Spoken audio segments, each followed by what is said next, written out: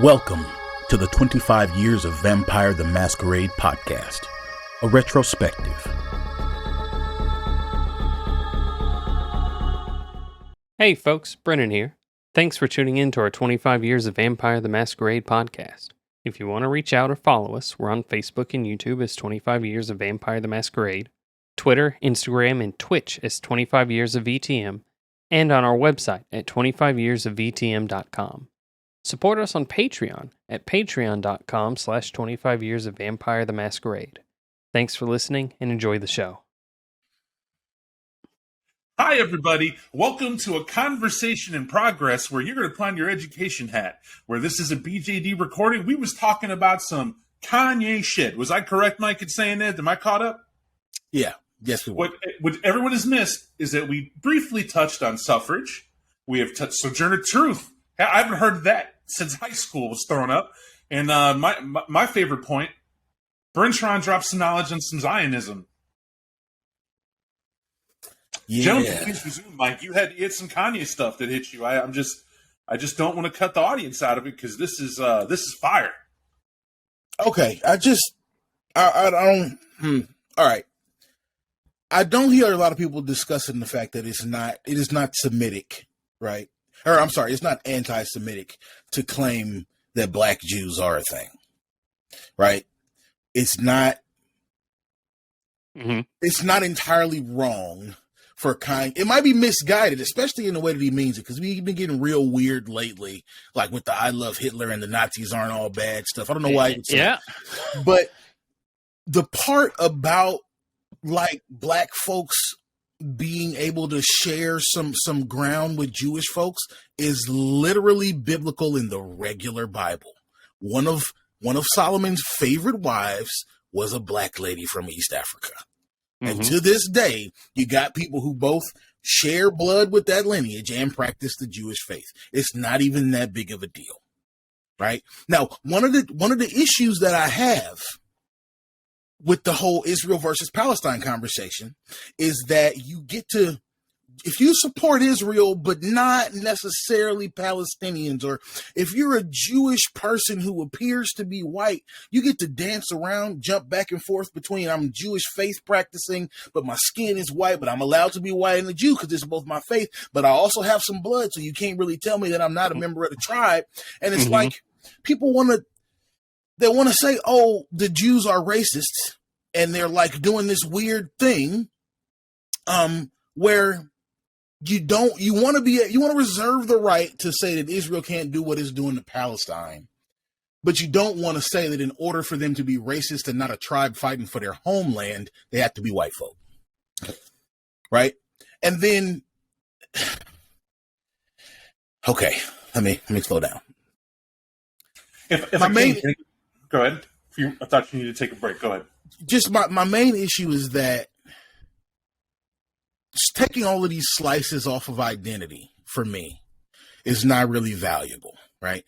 Either you are a disadvantaged group who stands in solidarity with others, or you are a struggle hopper who is shifting their identity with the conversation to just try to claim the results of some effort for equality that you didn't actually have to suffer for.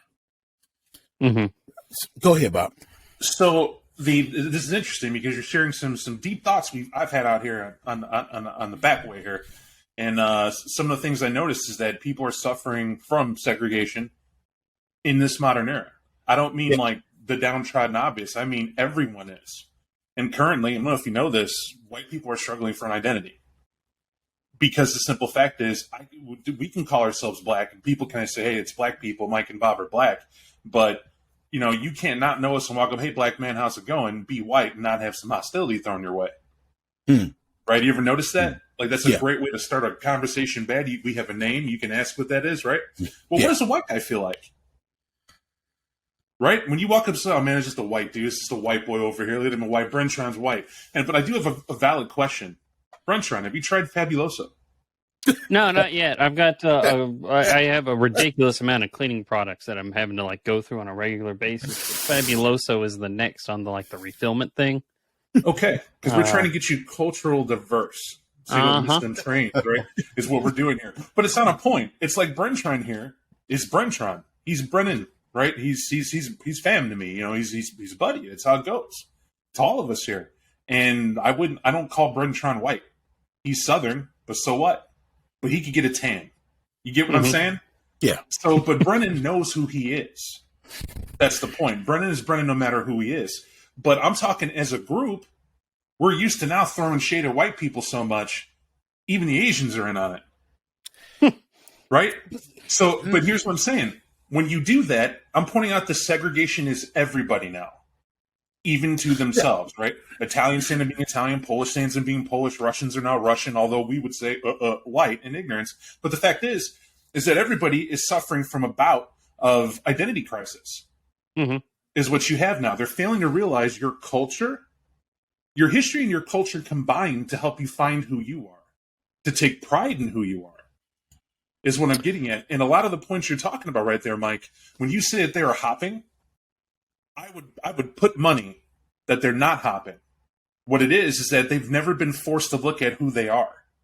And they're trying things on for size. It's like the emperor's new clothes, right? That old adage. They're trying to see if this is them, and then this might be them. And as people shatter these ideals that they're trying on, they're not scurrying away. They're realizing, shit, that's not me. And no, I feel more like this. And they're identifying over there. There may be straight, legit people who, through your brilliance, Mike, as you talk to them, you're a brilliant guy, right? And believe it or not, so's Brennan. I put Brennan, why I say that, it didn't mean disparagingly. I joke with Brennan all the time that he's formulaic. His logic is that to a computer. When you talk to Brennan, it's just boom, beep, beep, beep, beep, beep, done. But he doesn't slow down and necessarily process the fires that can happen, as we call them, the biz, that come up from it. But Brennan is a lot like me in personality. You know, stuff happens, passion's involved, and he's there. But you don't get to see that on camera so much. Why I hit record is because Brennan threw, like, it was so refreshing to see him standing up with Mike, and by the way, leaving me and DJ in the dust. And this topic you two went at is you were like, ba ba ba ba ba. I was like, record this shit. Because this is exactly what I'm hoping can give you realization, Mike. When you are so brilliant that your opponents are not as educated or not as well read, right? They're not erudite, if you prefer. And them not being learned on that topic, as you lean in on them, you're actually an educator who thinks you're matching wits with someone on your level, when in reality, you are probably having to educate and clarify a lot because you will lose them in the dust. They aren't able to keep up. So all they have is a natural aggression. Is it possible the people you're talking to, they definitely have that, and the only island they have is to stand at the top and die on a hill because now pride's involved? Would you say that's a lot what you're talking about? Yeah, because I've had to take the opposing opinion on both ends of this thing, right? With all the Kanye in the news and the stupid bullshit he says about loving Hitler. Because I've talked to some folks who, like, are black folks that feel like the Jewish person is the enemy in the shadow, and I'm like, what are you talking about? It's racist at its outset to say so. Like, you can't generalize that widely. And at the same time, I've talked to some, usually white folk, who are seeming to enjoy themselves indicting Kanye West. Yeah. Like, obviously, I think what Kanye said has been just straight up stupid, and I do think he's being more like used by some new friends he has than feels like it. Yeah, right. But anyway, that's a slightly different conversation. The point is, like, I feel the problem is more anytime people are in a bad straits, or they're not where they want to be, or they are lacking in things, maybe in this case money, they look at people that are maybe well off, right? And they group them into that. It's just scapegoating. That's what it is. That's my opinion of it. You can go into, like, people talking about how Jews run Hollywood. Like, they don't run Hollywood. It is true that the founding of Hollywood in the entertainment industry on the West Coast was pretty much started by a group of Jewish people that immigrated to the West because they couldn't find jobs in the East because no one was hiring them. So they went to a place that was being built up, and they built up industries. And because they're smaller families, smaller communities rather, has a bigger draw of, hiring people in their communities, passing down businesses or trades in their families. they just have a larger preponderance of being in the same business as their ancestors, forefathers, all that stuff. But there's no, like, to say that there's some large conspiracy that people, like, you know, come together and to disenfranchise other people is, like, ridiculous. And so it is much more of a fantastic story than, you know, talking about a Camarilla game. Right? Well, you opinion. can't get a table of players to show up on time every week. How did somebody start a global conspiracy where they control all of the aspects of everything? Here's my take of Kanye West, and it's a stroke of brilliance. We've known him to be brilliant, right? Kanye West shows up with hooks and beats and just makes careers, right? Makes dynasties out of what he does. He's getting paid $1 billion for a reason, right? Now, I also feel if you go back to his earlier statements when people went, he's getting weird, right, with this Jew thing, he made a correlation between, I'll restate this and I'll make it simple for everybody. When a black man does bad, all black people are responsible, right? So that was his analogy. A black man gets pulled over, gets caught for committing a drive-by or whatever it is, all black people take a hit for that. However, when a Jewish man does something like that, it is just that Jewish man. Not all Jews are blamed, just that Jewish man. However, in the same analogy, he didn't leave it at that. In the same analogy, he said, but when one Jewish man does well, the Jewish community benefits. However, when one black man does well, only that black man benefits. And what he was pointing out that he couldn't articulate well, but I watched that clip enough to where this is what I took from it, what he's screaming out, and he doesn't even know how to express it. It's the fact that he made $1 billion, but who did he help? He had all that money. He said several times, what does all this wealth do if we can't help each other? Well, who's the we he's talking to? And actually to identify. And it's always been the black community. He's a Chi-Town guy. He definitely sees what poverty is and gentrification, getting all that stuff going on. It would pain me if I made billions of dollars. If I made $1 billion, all of you would balk that I only kept maybe $100K for me in a nice house. As everyone around me benefited that I could until I was dead. Right, definitely my daughter would be well cared for, to be the fuck up that she debauchingly will have earned if daddy ever come into that kind of money. But I don't want to, and I'll tell you why. I love you, Brennan. I love you, Mike. I love you, Chris. You've been with me on my journey and what I do. So why would I not make you rich and take care of your woes and make you happy knowing that you would help me be philanthropic with what I have going on and help your communities where you're at? Right, to give that little breath. We're all wanting to breathe. Right? But these rich motherfuckers at the top, and I think that's what Kanye realized, they don't want you to breathe. And then he sat there and said, is it that? Or is it, they tricked us. They got us thinking that we can be this Elon Musk bullshit, that we can all go out and be that guy. There's only a select group of people that can be that. So we got to look for us and ours, which means, you know, sometimes you got to prop someone up. Sometimes you got to help them out. Sometimes it's getting people to see the opportunities around them. In other words, we got to figure out how to take the example that the Jewish community set. And just like you said, Brennan, they couldn't find jobs in one place. They went and made fucking Hollywood. It's the one place they could. And as they were dying, they benefited. Those businesses pressed on. They left something for somebody. And that's what we all got to start doing. And I think Kanye, that's the message he tried to send. But he's in Hollywood.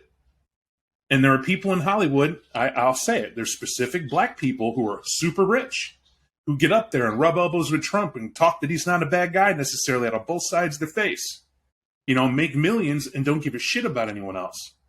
And they've, you know, they practically come out and said that as much. Chappelle is one such guy.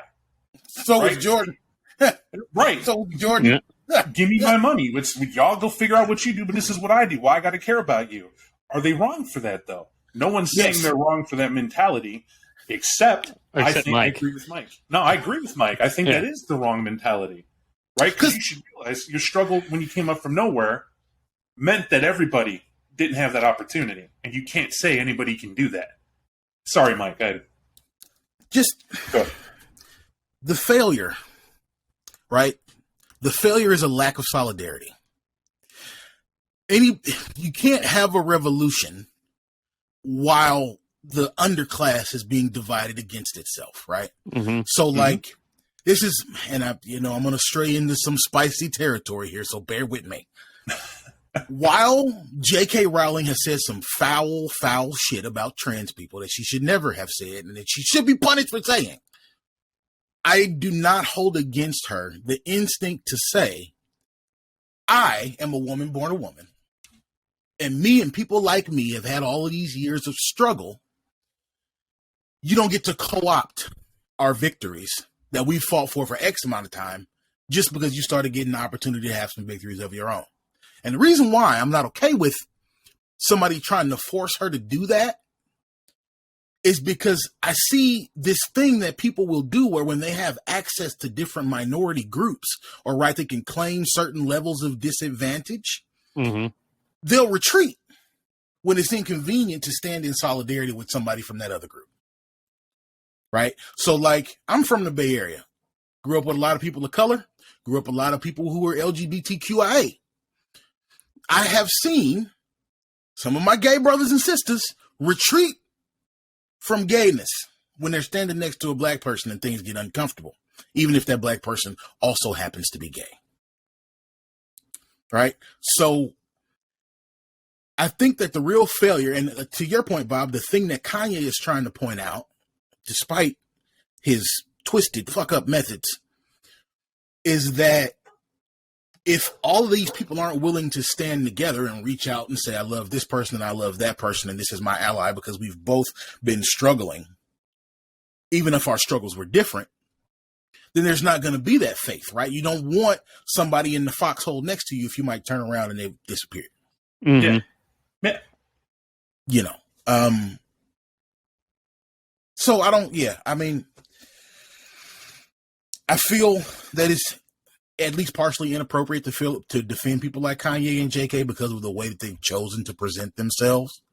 But there are parts of the experience that they're trying to express that I'm not going to pretend doesn't reflect my own lived experience. They can have they certainly can have like parts that are absolutely valid, right? But that doesn't diminish or take away the bad or the harm that they're saying. But multiple that things can also be the true. same way you can't ignore like the points they're making. Like there was something about Kyrie I heard the other day, right? Like Kyrie was sharing some basically like documentary that was about like Holocaust denial, something like that, and everyone was giving Kyrie like a whole lot of shit for that, right? And I believe rightfully, but I also don't believe Kyrie's actually racist. I think he was just dumb. I think he was just stupid for that. That doesn't excuse it. Point. I don't know if he still is, but I just don't think that there's some like sickness down in the core for that. But point of bringing him up is I didn't really hear anyone talking about like Amazon that was selling that documentary until I heard like Dr. Umar on the Hell of a Week podcast talking about it, right? Everyone was quiet about that. Like, why is that okay for Amazon to actually profit off of anti-Semitic material? And that goes into like a bigger thing is how much like Nazi paraphernalia or like, you know, that kind of stuff is sold on Amazon that they take a cut out of.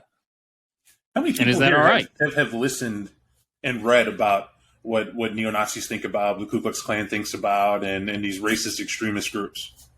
Only like third hand for me. I've read about what liberals have said about people like that. Mm-hmm. So I didn't fully hear you in the beginning, Bob. What did you say? Have you tried like go to their websites like Stormfront before they got canceled? I don't even think they're around anymore. But when they were, you could go there and see what their messages of hate were and what they're really trying to say. Have you ever listened to a rally speech when you could? I'm pretty certain on the net you can find them because I did over a couple of years too. It's been like a decade, but I've had some like I'll say racist evangelicals talking to me. You know, I'm a white dude from the South. Obviously, I didn't join any. I'm going to go ahead and state that out front in case that wasn't obvious, me being the only white dude in this little circle. From what they were talking about, from all the things they espoused, it almost seemed like it was a honey trap at first because it had a lot to do with, you know, basically like your identity, right? And like your looking out for you and your family and your people. And there was something I noticed in that I'll call it rhetoric, even back then, that I think is almost unique to white folk, especially here in the South. And it's that there is, because they are the majority, the largest group, there is less of a distinct culture, right? And so because there's less of a distinct culture, like I don't have a cultural identity like what Mike and Bob and even DJ y'all talk about. Like I don't have that, right? I have more of a Southern identity than anything. And for y'all listeners out there that are hearing me right now, I don't even sound that Southern. I am a yuppie Southerner by every means. But decaf Southern. What decaf Southern? I take offense to that one. But anyway, point of me bringing that up is they were trying to build an identity that did not exist, and that was the honeypot itself, that there was a sense of belonging that other folks didn't have, especially if you were some I'll call them, other people would call them, trailer park trash, that they weren't going to go to college because there was no way they were swinging that. They weren't going to get a good job outside of like some mechanic shop. They didn't really have a future. Probably didn't have folks that cared about them, except this one dude with swastika tattoos that was luring them in saying, hey, you're actually worth something, right? And this is who you are.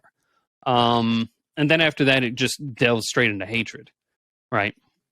But that is my experience with that. Now, why I bring it up is because the experience you're talking about is exactly to my point. Why any racist faction gets to stand in extremism is because they typically come from those who are downtrodden and have nothing. They had nothing to start. And in this passion amongst them is screaming out that we matter. It starts from we matter. And their originating core is always be a community, come together. We have more together than we do separate. Separate will die alone. Let's get here and do it, right?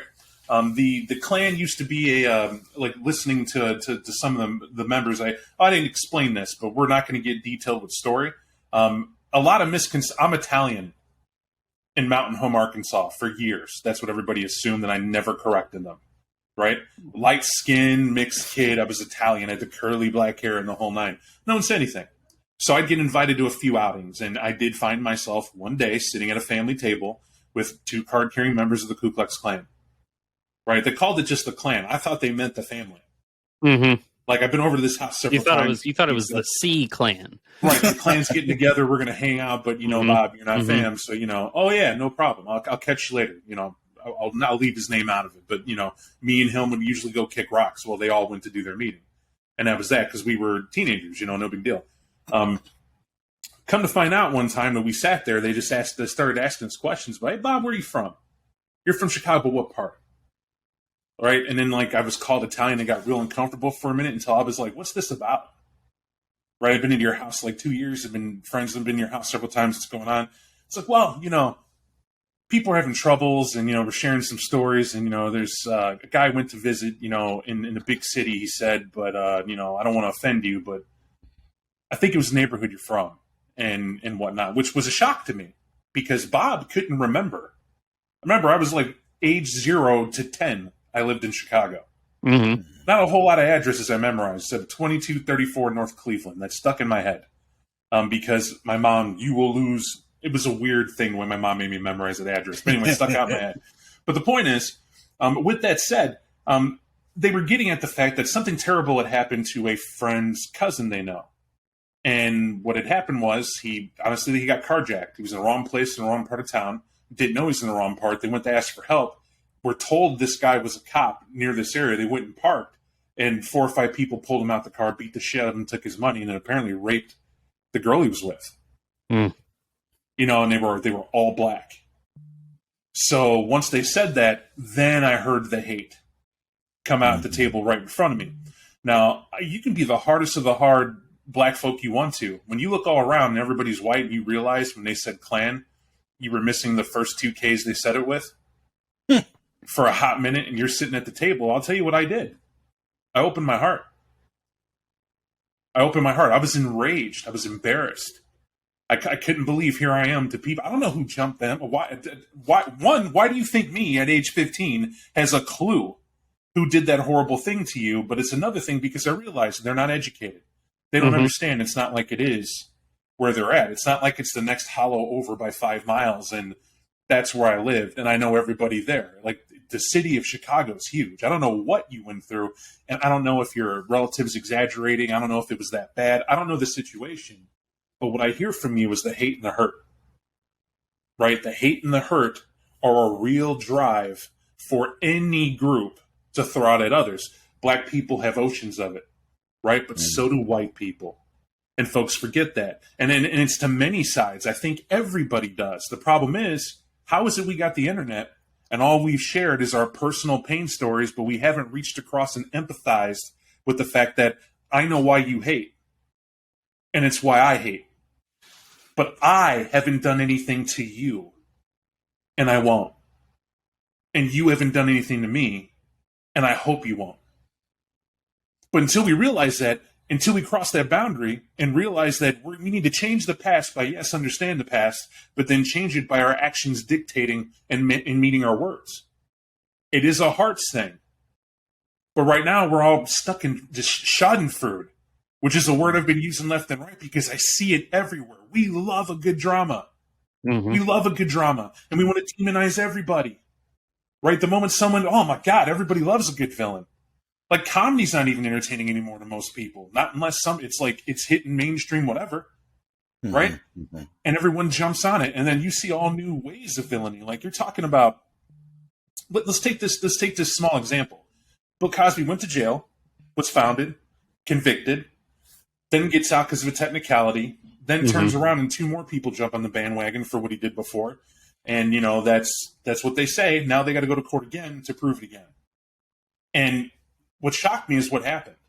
Like, when I heard this brought up to me, person was like, oh, I can't believe this old black guy's still doing what he did. Like, I just wanted to get done with. And I was like, what do you mean old black guy? Why does that matter? And they're like, oh, well, he's drugging people and blah, blah, blah. And I was like, you think he's the only one drugging people? Folks, it's Christmas. Why don't you look up the song It's Cold Outside? Mm-hmm. They have lyrics which isn't sung by a black guy talking about, you know, hey, you know, the girl goes, what's in my drink? I mean, there's a reason that song is a creepy Christmas song they wanted to pull. And I get that when you hear it. It's uncomfortable to hear in this day and age because of the way it was. I'm not exonerating Cosby. But what I'm saying is when this person didn't even know that he was a comedian, that he did do good work once upon a time, he was someone who was trying to bring up the community for a part of time. It's just we didn't know what demons he had in his closet and what he did with that affluence thinking he could get away with it. Mm-hmm. And it's good that the victims can come and get him now. But the point I'm getting at is it's interesting how we want to get to all the venom and abolish any good that anyone has ever done. And people are not that way. We are not black and white. We are gray. Your heroes have demons. You just didn't read far enough. Right? That's how that works. I think you are being too kind to people's natural tendencies. Because I believe that the reason they hunt for the hate is because the whole thing with the identity Olympics, like the struggle Olympics, oh, my struggle was this and your struggle was that, is that you can increase the relative value of your position by decreasing the value of somebody else's. When your mind thinks in fight, which is what your mind is in, Mike. Yeah. When your mind is in win mode, which you always will be, but you're in school to be that way.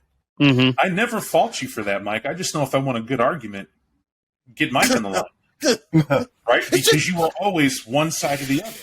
Because you're right. In the gray area. Yeah. I'm just saying, I agree with you. I agree that the move is to build solidarity between the oppressed against the oppressors. 100%. I just think that the reason we don't see that when contacts would say that we should have seen it, you know, maybe 400 years ago, is because there's more short-term gain in people, I don't know, man, like I said, trying to jockey for position. Mm-hmm. But I do think positions or that don't like even matter. Like you were talking about the struggle Olympics, right? My struggle is worth more than yours. It only is worth more like in your mind. There's no actual struggle there. It's not like gold. It's more like Bitcoin. But that's a different. It only has value because you say it has value. But we'll come back to touch on this later, as we'll at least get 15 minutes into some solid. What the hell are we doing with this Beckett's Jyhad Diary, Chapter 3? DJ's been sitting there for 30 minutes, folks, just like smiling at us. He's like, I have no idea what we're talking about. I was supposed to come in here and read a chapter. Hold on. I'll add my part to it, right? And the reason why DJ is normally quiet is because DJ is usually a person who sits back and waits and observes, and when he's ready to say something, he'll say something. And from my experience, for everything that has currently happened, I live in northern New Jersey / pretty much New York for the most part, right? It's very hard to find a non-minority group in here. To be honest, more folk of the Anglo grouping are the minority in my area. And so what ends up happening is when you don't have the common enemy, the common enemy is yourself. And my experience ends up being that communities tear each other down because we'll always find a way to fight each other. When we get bored and there's no enemy to go up against, it ends up being our own communities that we end up fighting. So my experience is less based on a black versus white. We'll see black communities fight each other to jockey for positions of other types of communities or groupings that they have. Likewise as well, Dominicans, Puerto Ricans, and everyone else will try to fight each other just if only to establish dominance of who owns or runs a better part of what part of the city that they're currently at. So I see that struggle from within because I feel that we've gotten bored with ourselves than it is to fight outward and find a common enemy. Because the enemy, when no one's around, it's like Salvador Dali at one point mentioned, always choose someone to fight with, otherwise you get bored. And apparently, for whatever reason, in my area, it happens to be that the common enemy is ourselves. So it's kind of hard for me to contribute otherwise. And why that is the human being is based on strife. It does not actively seek strife, but it seeks to survive and better itself. I was thinking that when y'all were talking about the what was it? It's so easy to like lash out at people, be aggressive, spew vitriol, I think was the term, rather than like reach across the aisle. I think there is some like reptile brain part that has people focused on, the aggression, like the survival, the like gathering of things. We've built we all have like humans in general have like an urge to form communities and bonds, right? And we are better at that than the whole survival of the fittest aspect. Because I truly believe survival of the fittest is a joke. Because if that was like the predominant thought in our minds, we wouldn't have formed societies like we would have. We wouldn't form communities like we have, and they wouldn't have thrived as much as they have. Because now we really, at least in America over here, we really don't have to fight for resources like that anymore. But we still have those thought processes in our heads. The war's changed. You still do, but the war's changed. Right? You got to realize that. Just because you're not out in the streets beating an animal over the head to bring home the meal doesn't mean there isn't a supermarket with competing prices. So there's a poor, in a big city, there's a poor person market, there's the middle class market, then there's the rich man's market. And everybody knows if you want the best cut of meat, you go to the rich man's market, but all your vegetables come from the poor people's market because a vegetable is a vegetable no matter where it is. And you go to the mid-class market because you don't want anybody to know you shop at the poor people's market. Right? That's like we laugh about it, but you know what I mean? You know who we are. Right. I know what you're talking about, but that's what I'm saying. Like if like the communal aspect to that would make that irrelevant. But what I'm pointing out is that survival of the fittest, because this attaches to what DJ was saying, why you have people attacking their own is not because they're bored, right? It's not because they don't have an enemy. What it is when you're put somewhere and you're left no opportunity to go anywhere else, and they break your spirit, and you do not believe you can move up at all, you must establish pockets of power where you're on top. You change the game. Prison rules, exactly, because if you don't do that, then suicide is the choice. Because you were hardwired into what you said. That lizard mechanic to being... do not discount this phrase, and everybody hates it. Folks will tell you might doesn't make right, and those people are thinking small. You are simple when you don't think might makes right. It is not saying that the mighty are correct morally. What it is saying is that you don't have a choice. If you're not the strongest that gets to make the order you live under, then you're not making anything. You are following it the same as the rest of us. The problem is we're now starting to know our worth. It's slow. We learn as a group. Think of all of us as one person, and we're waking to the idea that the people at the top who claim that they are the rich and they're claiming they're more important than us are not fucking more important than us. And they are taking up resources. And Elon Musk is one of the people. When someone told me, I'm shocked that you like Elon Musk, I was like, you have no idea why I like Elon Musk. But why he puts a smile on my face is because he's the Donald Trump of the uber rich. Mm-hmm. Right? Name one, what is it? The richest family in existence is in the Middle East. You mean the royal family of Saudi Arabia? Yeah, they're the richest family in existence. You don't ever hear about them. Uh-huh.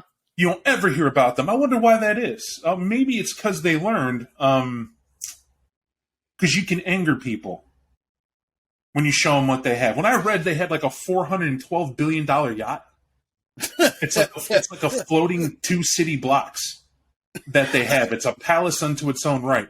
And I started looking at that. I was like, I don't even have hatred here.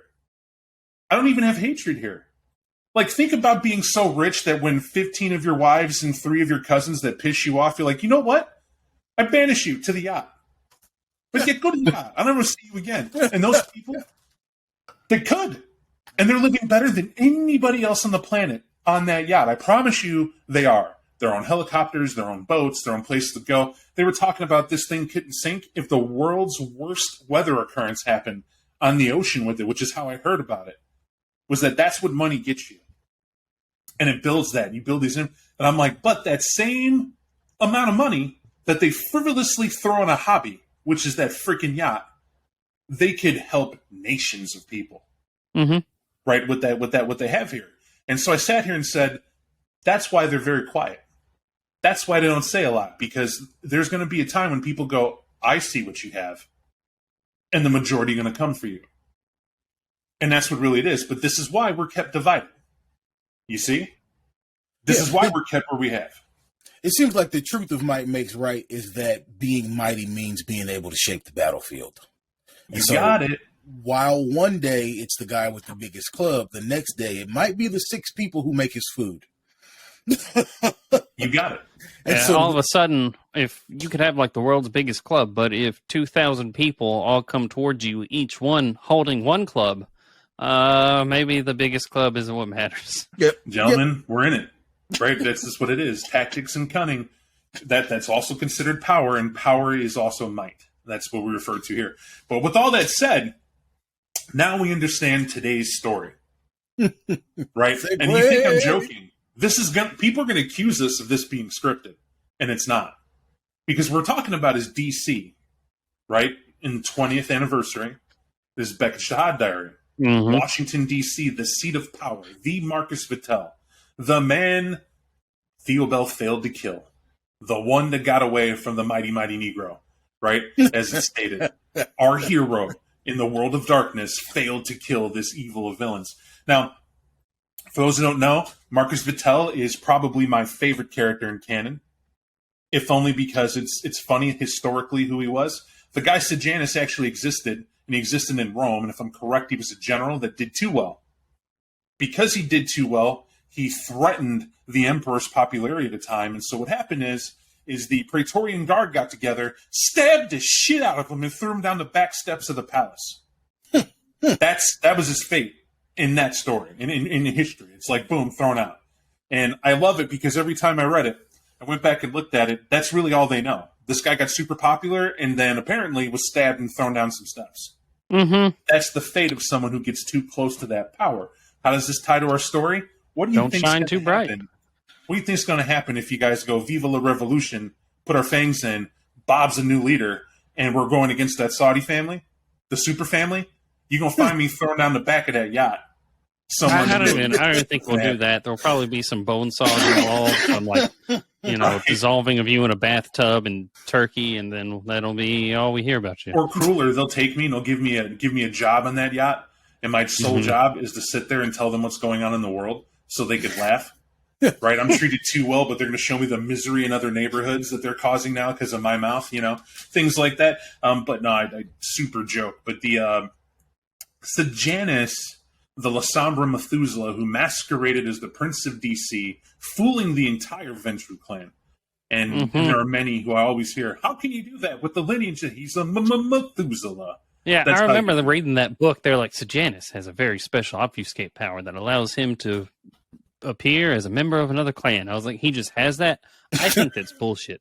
My theory is that every one of those Ventru on that board knew, but they looked at him and was like, I'm pretty sure that's a Methuselah. I'm just going to sit here and just nod my head. My theory is even simpler. To each their own game. Whether you need an obfuscate power to help you, I think that's bullshit. I like to look at what's there. Dominate is there. And what's better than dominate, and I tell everybody this, what trumps vampire? What trumps disciplines, guys? What do I always say? I'm pretty sure just like, talking with people, being able to wield some influence, being able to just like, negotiate. You're scratching at it. Manipulation. Mm-hmm. Put those tools together, manipulation. So if I show up and say I'm a Venture, like Vittel did, and I'm a Venture and I'm going to be Prince of the City, and I go to look in your background and everything looks tip-top. As far back as I can go, you're awesome. Because who's checking my lineage? Do you think the person checking my lineage is any Venture Methuselah? No. Who's checking my lineage? Archon so-and-so. With your importance X. Or some prince. And for how hard would it be if I had to hit that wackadoo with some discipline and make it happen? But I'll tell you what, I don't need to. Because I've studied my enemy all the way back from Rome. I get how they're built. I remember the Dark Senate. I remember Camilla. I remember the edicts. I remember how that went. And I know how to hold myself. And I'm here to play the long game. I'm in DC to get a hold of nukes. You think I did that on a whim? Not at all. I have networks of information, and I don't need to use a discipline because that's how you get caught. The Ventrue clan also has dominated for those who need to see my point, so it'd be foolish for me to go in and try to do that type of thing when they do it already. However, if I play to their ego, that I am this great Ventrue and I give myself some flaws that they could see, but I'm working on them, but then I have a stellar career ahead of me and success ratio, you know what I've done? I've boosted the Ventrue's claim to kings. That they have nothing but greatness is what I've done. But oddly, you can't find my sire. He's in Torpor somewhere. He'll wait some. But until then, I rule DC, says Vittel. And back behind him, Sejanus wrings his hands, right? That's how that works. Why? Because Clan La Sombra is better, fool! They run things. That's how that goes. It's like, it's great you want to be the boss, but I'm the authority, right? That's what Clan La Sombra says. And that's how it's run. By the way, let me give you another two-step, which how I know that is as intended. Silverfangs, they apparently run things. Man, it's them Shadow Lords that keep it together. Right? This company, when they built the vampire clans, the werewolves basically mimicked them. Right? Mm-hmm. Not 100%, not even 30%, but enough for you to get the gist of them. Mm-hmm. So you get to see how this is set up. How it relates to this chapter is that this is all about Vittel. This entire chapter, Shadows Coalesce, I believe is its title, is it's 100% about Vittel surviving being killed, allegedly, by Theo Bell, but the Camarilla knows. He didn't die. And so you have Beckett meeting with Bell, Bell meeting with Tally the Hound being a servant of Sejanus, going out to tell them, hey, come with me, this is funny. I've been made a bishop. DC got taken over by the Sabbat. Vikos, the angel of Cain, is here. And, how I vomit with that entity so much in my soul. Why I don't like Vikos is I have yet for them to finish the story as to why Vikos is a badass. So far, he is just the pornographic book focus for that sex book they did. What's it called? Sacred Hearts or whatever? I've not read the book. I just read about the book, and I was like, you know what? I'll not read this one. I read that book 3 times. Right? Now, why did I read it 3 times? Because, one, I was like, Lucida did what again? Why is she fighting this dude buck naked in a park? Like, is that relevant? Why did the author feel that's relevant? And it's like, we're trying eroticism. Eroticism? Yeah, y'all I don't think you know this. If you ever look up in the internet sometime and you really want to see what a fight looks like when people get naked, it's embarrassing. That's usually when someone strips naked is usually when the fight stops, in my experience. You're like, something's wrong here. You need help? Exactly. You're running forward like your titty pop out. Hey, time out. Let's at least put the titty back, reset the fighters. Let them go at it again, but or break it up at this point. When people's business is falling out, the fight's done. Move on. But not if you're Lucida. Oh no, she's fighting, snatch and grab, literally. You know what I mean? That's just how it is. But then when it gets to, and Lucida I got over. right? It's an erotic book. I got over it. Continue reading. It's not too bad with the combat and how shadows work and all that stuff. But then you run across, Vicos, and what Vicos does to some girl. He makes himself a BDSM toy in the book. And I immediately started losing my respect for Vicos. Now, I understand the author isn't the creator of the idea of Vicos, but we've ran with the ball at this point to see what it is. It's as if because when it was Micah Vicos and the alleged infamous ball chucking that happened to form the things, right? That once that happened, he became an androgynous figure. And I sat here and said, it's the Flesh Shaper clan. Number one, we don't know if he didn't have several sets of testicles, Rocky Mountain oysters hanging off the sack at the bottom.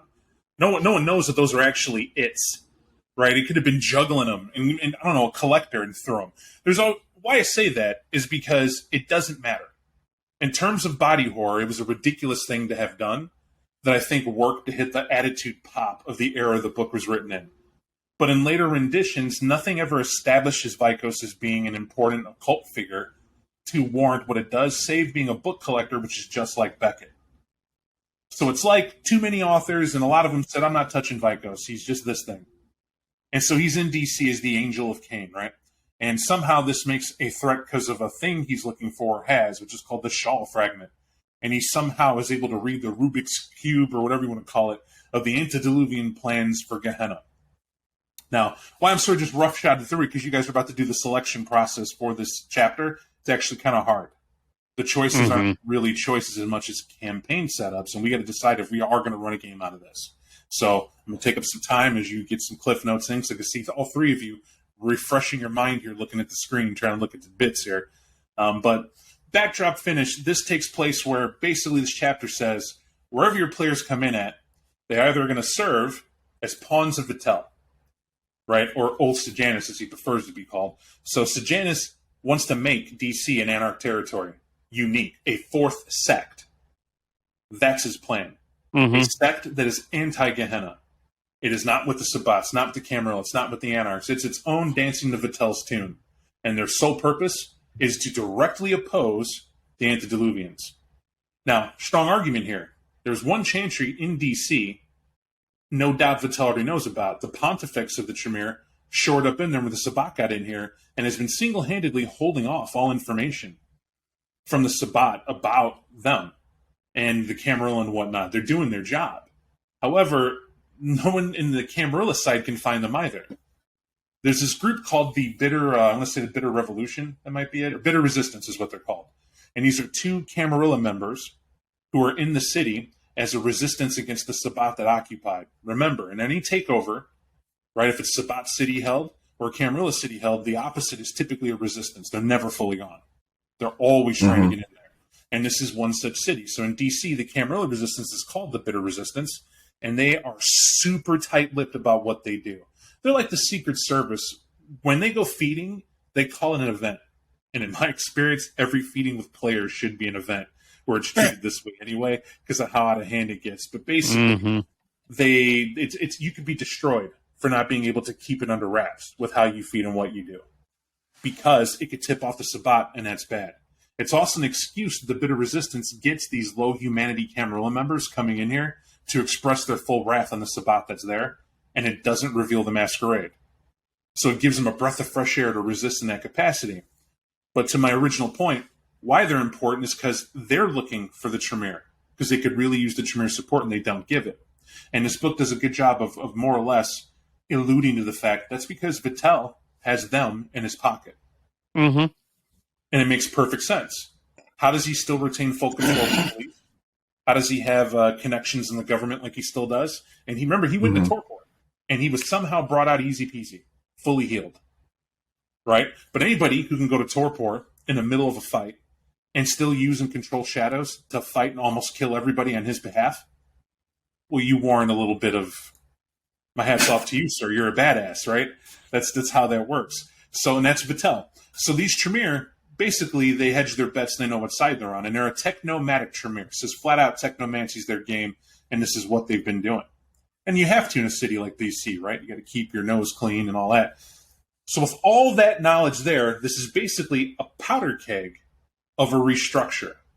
You got the Sabbat raring up for Gehenna War. You got Vitel doing several nefarious things, but none more, I'd say, schemy than trying to meet with specific entities to bring them into the city to join his revolt, his stand here in the last bastion city that he wants to hold, while defying his own sire and the ancients themselves.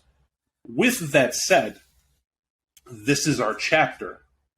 What do you guys think about it in these parts? And when I mean think about it, not do you like the chapter or not, where do you see us running a story out of here that'd be good for a few hours? I can't. You can't? I do not feel like we could give any of these options justice in a few hours, my opinion. Not that it won't be fun or entertaining or instructive. I just can't imagine a situation where we do this chapter and don't feel like it should have been a game. Just my opinion. You mean the campaign? Yeah. The whole chronicle, if you will? Yeah. High praise for the authors is what I've heard. Yeah, this is a good one. The setup does lend more to like a longer format one, which I don't know, might be fine. Might just do the other episodes as like a bonus or something. I'm not really worried about that. But there is an idea out here for us to start that kind of like gives me an idea, but it's a curveball. It's a curveball for y'all because it's not really any of these little bullet points they put in the back, though it's good. I would put forward the motion that we play a group of vampires that are working with Vattel, or at least hearing him out. But this group we are portraying are the Tremere in DC. Or we are folks that stayed in DC that, as Bob so pointed out, someone stayed in DC to help keep Vattel's like lines to power and influence alive. He didn't just disappear and then come back and boom, magic beanstalk to the sky. I like that, magic beanstalk. I'm of the mind of seeking the one where we know that he's creating that fourth faction to kind of break free of the Jyhad. But I'm more curious, and the reason why I'm curious is who would actually entertain it. With being as greedy as vampires typically are and trying to keep a specific type of status quo, who would actually entertain Vattel enough? We know he has the power, but the question is, what's in it for them? I think the people that might take up Vattel on his offer are like, hardcore anarchs, like not anarchs that are like, we're taking this territory, but like those idealist anarchs, or quite possibly loyalist Sabbat that don't really like, why are there archbishops here telling us what to do if we're fighting for our freedom? This guy's actually talking about how he wants to kill Methuselahs. Isn't he a Methuselah? Yeah, but he's a Methuselah that wants to kill other Methuselahs. I'll take that over that dude that's sitting back there behind the line of Templars. Benevolent dictator. There's a lot here. There's a scenario in here that talks about working for Vattel, but you're a group of Setites who are coming in to have that exact meeting to support him for your own means. But Vattel doesn't care so long as it's against the ancients. How does that work out? Right? To me, it's the seeds of the ministry, right? The break free from the set philosophy only, and understanding, the ancient ways, and understanding we have to evolve for the clan to survive. Where the majority of us don't even care about set. There's no way you keep that fanaticism that long. I mean, lip service, he's a god once, but where? And how good is he if he's been exiled, his ass beat, and everybody hates him? Like, have him come back and maybe change my mind. But until then, we'll honor his tenements, right? The other one is a faction of gargoyles through playing around. They find the city attractive and come to talk to Vattel about what that means and for what they want to do. Why this is unique across the board is because you mentioned there's no more infamous anarch than Smiling Jack. Mm-hmm. And Smiling Jack flat out makes fun of the city. It's basically because Vattel's asking to bring every downtrodden person that everyone's tried to poop on and call nothing, come to the city and be a strength. With Vattel being able to give influence, protection, and use them to bolster his army, right? Goes so far as saying that the Ravno and the Assamites who won't go with their clan have a place in a haven if they can talk to Vattel and be there, right? So it's bring me every hard-hitting, badass problem child ever made in the vampire world here, and we could figure it out, and Vattel's going to sit at the helm. And that's an interesting thing, because what does get offered? What does happen? What is entertaining here? But I'm with you. That's a game. Can you make it a one-night meeting? Certainly we could, but how do you not generate interest for people who want to see more of what you accomplish? Mm-hmm. And so that's where we're at. Do we say this is like a 4-shot? Is this like a one and done like we want to do? Do we give it time for the holidays and say this is long enough of a video that will release to say, hey, the next game we do, it's going to be us in the city with whoever steps up from the cast crew to be a part of this to see what goes on? Are we going to do that at all? That's where we're at. What are we thinking? Well, I mean, I do. I asked you that, but I forgot to mention this. There are options. We could do hot points. We could have it to where why did or why does Vikos leave and run that as a game one shot to show you why Vikos is there and what is in the Shaw fragment and what occurs. But is that more of a just movie that people are going to watch and we're on? It's not really played. That's more or less might as well be scripted on one side as you stand there and hear Vikos talking and boom, right? That's what I mean by it's kind of dull. On the other end, they're serving Theo Bell. Killer Bee's walking around having to kick in doors and teeth and has a very interesting edge here. Justicar Madame Guile is now Sabat Madame Guile. That's canon, right? She went over, and ever since then, there's a lot of Camarilla secrets leaked. Big problems, right? So Bell's here, and the Cam wants him to wipe out Marcus, and that's why they're retaining his title of Archon, which pisses Bell off. Bell tells him flat out, fuck off, I'm not accepting your title. And that causes a lot of Archons to lose interest in being Archons. But they're still there. But what if you're those Archons with Bell trying to figure out what's the deal then? Like, what's your thoughts, what's going on? That right there could be a story where Bell gets to express just why he wants to go at Hardestat, right, or these others, because there's conspiracies in the Camarilla, because there's fractures in the tower. That's interesting too. But again, kind of feels like that's a several night mystery plot politic thing that's not going to be over and done in one. So, but what has interest? If you guys hold to task, it's always where you hunt down and kill something. Mm-hmm. Right? But that's the Monster of the Week is the go-to format for a TV show. You don't have time to do an epic. Right? I'm not debating you. What I'm saying is that you know what else is equally important? If we sat there and said, what if somebody debated with Vitel that you were scions of the Sabat? Right? Don't come in half-assed, Vitel. And you're there to convince him in a meeting why he should join the Sabat. Join us now in the Gehenna Crusade. Don't sit on the fence. And Tally the Hound was used because he's a bishop, as well as a Templar, to set up this meeting, and he did.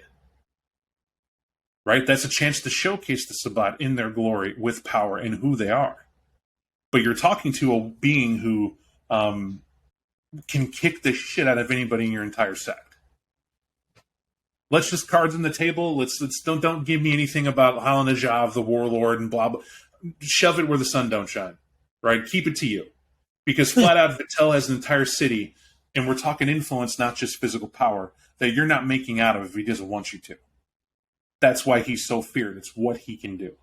Mm-hmm. So that being the case, that is an interesting powder keg one-night meeting that you could do. But some people, I suspect, are not up on that. What I mean is not people observing, people who would be in that scene and have a lot of that pressure to fulfill that quota and the political agendas that they have, i.e. I'm sensitive to my players.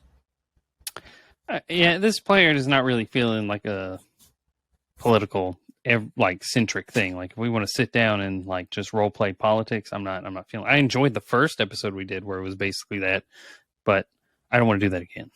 This soon. Which means we'd push Trent off if you two wanted to. Which is fine. Members to do it. I'm just leaving that door open to remind you guys. It doesn't have to be everybody, but what do we want to do with this? Look, don't threaten me with a good time. I will sit across a conference room table from Vitel and say, so here's what we have to offer you at Sabat Incorporated. I can do Sabat Incorporated. But you already lost the argument. Even that, well, maybe they're elders. Even that, it feels like it would need to take time. I support the idea of we give it more than just a week to turn it around and at least make it a 3-parter. So right. What if you tried to push The Godfather it down into a movie? Because the storyteller, I'm trying to tell you that, first off, think draconian politics. I'm Vittel, and I've granted you an audience. So you get that in your head, right? Yeah. Granted you an audience. Mm-hmm. Now I'm going to send 3 people to represent the Sabbat that could potentially talk some sense into him. Right? Get him to come to the side. Do you think all 3 of you are coming there as the 3 wise men bringing gifts to Jesus? No, probably not. You are the motherfucking Sabbat. Yeah. Dealing with an elder. What do you think I am? You think I'm an amateur at this shit? You ain't coming in but anything than to be the actual horse filled with Greeks. You see what I'm saying? Vittel's got a choice. We know what we're bringing, but you think Vittel doesn't know that? Yeah, I think Vittel had the chance to join the Sabbat about 500 years ago when it was founded, and he said, "Nah." Then there's no chance here. He's above convert or die. Yeah, he's above the political factions. He doesn't care about them, and he said that openly. I fooled the Camarilla, and I've been using the Sabbat, and he doesn't care. He said as much. What are you going to do? Kill me? Good luck. Please, I would love the entertainment. As he tells Theo Bell in the scene, as much as I would relish taking you apart piece by piece to leave the mortals to figure out the puzzle of how a man exploded so close together, no. Right? That's him quoting at the Bell. Like, I'm gonna do that. Like, you lose your temper here, little B, I'm gonna swat you. Right? That's just what's gonna happen. What it took him before, what? In the novel, it took an ambush of archons and ghouls, and he had dragon's breath rounds, not to mention his famous burning wrath to just rail against them, and this dude crushed him and the people that came with him in such a wave that they died in droves. They didn't know what happened. Shadows were murdering people at such a level. It was epic. You survived that fight when you were the killers. That was the Camarilla. He went to Torpor to heal his wounds and came back in less than a decade, right as rain, and was shocked that I didn't realize my shadows were so strong. It's been a long time since I unsheathed my sword. That's his commentary. Let's have no illusions. You ain't killing him anyway by going at that assault method, but you're still the Sabbat. Do you hear what I'm saying? Yeah. So yeah, that is a one night. That is a one night scene. It's where you sit down with them, and whatever veteran war hero Sabbat that you're playing, you know this much. All your wars, everything you've done, if you can't convince this warlord that you're correct and to come with you in the most glorious of fights worth having, then you have to take his power. You need his power within, or you need it without at your side. And there's no option. So that means whatever badass Pax and Templar stuffage and remnants of the Black Hand you think planned their way in here, I would remind you, the Camarilla thought they had them too and are better at planning an assassination than you are. So there are no illusions here. We're going to learn today what this is all about. We just now walk in with our violins. You got it. Jesus. You got it. Now you're thinking to yourself it's a hopeless scenario. I'm telling you right now, with all due respect and bravado, let's leave that ego out of here and go, you know what? I think both sides are well aware where this will go, except Sejanus, who is so arrogant, you ain't got the mark. Because I'm not in a meeting with people I can't survive. I don't meet them face to face if they are something of a threat. And that's the most telling mark of an elder. So as I say, quit your amateur hour shit. To everyone who sits in front of the prince has allowed you to sit in front of him, well aware of what you can do and not. You are no threat. It is no different with Vittel, right? That is not because of a title. It is because that's where the fear is most felt because all eyes are on you. What did you come to do, and what can you accomplish? Now, that's a definite thing that people would love to see on camera is how so allegedly together we're equals. 3 Sabbat Cardinals should equal 1 Vittel, right? It's fair then, right? Because I bet you that's what those Cardinals are thinking, right? Yeah, guys, we're good. Hey, I tried to kill Brennan 100 times, says Mike, and DJ goes, Mike still ain't figured out I'm the one who led Brennan to try to kill him in the first place. And then Brennan's like, I've been trying to kill DJ since Mike tried to fucking come at me, right? Now we got to all unite and get together? Shit. Against who? Vittel? Who's against all of us? Well, that guy already has a strong point. No one's going to betray him. He already knows what side he's on, right? Welcome to draconian politics. I know what you're thinking. The Vinculum. You know what's great about the Vinculum? I can do this instead of attacking. we're fighting, oh no! And in seconds, my opponent's dead. And still tell the Sabat, I tried. After the ashes of DJ, I fought valiantly, but was wounded and loyal men. Right? There's some things you can do. There's ways out. And it's because we're vampires. We know how the score goes, but so does Battelle. Now, with all that on table, that's still an interesting night. Right? To me, 100% that's interesting. However, it's where the heart lies. I would call myself extremist, because I'm old head, right? We'll just refer to that. I definitely enjoy my skullduggery, Romanesque style, goodbye senator, welcome the new emperor style politics. But at the same time, I will say, we'll throw it, because you already said it. Brennan is high octane. I'm here to roll initiative and stab people. I call that amateur hour for storytelling, because to see that on camera, it's the whole. I was asked, why did the Wolfpack fight? Why did I cut it short? Because you can monkey hunt dice in your own time. Mm-hmm. You want to find out whose stat wins out of something else? Go to a craps table, win some money at least, but it's the same effect. Someone's going to get lucky in a die roll and have a streak, and that's that. But if you look at it, power for power, experience for experience, you can figure out how that combat was going to go. But the trick is to RP the interesting parts and let everybody's imagination understand why it ended the way it did. Right? Yep. That's the same thing. On camera, would we have a big drag-out fight? I'm not saying we're not. When it includes the Sabat, I will never shortchange that. That is definitely a part of what the Sabat draw is to see how they fight, because it's vastly different than a Camarilla scuffle. But do we want to make that of DC? The city where, if this does, even the Sabat know this, if we do hit mainstream camera, it goes bad. Mm-hmm. Globally. Because these are the mortals we don't want to know about us. Yeah, I mean, for whatever shape it's going to take, my vote is for the longer term option. But, I'm not going to die on that hill and tap out of this chapter.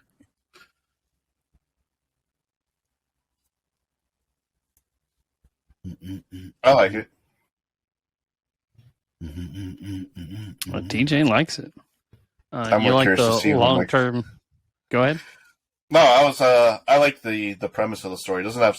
To be honest, we know how this is going to go for in certain cases. Like, we had a car chase in our previous one. You had a car chase? You had a car chase or you had a car race, DJ? We had a car chase because we still got chased by other cops. I'm just saying, I know all it takes is for one of us to pick up the chair and yell World Star. And that's all that needs to happen. It's like the Boondocks. You just throw a folded chair and the fight breaks out. Don't even have to hit anybody. All right. So then let's get to actual concrete here. So the part we want to bite at then. We have Battelle negotiations. We have the Tremere holdout and their own plans. We have the Setites congregation, the Gargoyle congregation, the Anarch congregation.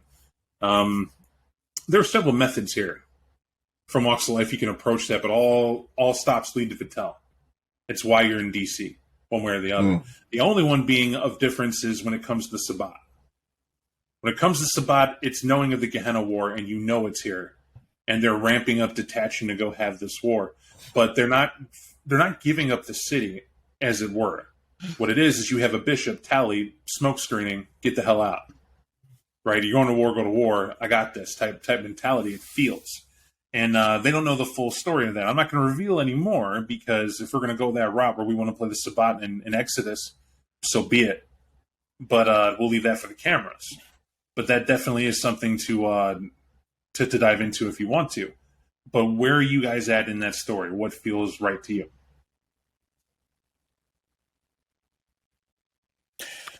Still that Tremere holdout aspect.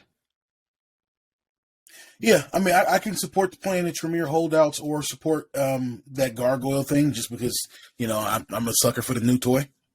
If we're gonna do Sabat, I want to give me some more. Give me like 3 sessions. Give me like. Well, Mike, it's feeling like anything I do, you're in, and I feel that, but I need you to have a side. Like, so of the pick three options, between Tremere or gargoyle, or you pick between one of those two in Sabat. it's either your Tremere, your gargoyle, the other two are Sabat, which are the exact options. Oh, so I get. literally Brennan just chose one. Tremere. Okay. Yes. In the interest of solidarity, I will choose Tremere. Okay. DJ. We finally get to play Tremere. From session 1 to now, we finally get the opportunity to play Tremere. Okay. Now, this is going to be interesting to me, for all sorts of reasons. None more important than this. Playing Tremere in DC and you're a technomatic chantry.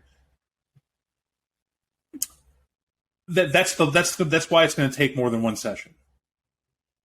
Right? There's not a solid, this is why you're here. Do you hear what I'm saying? What are the factors? As the Tremere, your clan is suffered a blow. Right? So to speak. Something has happened. In this case, it's the books. Your Karna's Rebellion, that spread through. How much of it is affected what? And that's what's going on. You have a direct Pontifex that's right there in-house. That's a stress. I don't think you're ready for it. And if you're worried about being in front of Vitel, now you're a Tremere with a Pontifex? Oh, gentlemen, I don't envy you. We'll be in touch, is what I'll say. That's what we'll do. We'll see what is going on with the Tremere in DC, and with the promise that this may be four sessions worth is in my head of what it could be. Maybe it's done in one. You guys could mess up. It might get messed up. Just saying. Yeah. Jesus. Talk shit in the clan that needs books and wine. Right? That's. Oh, I wouldn't be the one messing them up. Just to be fair, I'm just saying a lot of stuff can happen. But that's it. But all right, folks. With that being said, we will roll this out to the cast, and obviously you'll see this aired along with the video, and you'll understand you'll have 3 accompanying. But until then, we'll talk to y'all later. Greetings and salutations in 2023. We are back to officially continue the Beckett Jyhad Diary journeys. We were a little late on that, but some ups and downs and some crazy stuff that's every holiday, everybody goes through it, right? So where you're going to be tossed up, we just leave that where it is. But in 2023, we're getting back to it. We're on Shadows Coalesce, which is chapter 3 that we got to in Beckett Jyhad actual plays. And where we're picking up is the chapter's interesting, kind of laying out the layout for Sejanus, right? Former Prince Vitel. In the previous, you can get an earful of all that. And the scenario reminder is that we're the Tremere investigating what is going on with the Chantry there. Now, we're going to add a twist. For us, we like the idea that Chantry Prime was hit. This is a downplayed low thing. The Tremere clan definitely knows, and they're still trying to figure out what lords went to ground, what were killed, who's dead, who's not. But the clan is very good at keeping a poker face and holding it together. We open this story at the backdrop where 2 Archons are sent by Justicar Ian Carfax. A Justicar who, for all intents and purposes, is spinning a lot of plates, making it seem that with the advent of the no doubt Tigurius is going to step up, and everyone can see that the Banu Hakim, that they're going to be, the children of Hakim are joining the Camarilla. They're being accepted. Is there more than, at this point, accepted in cities to kind of govern the loss of the Gangrel, it's thought. But for reasons unknown, the Anarchs are gaining ever more traction dealing with Anarchs as well.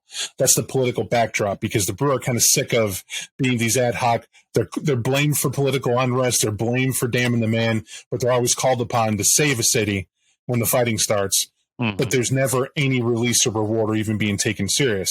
And so a lot of them have an axe to grind. But not necessarily every one of them. And so, like the clan Bruja itself, unexpected and up in the air, which seems to be the state of affair that you could expect from them. This is no longer good enough, and a sect realizing wars are on the horizon. It's that simple. So, when you look at DC, which is the control of the known world politically, at least that's the feel of it. We have the Pentagon, you got the White House, you have the headquarters of the CIA, the NSA is around the corner. You have all these super info giants there in the backyard that it's taken 2 clans, 2 people really, to hold down the control of that bureaucracy, influence-wise. Remember, as vampires, we influence, not necessarily control a thing. And to that end, you had Marcus Vitel, a.k.a. Sejanus, who controlled a lot of it. But his rival, Peter Dorfman, Pontifex Peter Dorfman of Clan Tremere, he controlled the political aspects more than even Vitel did. And so they had this war of chiseling at each other. No one's heard of Pontifex Peter Dorfman. The fear is the beckoning got him, and no one said anything. And that's something that's there. He couldn't have been called back to Vienna because he had to control his area. The orders would have came, someone would have noted something. That hasn't been done. So instead, Ian Carfax is just simply said as Justicar, and as the highest rank in clan right now, I'm sending my 2 best Archons. And he's sending them in there to do just that. Be covert, go find the Chantry, figure out what's going on if you can, come back alive. Now, why it has to be covert? The Camarilla has an unknown strength here. When DC was hit and everybody marshaled against Vattel and the big reveal happened, they didn't flee the city. There are a lot of elders who they got too much skin in the game, and they're still there. And with Vattel gone, as they thought, it was a cash grab. It was a chance to move up in the world. One catch: Sejanus didn't leave. Right, that's the whole thing. It's like looking around and shit, he's still here, and we can't throw it into World War II because we all know the risk of living here. Now, does that mean they're all there? To some degree, and that got shook up. And we're going to tell you our version of DC and how that looks. But we're going to add Baltimore was ever a staging ground for the Sabbat. From there, they were launching their talons into DC officially. And right now, there is a crusade building. Or really, I should say it's at the doorstep of Sejanus. He knows absolutely they're looking to take over DC and swallow it, led by the angel of Cain himself, Vikos. For tonight's purposes, I don't know what these guys are going to do. I certainly don't think it's going to go and handle Baltimore in one night, just the two of them. Stranger shit has happened on this show, so we'll leave that where it is, and I definitely am not taking it off the table. But note that.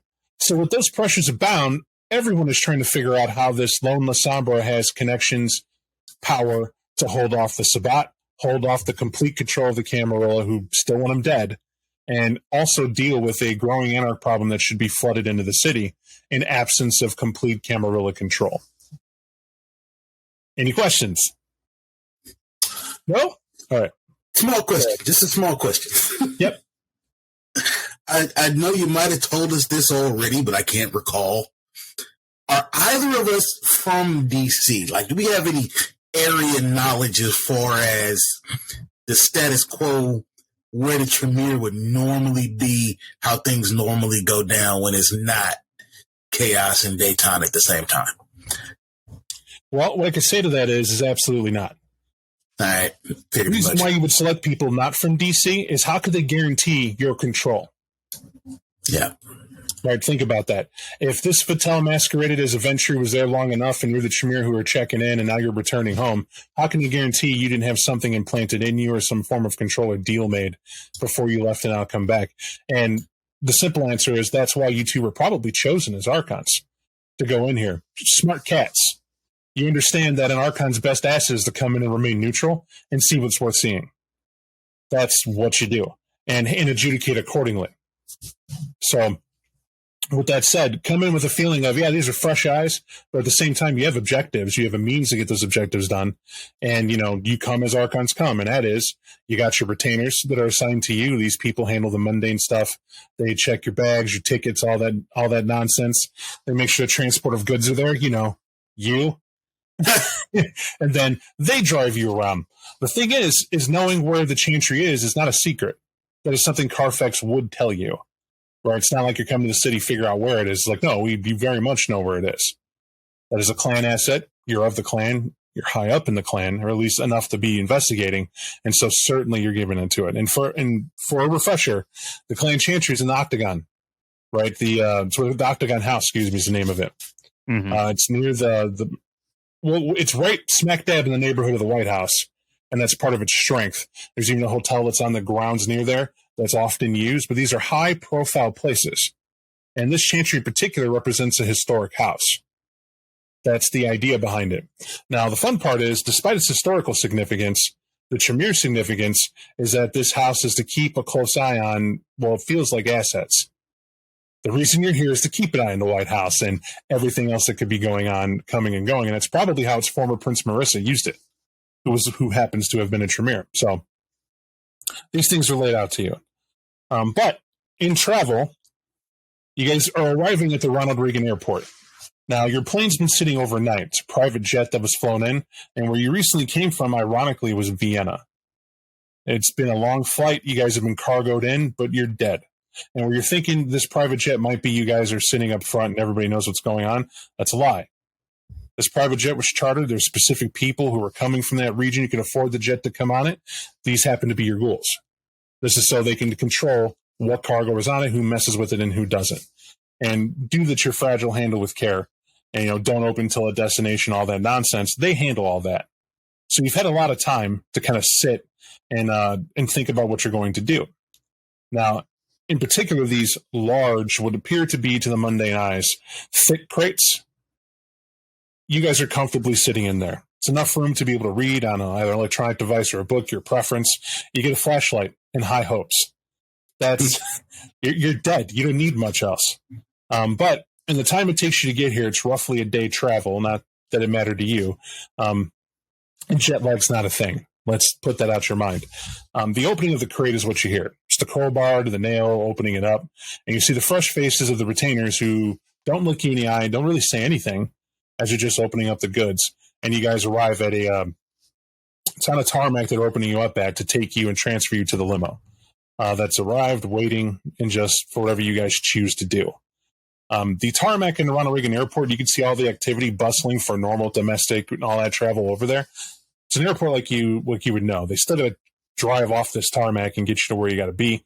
But right now you're at the private sector, which if you don't know, to any airport that has one, this is where the rich side don't have to deal with stuff like security checks and nonsense. They've already gone through all that. They're ensuring they're traveling safe. 9 times out of 10, it's their own pilot. The airport security at best sends over customs. And that's a lot of paperwork and nonsense you don't have to deal with either.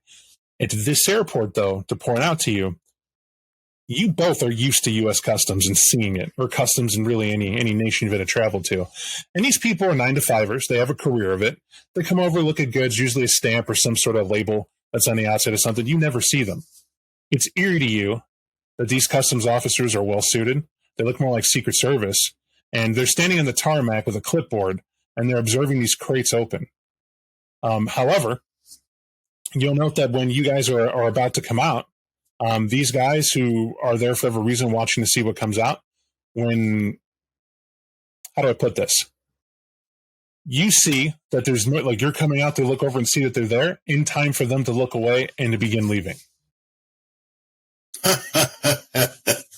That's what it is, right?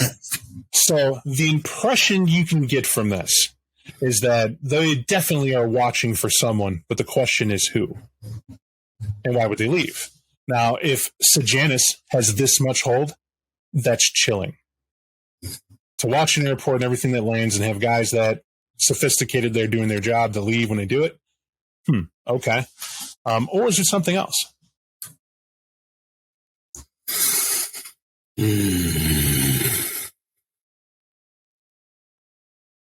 You know what? A question for another time. A question for another time. Take note of it, but let's get moving. If he is have this much sway to check all this stuff, then we need to get moving. Yeah. I think as soon as we are like on our feet and oriented to our surroundings, scene of the crime, gotta get to the chantry. Okay. So hopping in the limo and, telling your driver, you know where to go, you'll see them, because you're at the back, you can see the front. It's not hard. It's the Octagon House. It's a historical thing. When they put it in and see how far it is from the airport, they tell you to be about 30, 35 minutes, and they'll begin driving. No sooner do you guys exit the grounds for Ronald Reagan, do the police sirens hit the limo. You see in the back they're supposed to pull over for whatever reason, and the driver simply looks in the rearview mirror to get your order. Pull over. He'll pull over right at the nearest place he can. He chooses a gas station. Your driver not being an idiot, or maybe it's just you're that lucky. Could have pulled over to the side in traffic, thought it best to pull over to a gas station where you could use the Masquerade here. If DC is as restrictive on the Masquerade as you've heard, this is the least like that anything's going to go off the jump or anything crazy should happen. But no sooner than you're there, you'll see one officer get out very slow. You guys are at the back and can see everything, right? It's the privilege of tinted windows, which you know every officer, but they seem to be typical normal officers, right? They have the vest on. It looks like an older guy has this younger lady that's with him, and he sighs. He's looking over. You can hear him. He's like, okay, it's your turn. I don't know why this guy has a light out, but it's your turn. And she'll be like, he has a light out. He's like, yeah, that light's out in the back. You don't see that? And she's like, I guess. I mean, and how do you tell if it's on or off? Because I thought he hit the brake at work before. He's like, nah, trust me, it's out. These guys, I mean, there's government plates. Trust me, it's done. So you're going to do it. So what you got to do, you're going to ask for license and registration, hands, the whole nine. Treat them like anybody else, but really, it's probably some senator's kid. Just take it easy, do nothing stupid, and, hand me my coffee. And she's like, you can get your own damn coffee. She grabs the clipboard, clicks the pen, and she goes to the back window versus the driver. And you don't know why that's done, but she'll tap on the window with her hand. I'll roll my window down. But, like, sir, we understand that this is most likely a limo service, and your driver's not going to have the necessary paperwork to govern who runs and owns this vehicle. I'm just not going to bother you in case it's you. I appreciate the consideration, ma'am. Is there a problem? I think I overheard something about our taillights. When you say we overheard something with your taillights, you'll see her pause and her face will deadpan. And she'll simply, why are you in my city?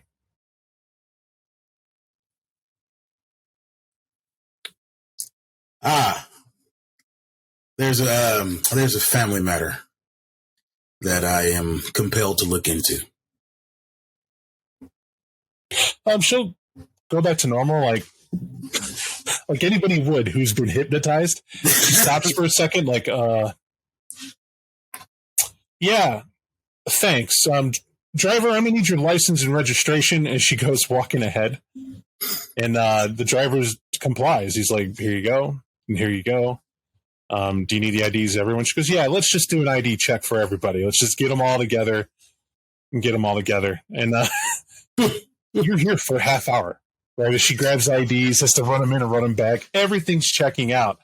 And the guy drinking his coffee is just, why is this taking forever? I mean, who is it? Is it like a long list of a long-lost Kennedy returning home, blah, blah, blah, all these jokes she's making over by the car where they think you can't hear him? And she'll say flat, I don't know what's going on. Like, I went back and their light's working. We really got nothing. I'm just checking them now to make sure we're doing due diligence and let them on. And what happens if we make a mistake? And he goes, nothing. Well, we make mistakes. We're cops. You just tell them, sorry, it's our bad, and send them on their way. They might need a doctor's note for where they're going. But, leave them a card. Someone can call to verify this, whatever asshole boss wants to yell at them. And that's it. So if it's just a light and we're good, all right, let's move on. I don't want to do the paperwork anyway. And she'll nod her head. And she'll come back and hand IDs back. She goes, you gentlemen have a nice night. Yes, ma'am. Thank you for the consideration. Just roll the window up. If you get in your car, the cop does not leave until your driver starts pulling away. That's when you see them kill their lights and probably return to duty. Mm-hmm. Hey, Brooks, you ever seen that one before?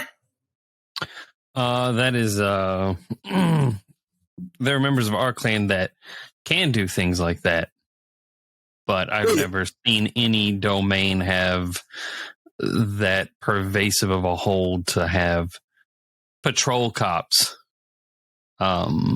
Manchurian candidated. But this is DC.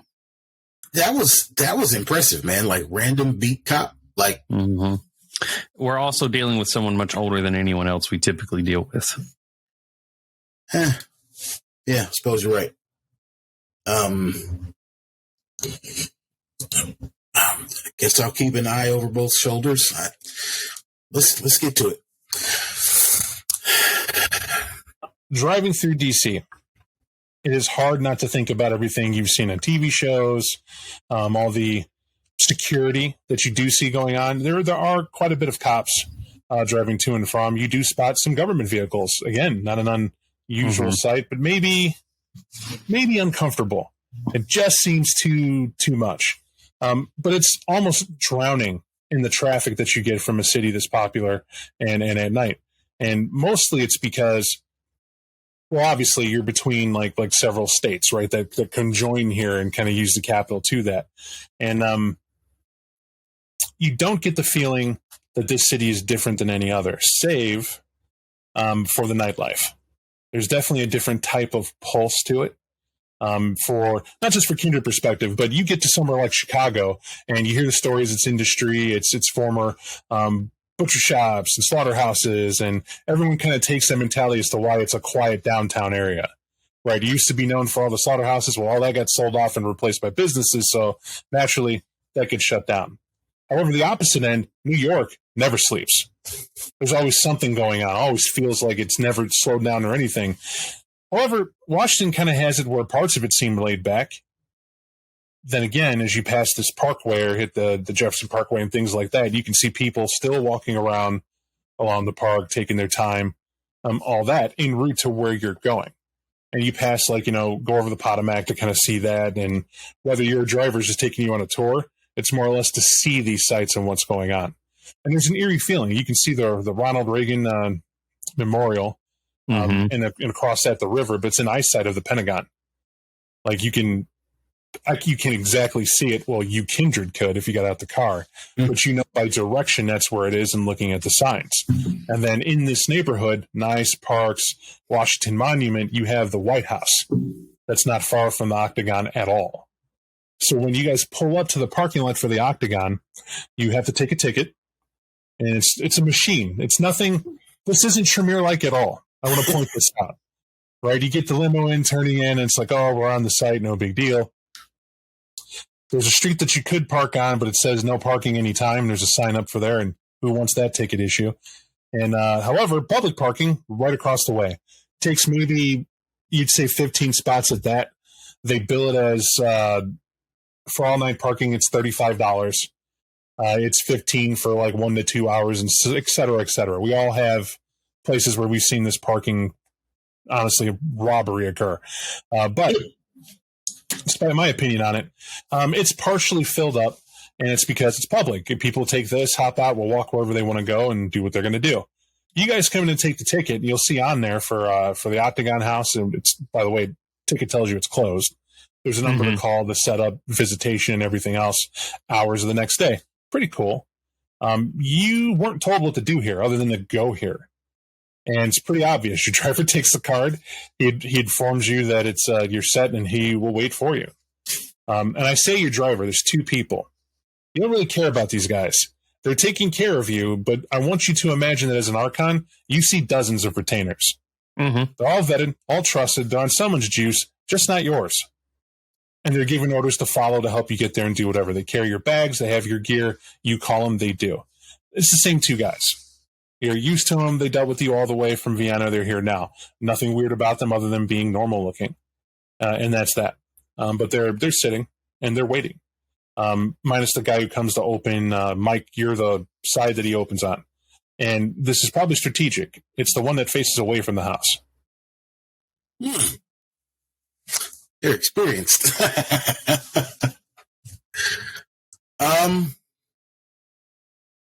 Yeah. Okay. Well, I'll pop out of the car. Brooks, some old fashioned sleuthing, maybe. Take a walk around the Octagon House. Apply our exquisite academic knowledge and understanding, huh? He'll just kind of raise an eyebrow. She was like, of course, Tibbins, you're a lead. And while he's kind of leading around doing the whole Sherlock Holmes thing, I'm just going to try to use Spirit's Touch on the building to see if, on the very, very rare off chance that this is a chantry that's been abandoned, is there any like thaumaturgical warding or effects still on it? What I will say is that as your character, you're willing to use Spirit's Touch. I would argue that maybe heightened senses too would make a little more sense. Would you agree? See what you can see, maybe see the aura going on. Yeah, I was actually thinking of aura perception of aspects, which I still have, of course. I just didn't actually think that would work on, buildings or inanimate objects. It might not. What I'm describing is that Auspex is basically a psychic power. Yeah, it's enhanced senses. I'll make this simple. We'll just use Auspex on the building. What I'm trying to describe to you is not that you're inaccurate or wrong. What I'm saying is that as a true mirror, you would know if it is warded and you're not included in its protections and something nasty's there, you will be susceptible to it if you don't check first. Okay. And what I'm saying is I agree that you would check first. And so it's a polite suggestion is all. So when you use aura perception, you do see that absolutely there is some form of warding that is strongly in place. Mm-hmm. What it looks like is that the shape of the entire house and its windows have some form of, well, you're used to this. It is a pinkish to golden glow, which is a power of some type. And what I mean by that is you're not one to sit around and memorize. You're not a medium. That's not what you got into business for. But you're used to certain things. And this has always been a sign or a symbol for power itself when those things are mixed together. In other words, a ritual. Okay. Fair enough. But it confirms what you thought. Must be the chantry still intact. Tibbins, the chantry, or at the very least the wards around it, are still intact and still maintained. Yeah, that's a good sign.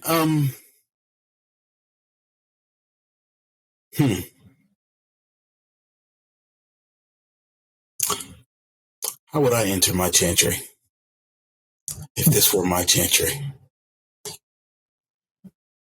Well, and this is like an outside, again, it feels like a long shot. But in my observation of this place, does there seem to be what am I trying to say?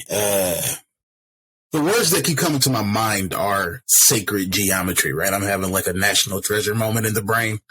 But in observing this place on the outside, do I see something that should be, hey, you Tremere, enter here, about its architecture or about any of the monuments or, the light, the Latin in some inscription? Like, I was really trying to get this place to once over to see what's what. Okay. What I will say is that the once over, as it is, you're checking it out, you're trying to see what would make it fallible. Like if you were an outsider trying to break into here, what would it be? And you have to think that way because you are. Like, for all intents and purposes, it's precisely what it appears you're doing. Now, there's nothing wrong with you to, as you're in the advent of your checking out the house, it'll dawn on you. The octagon is a unique shape that had to have been part of why they chose the octagon house, its placement, its location. But every one of these sites has to be a power of some type. You're aware of the occult enough to know that it's not just numerology. It's not some fancy placement of feng shui. But it's not a coincidence the monument, a nice big, like 55-foot tall monument in the middle of a park, in front of a water setting that is eye dropping. Everyone. There has to be power from the marches that were held here, from the significant events of the area, from all the way back from the Civil War. Right. The White House itself holds power and represent that unto itself. There are occult groups still alive today on the political end that allegedly these ne'er-do-wells of politics are still involved in.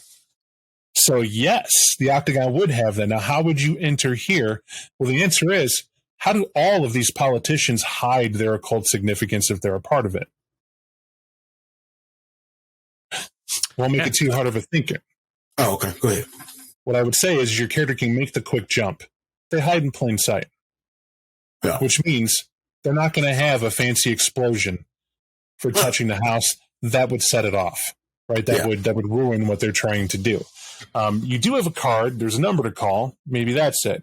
You also have the ability to maybe rely on other sources. For instance, there are known Alicia that were still held here in D.C. Maybe worth checking out if you wanted to see if you can run into some folk who do that sort of thing still.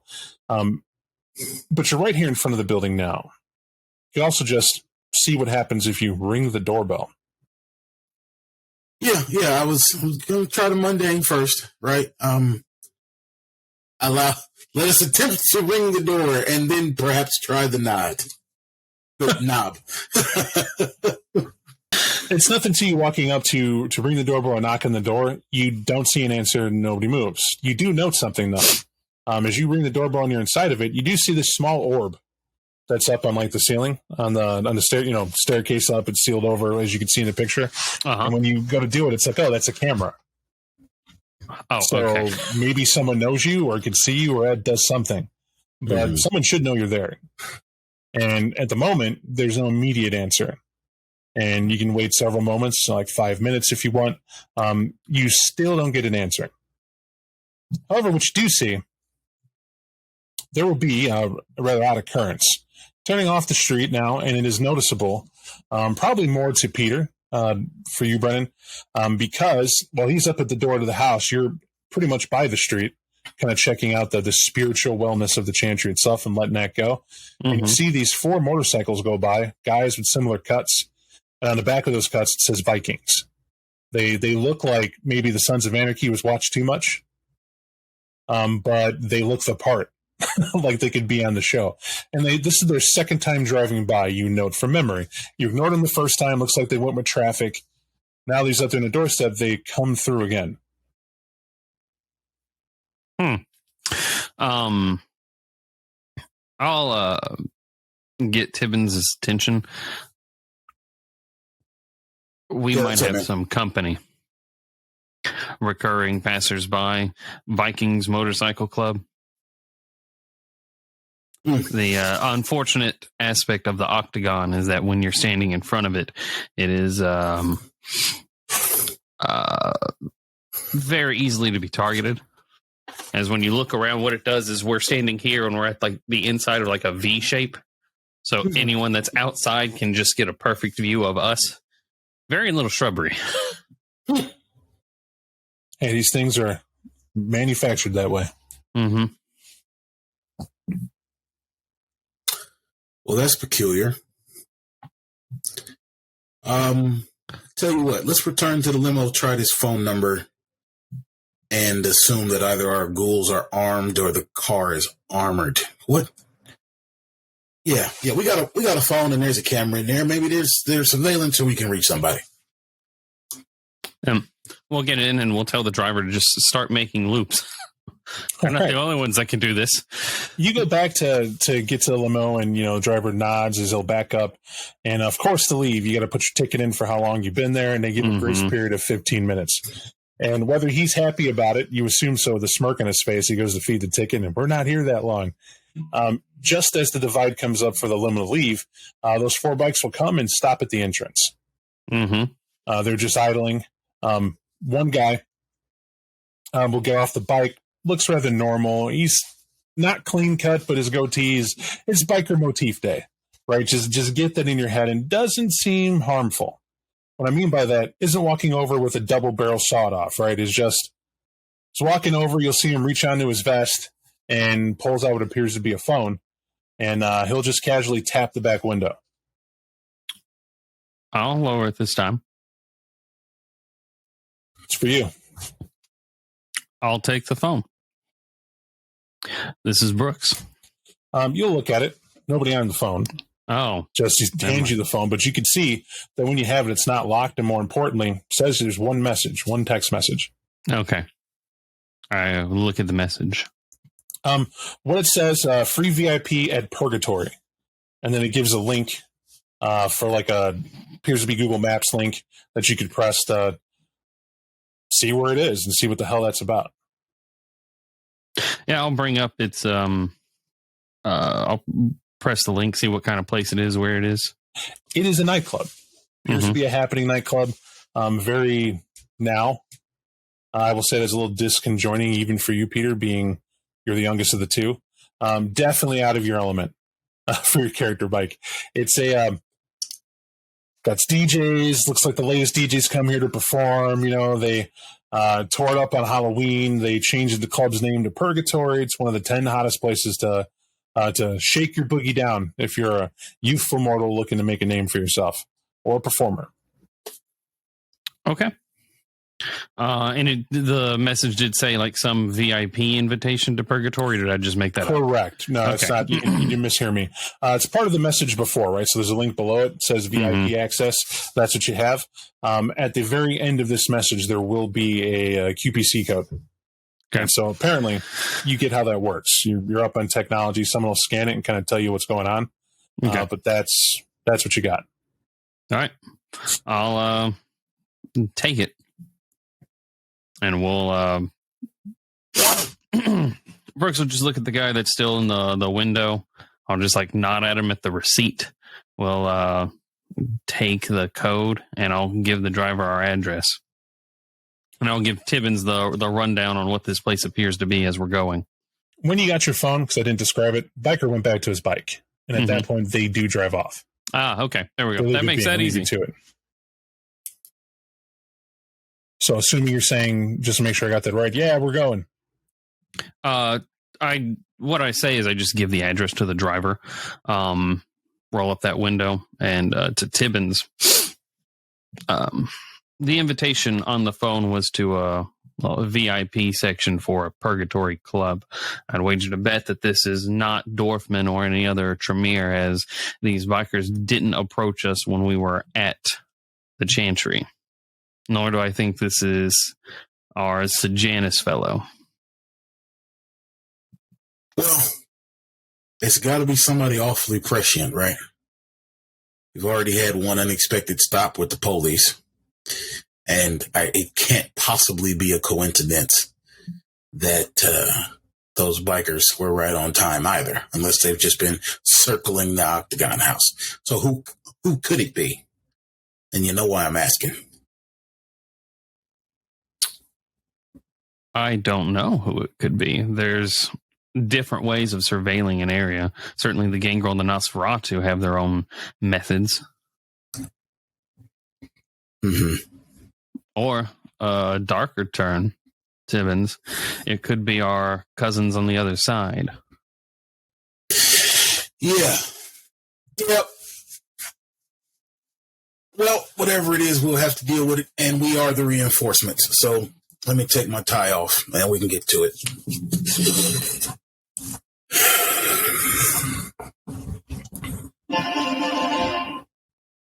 I just say, well, never mind. We'll see when we get there. Yeah, let's just go. And away we go. All right. Oh, but I was going to say, Bob, I do want to try that number just in case, like on the ride over, like maybe it's nothing, but you said I had a card, due diligence. Yeah. With due diligence, you call and they list, like, it's an automated number. It says, welcome to Octagon House Museum. And, our hours of operation are typical, right? It's from 8 to 4 p.m., Monday through Friday. If you need to reach the Octagon House curator, press 1. If you need to schedule tickets and place, press 2. Find out for catering. Ridiculous things for a historical sited place is pretty typical.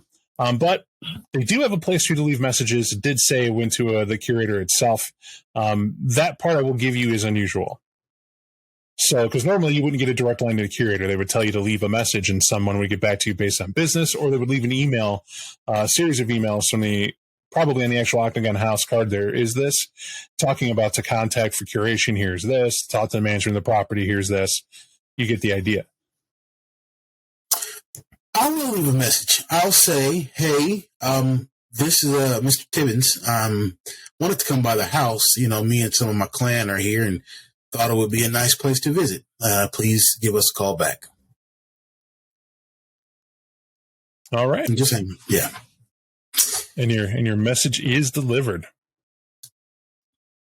Me and some of my clan are here. House and clan. Okay. All right. Moving on.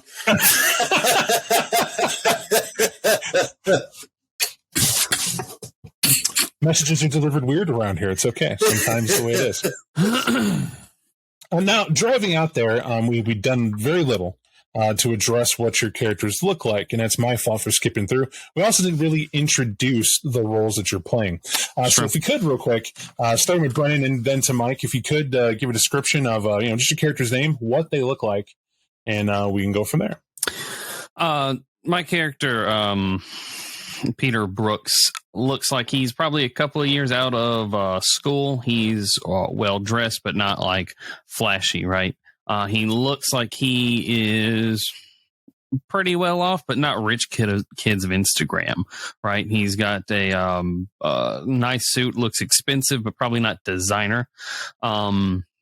He is also not the stereotypical book nerd. He's not jacked. He's no bodybuilder, right? But there is he looks like he was very physically active in life. My character's Julius Timmons, also besuited, but to somebody, in the present day, his style would look either a little bit old or a little bit British. And he's shorter, square jaw fella, kind of thin, from another time, very like Gangs of New York meets GQ. Fair enough. What I can describe to you about the night scene that you're pulling up to. This place is in Adam's neighborhood. I'll just describe the neighborhood. You two are not from DC, nor am I. But the neighborhood in of itself, if you would call it a sleepy residential area that you went through, that leads to somewhat of a business end, but the only happening place on this business end near the waterfront is this club. Mm-hmm. And it has a nice site that's cut off for it. What I mean by that is that, you have the water on one side that you're kind of driving down the parkway to get to, and then it turns into this nightclub itself. And if you can imagine somebody took a... Have either one of you been to like a Dave & Buster's type atmosphere? Yes. Oh, yeah, like a 2 or 3 floor arcade / bar? Yeah. You got it. This looks like someone bought that facility out and just rebranded it. And there's a nice drape drop down the front where you'd see a big orange sign. It was like Dave & Buster's, and it says Purgatory. Mm-hmm. Still sculpted lawn. Everything looks great, except that you have the classic line that's outside waiting to get in. And you can hear music outside and a low thumping roar, which lets you know it's deafening inside if you can hear that from the parking lot. And it's like there's a concert going on and everybody showed up for it. Now, what's part of its success, no doubt, is the fact that they have drinks they're delivering outside. They have a whole checkpoint where it looks like some guards are going to check your ID to get in, and then you walk up in sort of like an outside beer bar almost with like wine tasting going on. And really, this is just active bartenders with the stash they have out there to entertain the crowd before they get in, and it kind of keeps the crowd engaged. It does a rather wondrous thing. Whoever thought of this, pure genius.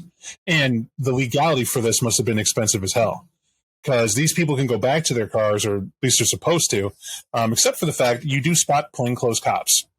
So the folks that they have here, they're checking IDs for, they actually paid for cops to kind of be out here. And what these cops are doing, because you'll see it even pulling up, when someone leaves to go to their car, this cop walks over to look at their bracelet they have around down their wrist and asking, are you driving? Did somebody else drive? What's the deal? And kind of keeping that in wraps, right? Your assumption is if somebody wanted to drink and drive, they'd be screwed before they got off the lot. Like immediately, these guys are on the ball. And that's probably how they're able to do it. But that means this club's very successful in that regard. But nonetheless, when you get in the line and start heading up, the first thing happens at that checkpoint is that they ask for ID, or if you have any special promo codes, you have they specifically ask for like a UVC in your phone, a message out for VIP service. Pull that out now. They'll scan it and get you situated. I will, to cover some pedantry real quick, I will spin blood for a blush of life so I don't appear like a walking corpse.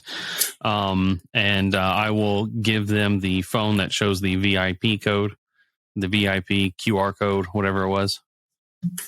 Second for masquerade preserving falsehoods. So easy enough. They have whatever device has a red skin to it is he'll go ahead and zap it, is what it looks like. And he'll look at you both, nod his head. It's like, yeah, what you're going to do, follow this officer here. He'll direct and point him up to the same guy I was describing. Looks like a young officer. His hair's he's probably put here because he looks like he would go here if he was, actually off duty. Yep. And he'll come walking over. What's going on, guys? He goes, VIP, they're supposed to be up front. He's like, yeah, I got this. You guys come with me. And you kind of follow this. You say probably your height, Tibbins, just to keep it there. You describe yourself as short. Okay. This guy looks like he ate whoever was lifting weights. He's a serious guy, right? But walking up, he talks about the club real fast, that the club specials and whatnot are posted here. It's no drink minimum, but nobody comes here to be a deadbeat. Only the hottest of the hot get in here. like he's paid to give the face of this club as he's going on up to the entrance. And when he gets to the entrance, there's like 4 girls that are waiting up there. Mm-hmm. These are not women who are designed to be super slutty and will take you to where you want to go. It doesn't look like that at all. Looks like one might be management. The other 3 must be some sort of hostess, servers, something like that. You're not certain which one is which. But they offer to take your suit jackets for comfort. They literally pull out what looks to be a handheld device to check the temperature inside to show it to you. That they have 79 degrees is what it is currently in there. For your comfort, you might not need your jacket, but we'll check it, give you a ticket here. Very on the up and up. Mm-hmm. Definitely do keep my jacket, but other than that, I'm as polite as can be. Okay. What I would say for both of you, actually this is more Brennan. If you could, go ahead and give me a perception and alertness roll.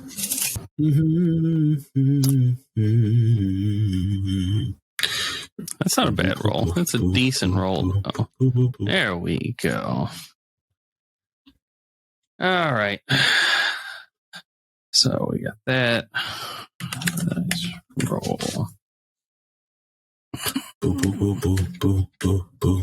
Any set difficulty? 7, sorry. Just a measly 4 successes. Right. It's a crushing one, but it's very fitting for your character. You don't miss a beat. When they check the temperature inside and hold it back out to you, ideally it would check the temperature outside. Mm-hmm. However, they held it towards you when they took it back for a little too long. Mm-hmm. And you'll notice as they check your body temp. That's what it did. It's like it pointed at you, clicked it, and then they looked at it, and then they resumed. They don't act any different, but it's a little weird how they do it, and probably you're supposed to be lost in the shuffle of handing in a jacket, getting a ticket, doing whatever, and they would have snuck it. But not for you. That's a detail you easily pick up on. Mm-hmm. All right. That is good to know. Okay. After that, I'm sorry, did our chauffeur at this point just like drop us off here and this is the whole VIP area, or do they continue Unless leading us you're not after in the VIP area, you're just at the entrance. Okay. So you wait in line to do all that, and your limo driver wasn't told to come with you. Your rotators stay where you tell them. Right. Which is fine as far as I'm concerned right now. So I'll note that.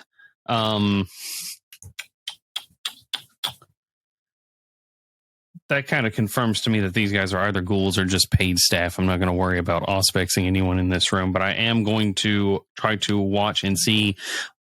VIP area in my mind would be up. So as we're walking up after the coat check, I want to see what I can see using heightened senses at like the higher levels of this club. I'm aware of the intent, but to finish the description, here at the entrance, where it's not, like I said, you can hear the music going outside, it holds to the front, meaning it's just the same tone.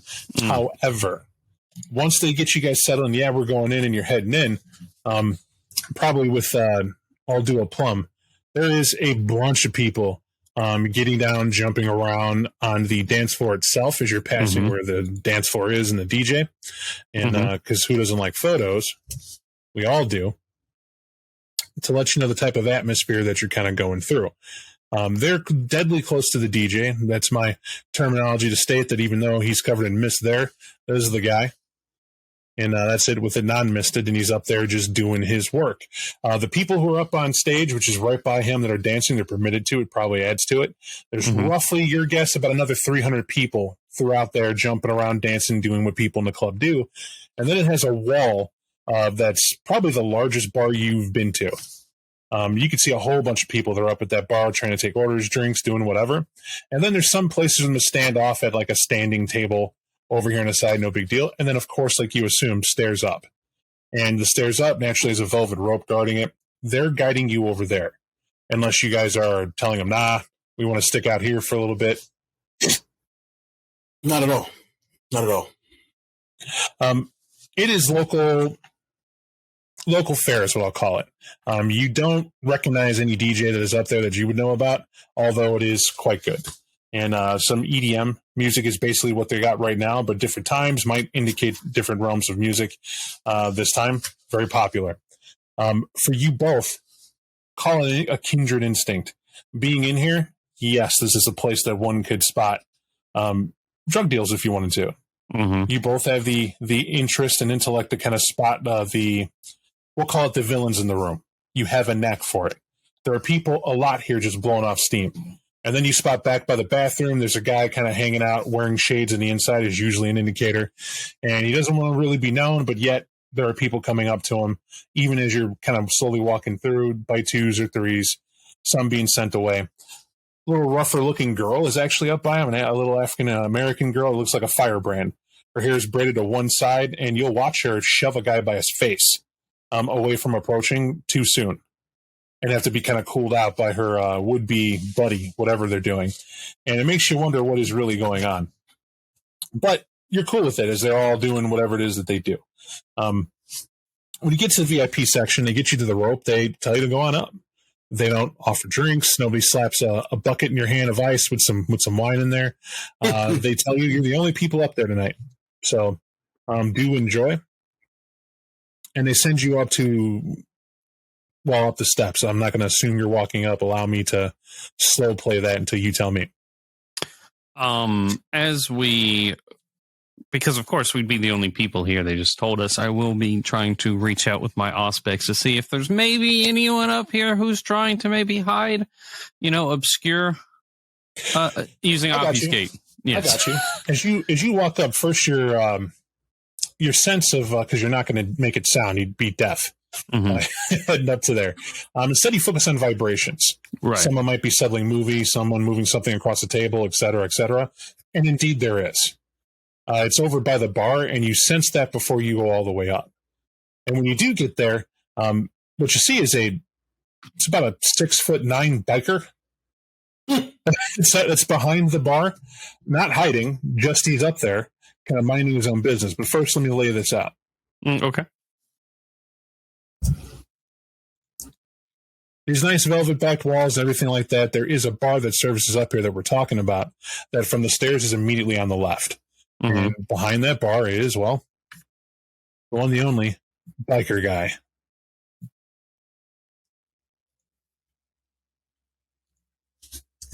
And you can tell by his black and white and the artwork that he's important and from a book.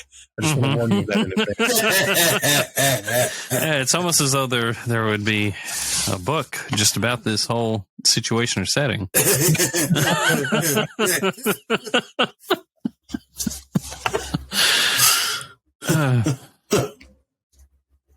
Okay. Well, I will go up to the bar where he was sitting. I'm not going to crowd him, I'll leave a seat in between us. I will go up. And he's dressed like you imagine Rob Zombie. Is it the Rob Zombie haircut that implied that? Yeah, it's like that, but it's like this guy holds that motif. And think about the Vikings bikers. He reminds you of it. Like someone started a club after him, maybe. Mm-hmm. When you walk up there, what you see is that he has a tray, and that's what he's working on. It's what the tapping and whatnot is. Looks like he's lacing up pills by color. He's getting a couple more than a healthy amount of lines of cocaine that he's kind of smoothing out. And no alcohol. Apparently that's not his motif. But you've seen these plastic little squares. There's a lot of them in a neat little row. He has two sleeves of them kind of laying on top of them, like maybe he's going to do some scientific slat investigation later on. Or there's something on those squares. Unfortunately for you, my friend Brennan, you've had heightened senses on, kind of looking around anyway. You can see the sort of mirage imaging on those squares, as if that's a chemical and the light hits it, you can see it. You really can see it. And that's it's got to be LSD. Yeah, LSD tabs is what I was thinking. Is he touching it with his bare hands? No.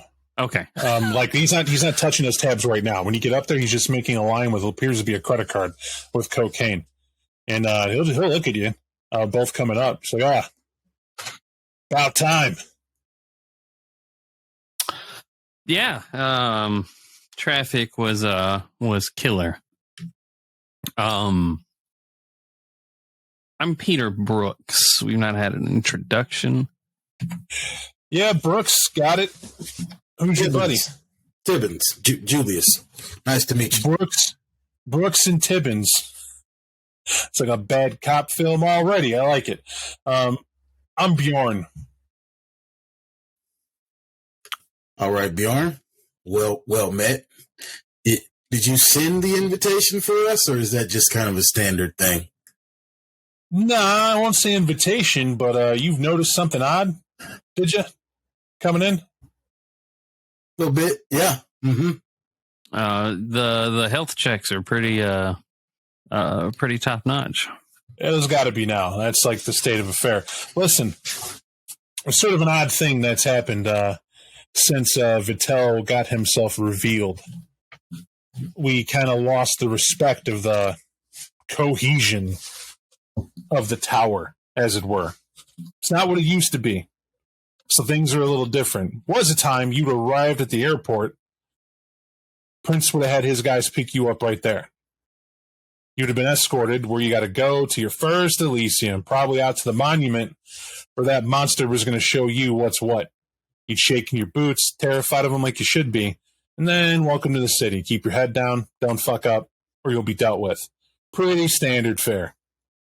Yeah, well, let's just say I thought it was a clan problem of cohesion and loyalty. I didn't realize it was a Camarilla problem with the same thing. Because I'm going to tell you something. When everyone found out he was what he was, and that whole Sabbat thing kicked off and they pushed in for this Grand Crusade, and folks said Vikos led it, Vikos never touched the field. I got people who survived that. Nah, not at all. They had some psycho La Sombra guy who was tearing up everything, man. We got betrayed by the Giovanni from the inside, I was told. Just opened the doors and the floodgates and hell broke loose. Then again, those are pretty standard rumors. I've heard other people come in and tell me they weren't Giovanni, they were Sedites. You know what they have in common? They're the two odd clans out who won't officially join the Golden Sect for some reason or another. Opportunists, yeah. Now, Baltimore fell to Sabbat have been there. I haven't heard them making an incursion in the city yet. What I did hear was that we went to fold, Vittel. Because Archon Bell got a bug up his ass and came with a bunch of Venture, and they decided now's the time. And how did that go? We already know the answer to that. I was going to say, you could tell me. Never mind, Brooks. All right, just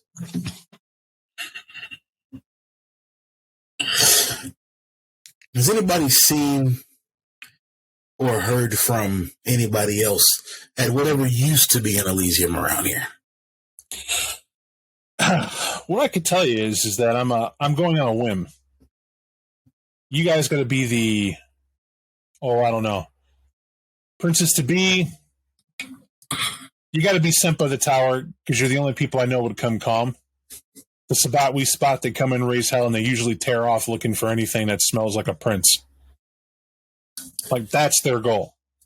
And you didn't do that. And I'm shocked you made it off the airport. Typically, there's a certain doctor that doesn't like people being at the airport. That's a scary guy. And, I'm not calling him a rival, but let's just say he has a mentality I do. We have what we have. We're trying to maintain a semblance of cohesion. Mm-hmm. Oh, okay. So what you're saying is you guys, this city's kind of breaking up into fiefdoms. Okay. I'm nothing like a prince, right? I just came here looking after some of my people. We got our invitation from you, where I was expecting us to be. Kind of a ship lost at sea here, man. What is the new status quo? You need to go meet a guy, talk about the place, but you got to trust him and the location. What's going on? You still didn't tell me who you are. Oh, yeah. Okay, I said Tibbins. Archon Julius Tibbins. Well, for a reason eyebrow, and you'll see him grab a stool that's back there and pull it up, and he'll sit on it as he just crosses his arms in front of his chest and is looking. Archon, huh? I'm assuming That's you two. us. That's both. Archon okay. Brooks. Well, how about you tell me what I can Archon help you with? Oh, wait. let me check. You're here to make sure we all get out safely. No. Yeah, that's interesting because there's a black book a prince had that allegedly said in there to the Permingen Council, if the Sabbat ever came in, we would shut down control of the city and we would be vacated out by Archons for our safety. And strangely, when you came here to deal with Vittel, that part was forgotten about. We've been here trying to figure out how to survive since. Mm-hmm. Wait. We know. Have there been some skirmishes since Vittel got exposed? That, like, what's happening to you? What is the threat on the street tonight all the time? Or is that still over in Baltimore? Am I misunderstanding you right now? What you're looking at is Baltimore has the Hellraisers. That's the Sabbat. Here we deal with Anarchs now. Huh. It's what you think it would be. Yeah. I used to be the Permingen of the Bruja clan when that made sense. And why I say that is it's hard to be Permingen when you have no prince to sit up and establish that fear. Now, my colleagues, former or otherwise, I know who they are, but we agree not to throw titles around. It's just safer that way. Now, I don't got a choice. I'm known for what I'm known for, but I'm not going to tell you there's a cohesive strength that the CAM has here because they don't. That's also deadly depending on who you talk to. I'm going to tell you right now, this is a different ball of wax. Sejanus hasn't declared war officially, but you know he's here. We were confronted by Sejanus by the moment we left the airport. He has I'd always heard stories about DC's security, and it seems even though he's no longer Camarilla, his security has not diminished, or at least his hold on the local law enforcement, and all of which I'm sure you know at this point. Yeah, I'm not going to say that's shocking news, but no, I haven't experienced it. And what I'll tell you is that when he was Vitali, scared the shit out of me. You know, I was waiting for a moment we'd all declare a hunt on him, and I was going to grab my axe and go at it. I changed my tune when I saw the fallout. Mm-hmm. What you guys did was shit the bed. I'm going to say that. Whatever investigation you did, whatever ambush you thought you had, it didn't kill him. What's worse is it's like he didn't lose a step. You interrupted what's going on. I was told things like that don't exist. I was told there is nothing that powerful or that old. Is he an antediluvian? Unlikely that old, but not that far away. Do you know? No. The only reason I don't think he's that high is because, well, we saw him, we know him, and people walked away. That's what we're worried about. I say we. I'm not saying I represent anyone, but there are a couple of us who I can't leave. I can't just up and leave. I came from Scandinavia, where I watched my clan betray their own. And I came here to avoid that. I thought this capital meant order. And I came here to settle down and kind of figure it out. For him, I can't call it betrayal from within. You were duped. But I'm pissed off. If the Ventru clan knew he wasn't Ventru, and they came here to handle it, why'd they do such a shit job with it? Well, you got to understand, somebody old enough to fool them for this long in this city at that title must be old enough to rival some of their best, right? Like, maybe they just didn't know what they were dealing with. We're not here to make excuses for the Ventru, nor are we here to fix their fuck up like you described. I wasn't on that task force. I can't give you all the details of it. What I can tell you is that we're here for what I gather you're still in DC for, clan matters. It's why your people found us outside of that building. You know, I like that you'd say that. Like, I got that certain... Nah. How do I put this? You guys old? A couple centuries to you? Not quite. Not yet. What I'm going to say is that, worlds are different, right? Let me tell you how the EU is, or was, in my day. It is a lot of that Viking shit, sure, but as we calmed down, people adapted to the new world. All that stuff. when that happened, I saw people no longer give a shit about an oath made or an oath kept. And once I saw that, I knew I had to get out.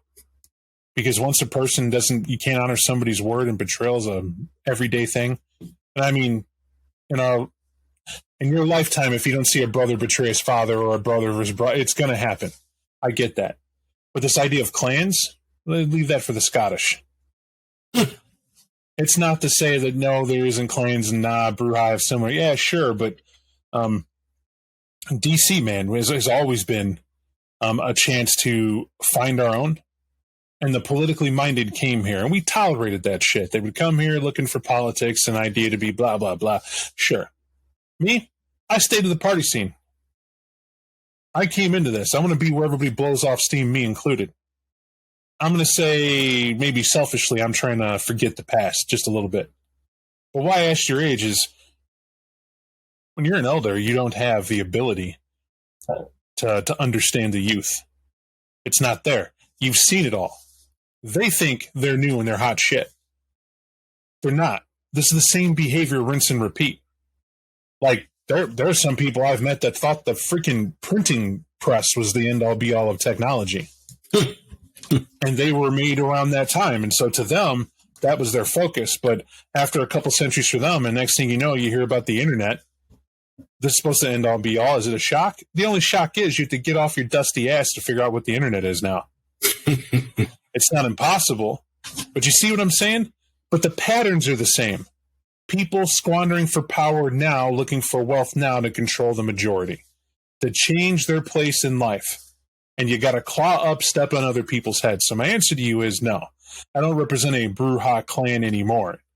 And the Brujah are here, but you have to ask those individuals what goes on. I do know a lot of them. But what I'll tell you is one clan I wouldn't trust if I were you. That's the Tremere. Not by sight. Now, wait a minute. Why is that? What makes you say that? What did they get up to? Nothing. That's the problem. You think they would have helped oust Vittel, or would have known, would have trapped him, would have tracked him, would have done something. They didn't do anything. They didn't do a damn thing. Wait. So as far as you know, the Tremere weren't involved at all in that showdown, right, where he was supposed to be killed, but no. Last time I saw Dorfman, and I say that with all the derision that sounds, there was a procession of political matters. Someone knew a senator was coming up and had a private party, and for whatever reason at the monument is where we all agreed to meet, because we were going to check out, at the time, Vittel, to hear his marching orders for the evening, which would have been typical. Stay the hell away from the party. This isn't Elysium. Mind your P's and Q's. You're being watched, blah, blah, blah. And right as we read that riot act, I was pointing out to me who this guy Dorfman was. Not your regent, not your stand-in primogen, the man for the Tremere clan. And this guy looked every bit as he's wearing a $15,000 Armani suit last time I saw him. We're talking dressed to the nines. You would have thought he was a senator or a senator's son or something like that. Super important, to his own, with Secret Service bodyguarding him. He fit right in with that whole crowd. Untouchable. Fine. No big deal. Except for the fact, about a month later, Vittel gets handled, or I should say thrown out, and we're told don't worry about him, and then that guy disappears for a couple weeks until he resurfaces. But it's that couple weeks, let's talk about that. While he was down, the Sabbat tried to come through, couldn't, because we were left here to hold that back. Thankfully, a lot of the task force that tried to take him out was still looking for him, didn't find him, and helped to buffer the Sabbat raid. That's the only reason we're still here. But even they said specifically, we should know when they were coming. What happened to the Tremere? Well, Bjorn, I got some of what might be good news and some of what might be bad news, depending on how you're feeling today. And I've heard about your family's temper, so don't fly off the handle at me. But what would you say that if I told you that not only are we here looking for Dorfman, but we're Tremere?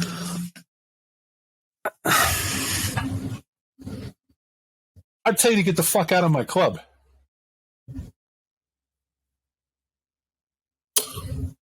Okay. Tibbins will stand. Did he disappear or did Bob just disappear? Okay, No, Bob that's right me. there. Bob faded. I didn't mean to do that. Pay attention to that. No, that's what he says. You'll see him just kind of slink back and make that statement and stare at you. And you stand up, and he's not stopping you. On the way out, like you said, man, but obviously we're not from here. Trying to figure out what happened. Obviously know a lot less about it than you do. If you change your mind, this is the number you can reach me at. He'll let it. Where you put your card down is where he lets it sit. But he'll keep his eye on you. Now, before anything gets wayward, I wouldn't get the impression of hate as you got up as much as it is pure distrust. Uh-huh. Okay, good. That's what I was hoping for. He got up. Are you walking out, Tibbins? Well, I'm giving Bjorn his space. I'm going to leave if he expects me to leave, but I'm not like stomping towards the door. You didn't say you got up, so I'm waiting. No, I did not. Brooks did not leave yet. I'll turn in the bar seat to Bjorn.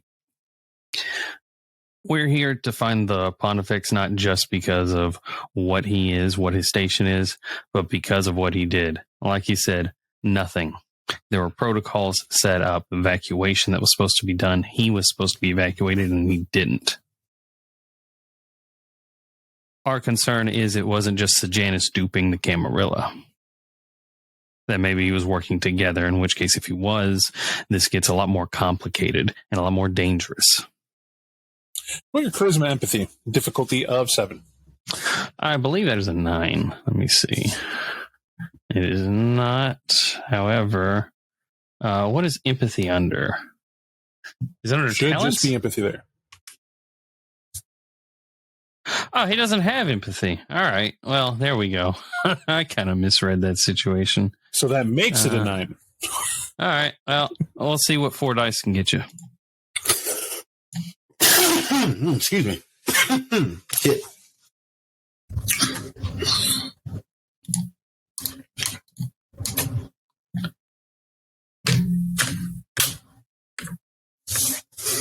It's not hunger. That is the wrong one. It's not what I selected.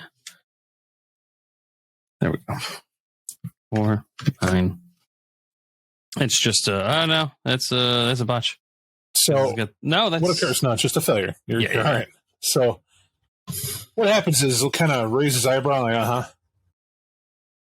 right. Well then, happy hunting. Look, I'll be a card this much. What you say is true. There are people who are getting killed here. Like some serious hit squad killed. That's what happened when he wasn't here. So you tell me what that was. So when you do your investigation, what I'd be worried about more than anything, the Anarchs won friends because they came to the aid of certain people targeted in the open. Now, these people that came had the vehicles, had the look. They looked like any other security team you ever saw. And they started whittling away and taking down certain people. And it was always those who were the most well-known in the clan, is what it looked like. None of them were Tremere. That one clan, no hide, no hair, nobody took a hit, nobody took a shot, nobody had a problem. So you see what I'm saying? Mm-hmm.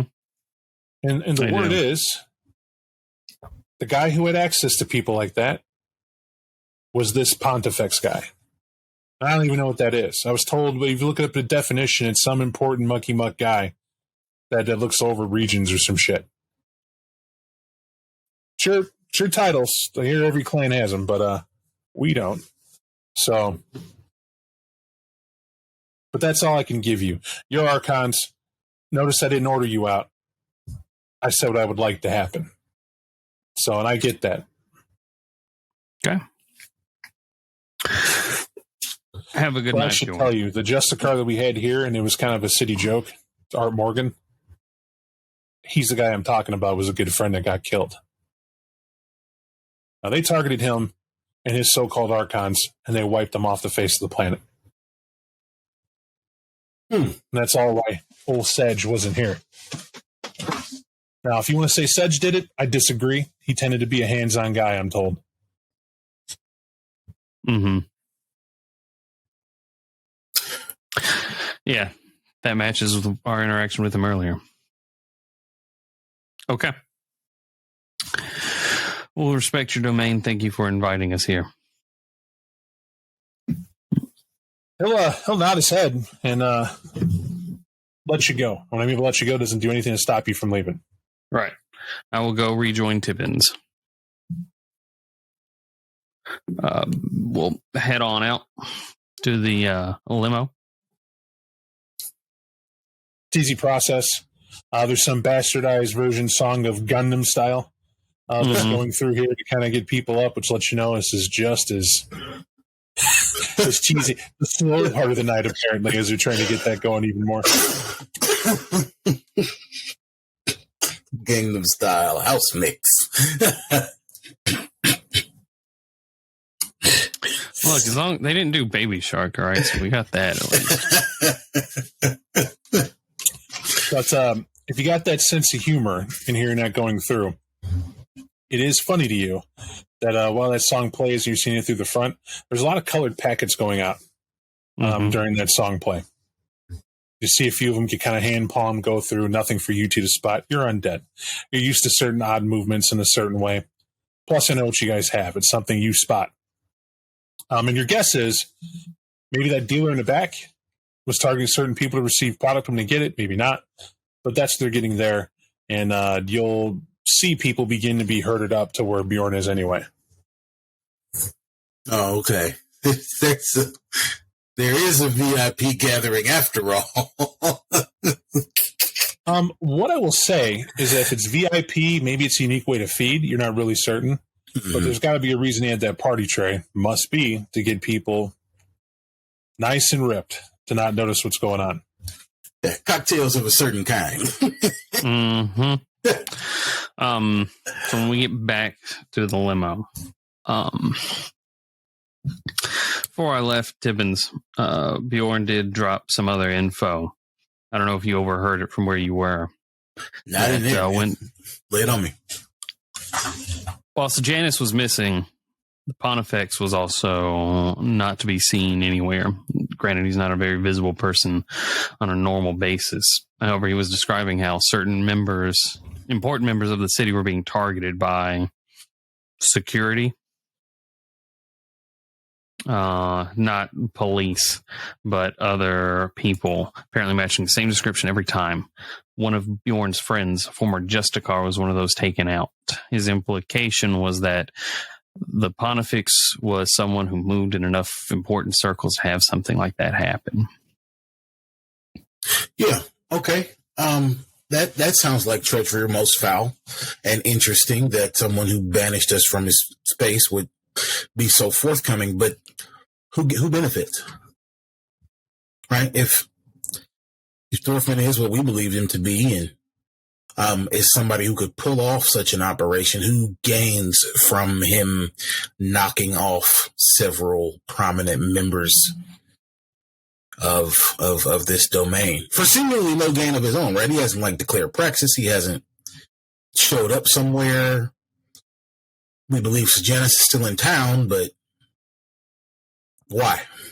Would he need to claim praxis? Was he clearing the way for Sejanus to come back? Was he maybe in a paranoid state, or maybe even rightfully, given whatever information he has, removing other possible traitors in the Camarilla like Sejanus? We simply don't know. We also don't know for sure if it was the Pontifex. All we know is that he has gone dark and broken Tremere Protocol. And, frankly, abdicated his role if he was supposed to be leadership and did nothing. Well,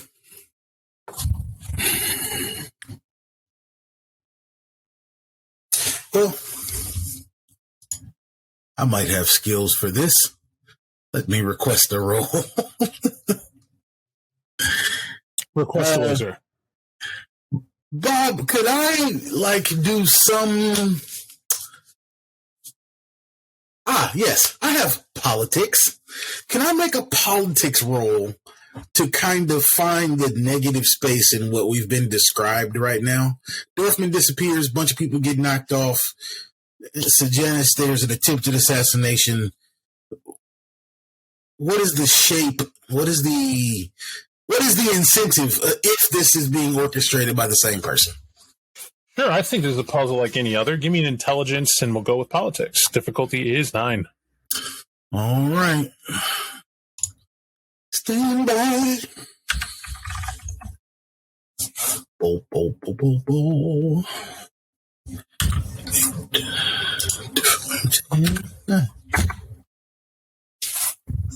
No success. So your standing theory is you're trying to see all these big events. Do they connect? Yeah. Okay. We'll give you that one success the once over. Why did the Ventru wait so long? Because they had to have known something was up to decide to oust this Vittel. If they knew him as Marcus Vittel and he was there, what goes on? Well, this Vittel wasn't replaced. That's the one thing you remember being told. Why he lasted so long is because he was always Marcus Vittel. There was not a Marcus Vittel Ventru that died and he impersonated him. He completely invented what this persona was and sat there. This led to why he wasn't checked, because when he sat there, it must have been he was of an old enough lineage that no one could verify who his sire or grandsire was, so it was just accepted. Why that's weird to you, wouldn't that have gone higher up the fence the way Ventru do things? Because you know your clan would have. Yeah. Maybe not. So that's weird. So when they find out, did it just take them that long to move on it? You're not 100% certain. You're an Archon. You know how Justicars work. You build your assets, you bring your tools and your weaponry, and you lay your trap until you're ready to spring it. Then you spring it. Maybe that's precisely what they did. Now, in the course of doing it, the only thing you think that's odd, they didn't include the rest of the city on it. They did not tell the city that the prince was false and they were there to eliminate him. It wasn't that at all. You don't know how that fallout went. You just know the end result. You know that Theo Bellhead, the witch hunt, was down there with them, and apparently, let me just say this. He took a hit to his ego, because he used to be known as Killer B. One Archon for Paxa Sabat. He's a one-man siege tank, no problem. But he runs across this guy, this Vittel, finds out he's something else, and he can't put him down. Now, you also know what the Ventru brought. They brought a series of Archons and ghouls, retainers, who had automatic weapons, and Dragon's Breath was the name of the game. They should have killed whatever it was they're going after, but could not kill this guy. All right, so that's a check. This seems to be that they underestimated their prey. However, while he was down, then someone sent hit squads, according to what you just heard, going around targeting key people to eliminate them. But none of them, the people taken out, were to Sejanus' power base. So what you can get from it at one success is no one in the Camarilla could have or would have staged it, because if you wanted the prince gone, to take out the assets you knew he had. So that would have meant politics. If you were Dorfman, you're just moving over and swallowing that power vacuum.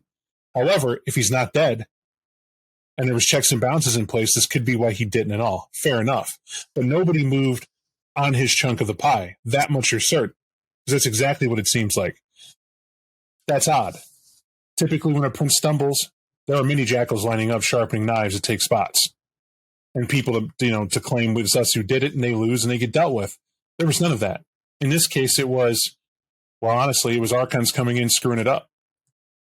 Ventru hit guys or whatever permissions they had, it didn't go well. What's the fallout? You're looking at it. If they were anarchs waiting to come in and swarm the city, they couldn't, and you know why.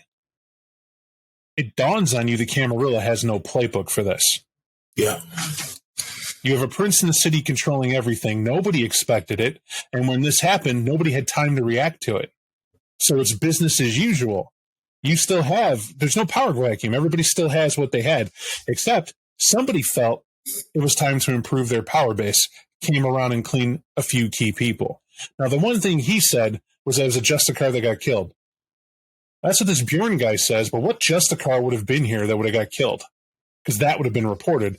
You didn't hear anything of it. Not that you can recall. Yeah.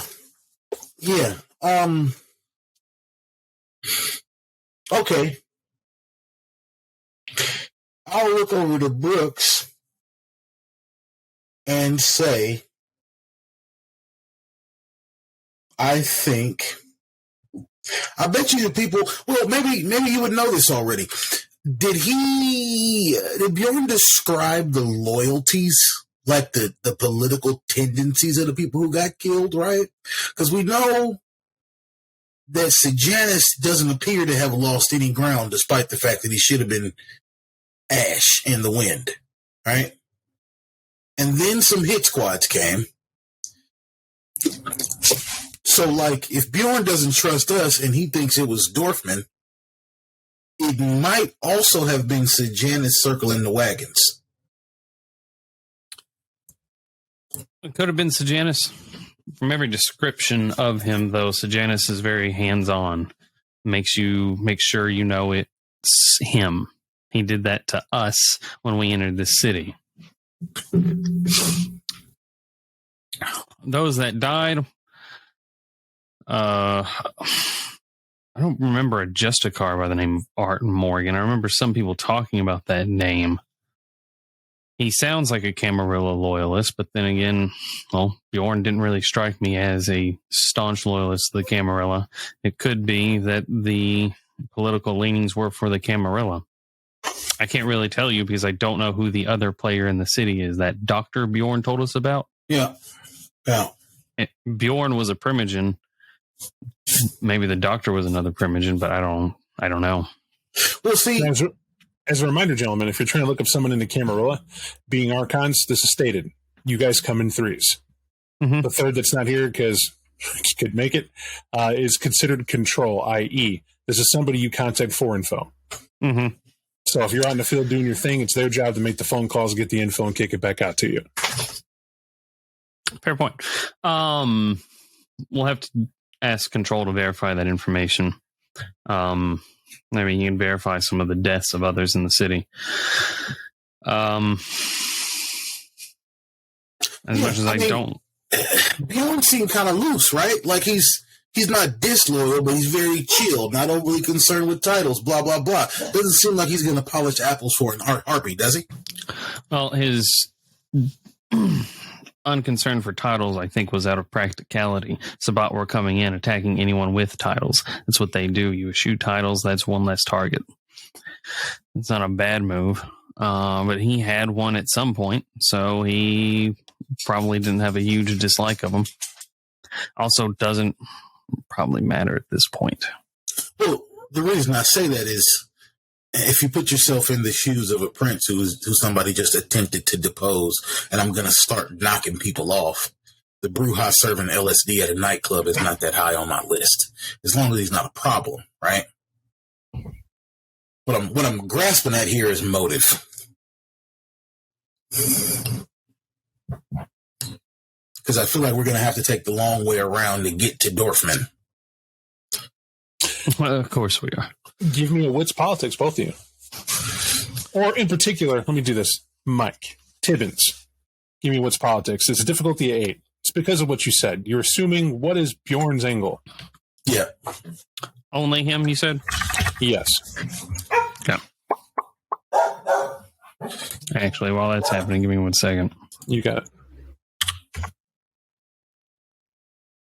Well, success. The only thing you can get out of here is that as you're piecing it over, what is his angle? He's still got his nightclub. He's still a Bruja elder. The admitted being here on a Primogen, doesn't like Sejanus, but is still here.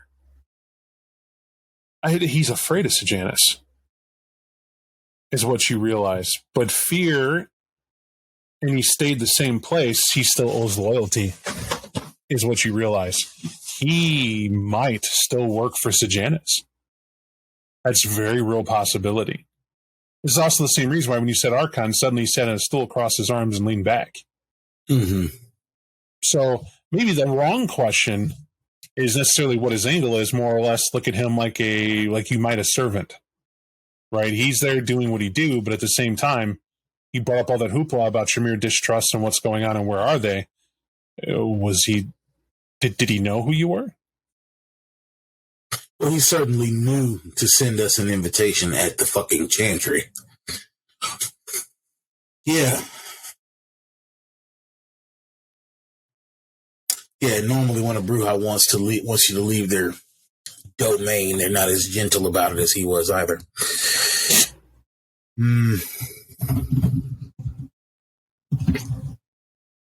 That's interesting. Where do we go next?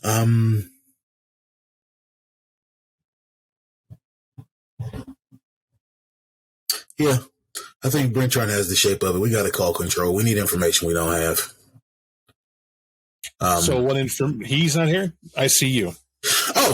So I want to know, as far as we can tell, who died and what their reputation was, as well as what they're holding. So you're making a call to control. Yes, please. Right. You'll hear it pick up, and this background static will be there. Yeah.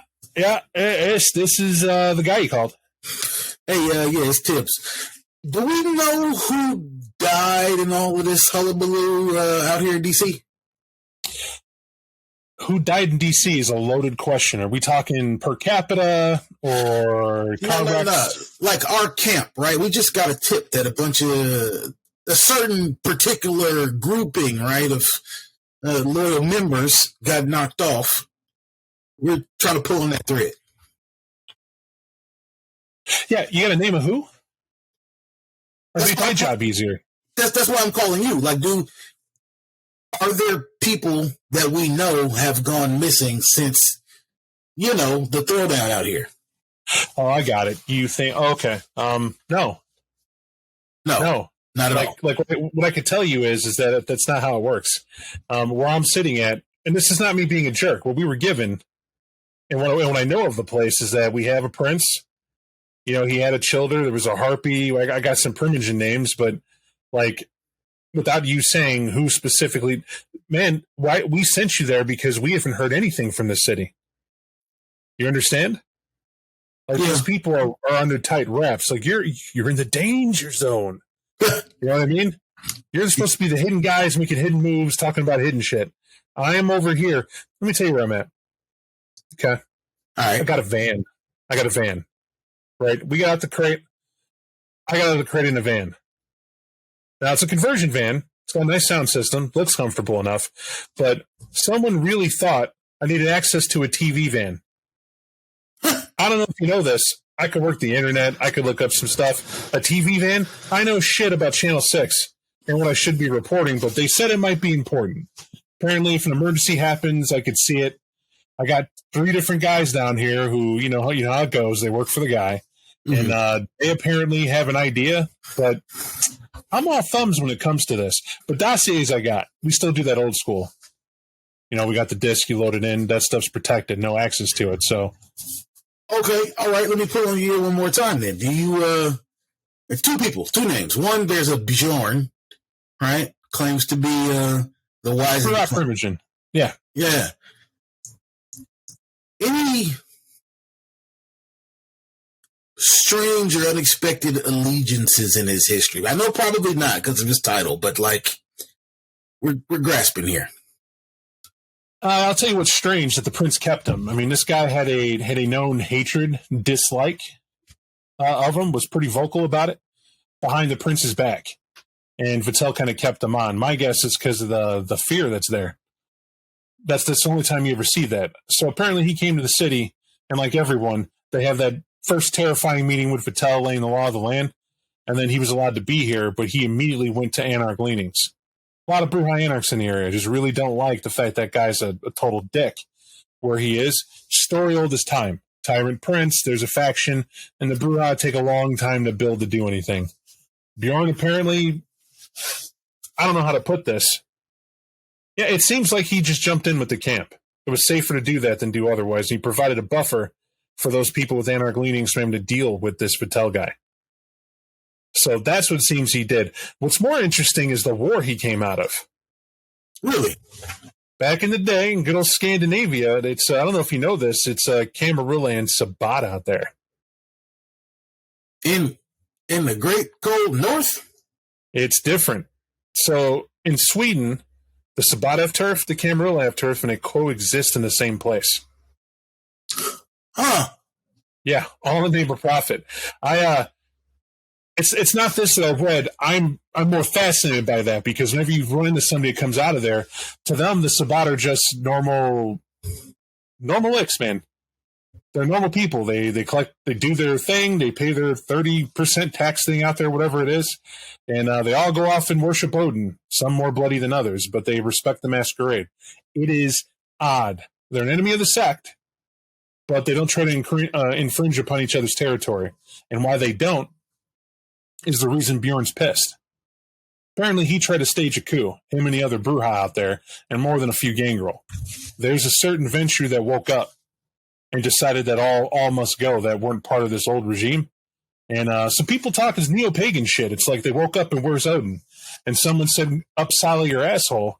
And Bjorn was part of it. And when they tried to push, his own clan betrayed him. And he survived. He had to survive leaving some big war fallout that came through based on these old school connections. And he just didn't fit the gap. Now, when he leaves, he comes to DC thinking to escape all that. And that's as much as we can know about it because that's as much as he's blabbed and yelled and said to others.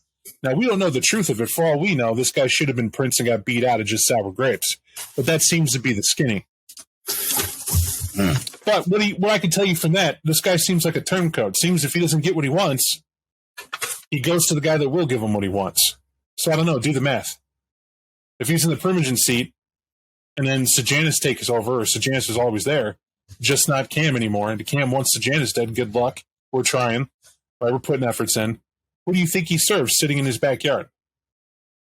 Yeah, the devil he knows that leaves him alone and lets him serve LSD to his herd. Yeah. So we're back to square one, wondering about his thing. Hey, he didn't jump you, right? Nope, not at all. Maybe it's not so done and done, but he's there. That's all I'm saying. All right. Last question, and I'm sorry I'm looking you so much. I'll buy you dinner when I see you again. What about we heard about a doctor who normally is like the gatekeeper at the airport. Bjorn was surprised he didn't meet us there. Any ring any bells? I can go through did he give you any more details besides there's a doctor? Well, he called him the doctor and said he tends not to like people being at the airport at all. Other than that, nah. Gatekeeper. A doctor that doesn't like people at the airport? Does this guy not know what an airport's for? Us. You know what I'm saying. He doesn't like us. Generally speaking, visitors to the airport get a stiff reception until they get escorted to the man and have their orientation talk. About as much as I could think of. They have a Dr. Steve Norton, but I thought he was I think there's an asylum out there that he kind of had his, let me double check here. It's out in Bethesda. Bethesda. Yeah. There's an asylum out in Bethesda, or at least there used to be. I don't know if there is now. We got away from asylums in the States. That's sort of a bad word nowadays. Yeah, the abuse of patience and informed consent and blah blah blah. Okay, that is at least another breadcrumb, man. We have made zero progress on the objective, other than to know that the locks are still on the doors at home. We'll update you if something comes up. There's a couple. I forgot about that. That first guy, that was Art Morgan's Archon. Right. Now I remember. Here it is. I'm looking at this right now. This guy was on a list. The first doctor I met, this Norton character, he thought he was some sort of great jewel thief. Is what this thing was all about. Yeah, he showed up at the radar once or twice for this crazy story about him breaking in somewhere and getting some sort of information, and he threatened. I think he actually threatened himself, and it was debunked by the prince. And he was going to be staked or something like that and put to the side. And Art Morgan picked him up for his talent, right? But what I mean by picked him up, there was like a weird gangrel political thing where I guess that clan once upon a time stopped sniffing their own butts and decided they could vote in a Justicar. And Art Morgan, why doesn't Art Morgan ring a bell for me? And why doesn't ring a bell? Because he never made it to Justicar. That's why your Archives guys were Archives. He didn't make it. But the thing is that the Gangrel faction, the clan faction in the city, wanted to put Art Morgan in charge because apparently he got along with like werewolves and allegedly mages and everything else. But think about it. He hired some bullshit Malkavian who thought he was a hot shit art thief. Like, how much of this is true? And I remember we were supposed to check it out, but we put it back in the list and put it back in the list, and no harm, no foul. No one considered this guy a Justicar. It's just that's a unique thing here. But I remember this guy because he was actually a threat, because when the whole internet tech thing hit, this is a guy they came to because when the Anarchs started doing their thing, they wanted to make sure the art thief or the jewel thief didn't get around to showing some tricks about what he was pulling. Because he knew a thing or two about computers. That was half the problem. Okay. So this art thief does not haven at the asylum. Nah, that's the other doctor. It's the other doctor. There's a doctor here as a museum named after him. Or a museum. No, it's a house. It's a mansion on a hill. And he's kind of in D.C. He's known for this house. But it's because the Bethesda Mental Health Institute, which I checked, still exists for behavioral correction. It's still there. We don't call it an asylum. It's Behavioral Correction Institute. So what that means is you are somebody who's having trouble with modern issues like, your if you need Prozac or Ritalin or, excesses of all the stuff that people say they have now. Because that's the thing. Yeah, that's what you do. Yeah. If it's bad, you go here. He rehabs you. That's what it is. It's like a rehab place, but they don't call it that because he's got serious money, is what it is. He's this other doctor. The problem is, when that place was an asylum, he ran it then too. We know that that's on paper, but that he's a Malk. Like, I hate saying that word. That's what he is. So you get what you pay for with that guy. Yeah. Okay. So we got the asylum with the crazy Malk and the Dungeon of Horrors. And then we have the doctor reputed to be the Archon for the Not Just a Car, Art Morgan, who we don't know dick about.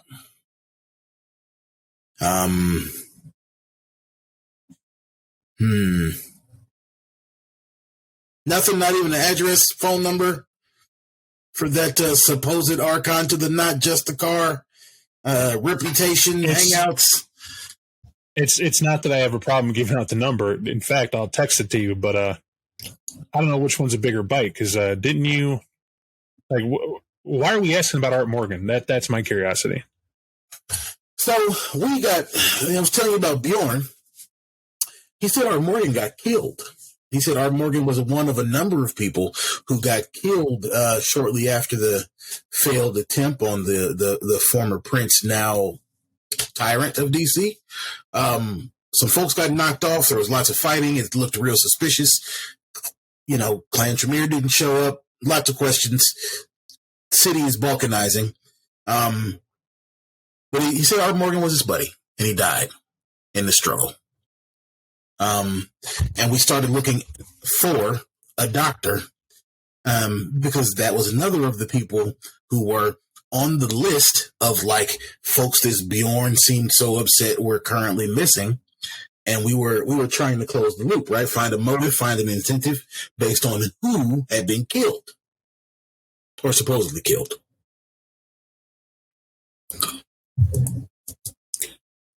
All right.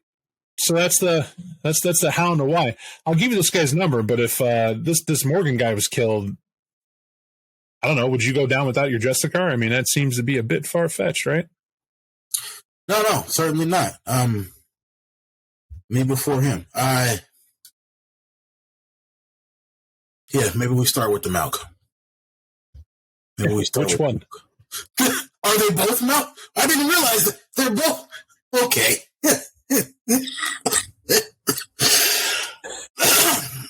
We're going to start it.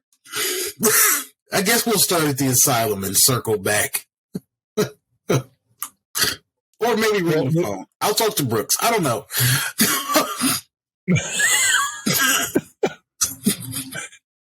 He hands you the phone. Apparently he's talking to Control. You can see that already.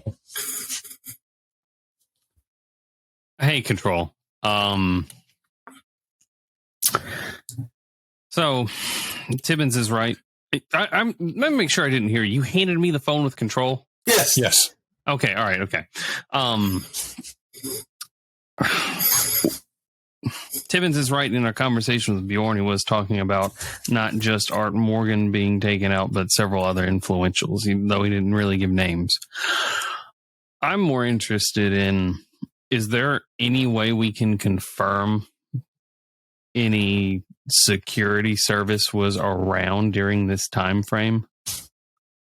I'm sure there was. This is like there's Blackwater and such that the government uses, but is there any way we could verify that one if we have general locations?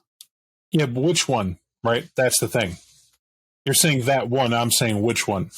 Yeah, we need the name for it. Of course we do. Bjorn didn't have that. Didn't know that.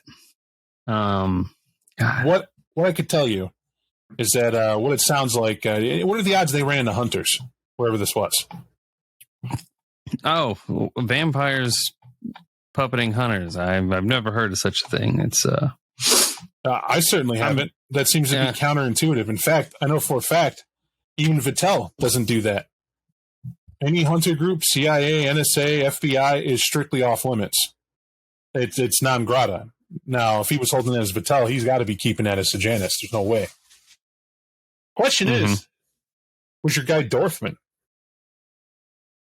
Yeah, we were trying to take the long way around to that, right? Like I said, we went by the house. The locks are still on the door. Bjorn said the last time he saw Dorfman was at some muckety-muck meeting, not quite a rally, but a gathering at one of the monuments. Dude had his security. Suit was looking nice. Everything was normal. Hasn't been seen since.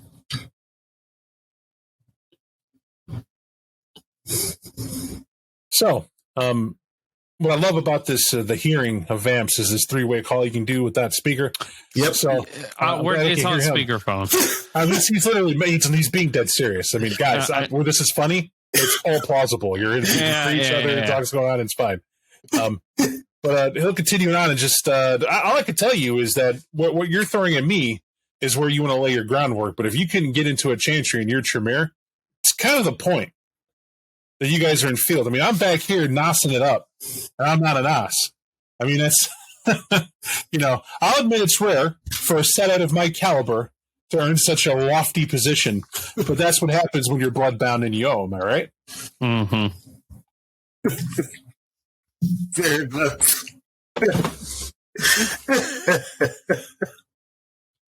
I'll tell you what, here's what I can say. I'll do this boring bullshit work of going back to see if, we're in a TV camera. Maybe we could call someone that knows about that dark time for Kindred somehow. When people that don't exist are being killed by secret security teams. I don't know. Maybe there's a hiccup. Maybe someone screwed up. We can try if you want. We can start laying the paperwork and see if we can get a couple cold cases cracked or whatever it is to go over that time period. But that's about most I could do. And either way, it's not going to help you tonight. Mm-hmm. Yeah. Maybe we take another swing at home base. Oh, what I could tell you is that there's a hotel. Let me see what it is. Washington Hotel that has a standing Elysium that is it might be worth a crack. I mean, you might run into Sejanus. That's you have to understand what he's declared as Elysia is a lot of places. Mm-hmm. So nothing's permitted. So we're talking what? You got DC, we got the monuments, anywhere like that, anywhere public and important, like Capitol Hill, forget about it. People are supposed to be able to go there and commingle, all that stuff. But the Harpy allegedly hangs out near the Washington Monument, is where you could see once upon a time is what I'm telling you. I'm going on past information. I don't know who's out there now. But I can also tell you the prince's former child used to go out there on walks with Daddy, apparently, at the same rate. But that's Anarch reported. Yeah, okay. I'll add that to the list. The Harpy, did you have a name? The Harpy, yeah, it's a Tremere. It's, let's see here. Was it Sarah? No, it wasn't Sarah. Was it Smith? No, that's a different person. Out of curiosity, if I can name who the Tremere chick is, do I get like a prize? It's like I'm naming someone you don't, and I'm kind of finding that funny.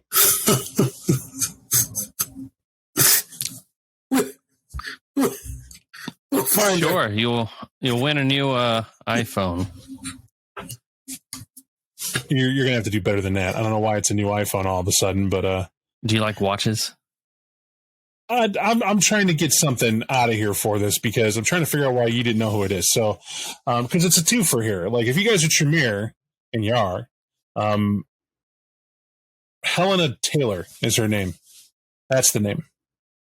But it sounds a little fishy because she's like, there were a couple harpies in this city. She's the lead one, though. That's the important one. Mm-hmm. That's the one vying for everyone thought should be Seneschal and should be the prince over the other two struggling titans, being Dorfman and Vittel. Mm-hmm.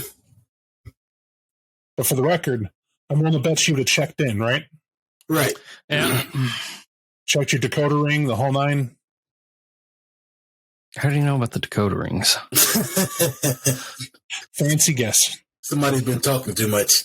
We got to get a barrel of acid ready. I'm not going to go that far. I'm not going to threaten your life. Jesus. All right. Thanks, Control. He'll hang up. Well, you will get your text message for Dr. Creed. out of character question, Bob.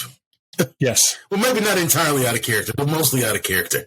The only methods for breaking wards that Mike is familiar with involve egregious levels of property damage and counter magic. Neither of which are viable in this situation. So go ahead, Bertrand. I was going to say, I don't think either of us have like magical ward safe character concepts. Like that might be a separate thing. It's actually kind of an interesting idea, but we don't have that right now. So no, we don't. What I could tell you is that you do your action. So if asking me if you can or would, it's are you putting your character to do it? And that's the thing. But answer me the second question, and that is, what would the Tremere Code say? Which is what you're really here to uphold. Right. I mean, I'm here on fucking clan business. The Tremere Code would say, let me into the chantry, except no one let me in the chantry. My Tremere clan code says you succeed. That's what you do. So were you guys sent by Clan Tremere to come in here? Right, this is the part you're both missing. This, if you were sent as Archons to investigate this chantry and why it is the way it is, that means they didn't roll out the carpet. That means they didn't phone the head of the chantry. They've got no contact with the chantry. There's no one with the ability to set this up for you to open it up. Right, that's why you were sent. It's for you to go see what's going on, what the deal is, and figure it out from there. Right. But what that tells me, and again, either of you, let me know if I'm just being my brash self. It tells me it's now my job to break into the chantry because that is both Cam territory and clan business. But I would rather not create a disaster in the neighborhood of the White House. So, and why wouldn't you want to create a disaster in the neighborhood of the White House? Because obviously of the masquerade and the broader concern about like what Sejanus is up to in this city.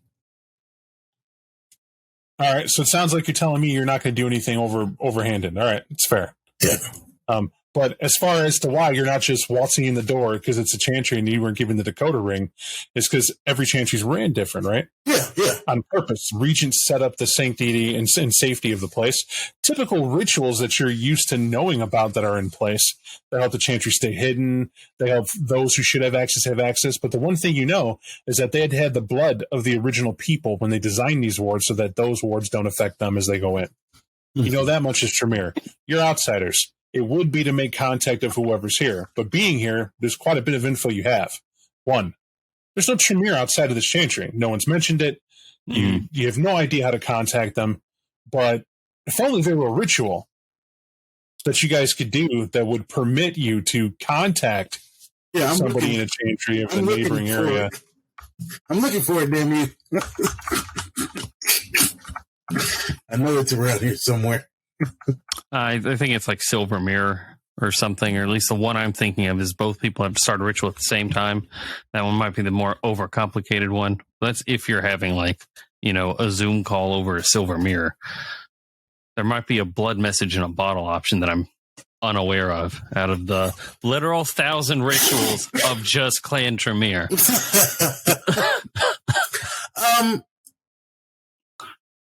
There's the welcoming ritual is the one that I am thinking of. It is I just can't remember what it's called. Introduction. There you go. It's absolute. You guys are a little out of sync. It's because you're archons. I may have, Bob, been sitting here tickled that we didn't do this first, but that's me as Bob. So we're totally cool with that. And any little poke I could do with you to get you there. But the point is, we can also say you wanted to do the ground floor first. You wanted to see what was going on, because we could say you're also testing the security of the building. Mm-hmm. It's a very real concern. If you could just walk up and ring the doorbell and it's open and you can go in, we kind of got a problem. Right.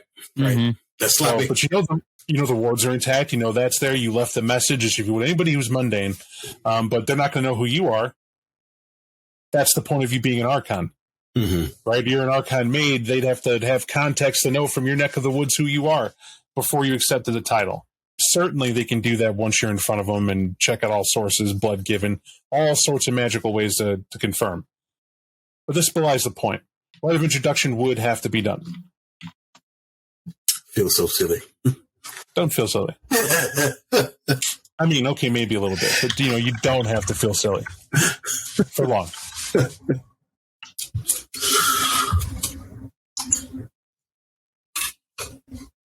Well, I suppose I'll do the honors.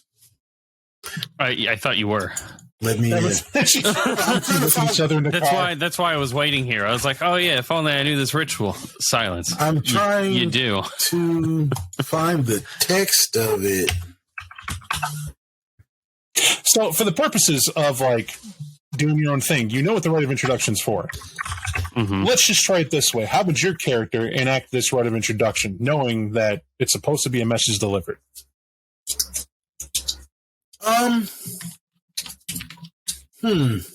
Tell you what, I'll walk you through it, okay? Just simple enough. Stop the mystics. Trying to give you that Tremere experience where we tell you should have looked up your ritual, and that's how it goes. But as your character learns that a rite of introduction is actually kind of it's really annoying. And it's because a lot of people tend to not do it, because if a letter was sent ahead to go forward, it seems to be an old school checks and balance thing. Mm-hmm. However, might be making its way back around considering it doesn't involve technology. And that's the point. This requires you to get, what am I thinking? Not mist, not fog. I boil water. I get this. Rainwater? No. Boil water, you get the fogginess steam. Thank you. I don't know why I couldn't think of that. So you get a sizable bowl, right? Put that in, fill with water. It's supposed to be hot water. The steam up in front of a mirror enables you to have this telepathic conversation briefly with the regent of a chantry. Basically, the one who set up the wards is the governor of, or the leader of the chantry, so to speak. That's how it's supposed to work. Okay. It is the middle of the night. We will boil water at our hotel. That sounds great. Get a hotel, you check in, hot water's provided. It's one of the annoying things about servants. You're the ritual caster. They can't do this. Mm-hmm. So you have to do it. They just provide you the bowl. You get it. It's not hard. And as if most rituals, this does require a bit of crimson. It is not a full blood point, but some blood from your finger is dripped into the water. That misting begins to happen when it does, because it's just hot water. And as the mirror does get foggy due to steam, we're not going to monkey hump dice. It's not a hard ritual to conduct. But what are you saying? Now, formally, you're supposed to give your rank in clan, this is who you are, this is one of the formal ways of checks and balance, because they're supposed to instinctively know the truth of what you're saying to them based on connection. Because if you're a non-Shamir trying to cast this ritual and somehow know it, simply doesn't work. Yeah, I would speak as formally as possible. You know, this is Archon Julius Tibbins, whatever of the certain circle, and here on behalf. So remember, I told you. Remember me telling you what your apprentice rank was before? High enough. What you said was that it was high enough. An apprentice of the sixth circle. Okay, all right. Or I'll take this over for you, Mike. We'll do that. We'll make the formality of it would be, you know, I'm Julius Tibbins, apprentice of the Sixth Circle, serving in capacity of Archon, and then you would deliver your message. Yeah.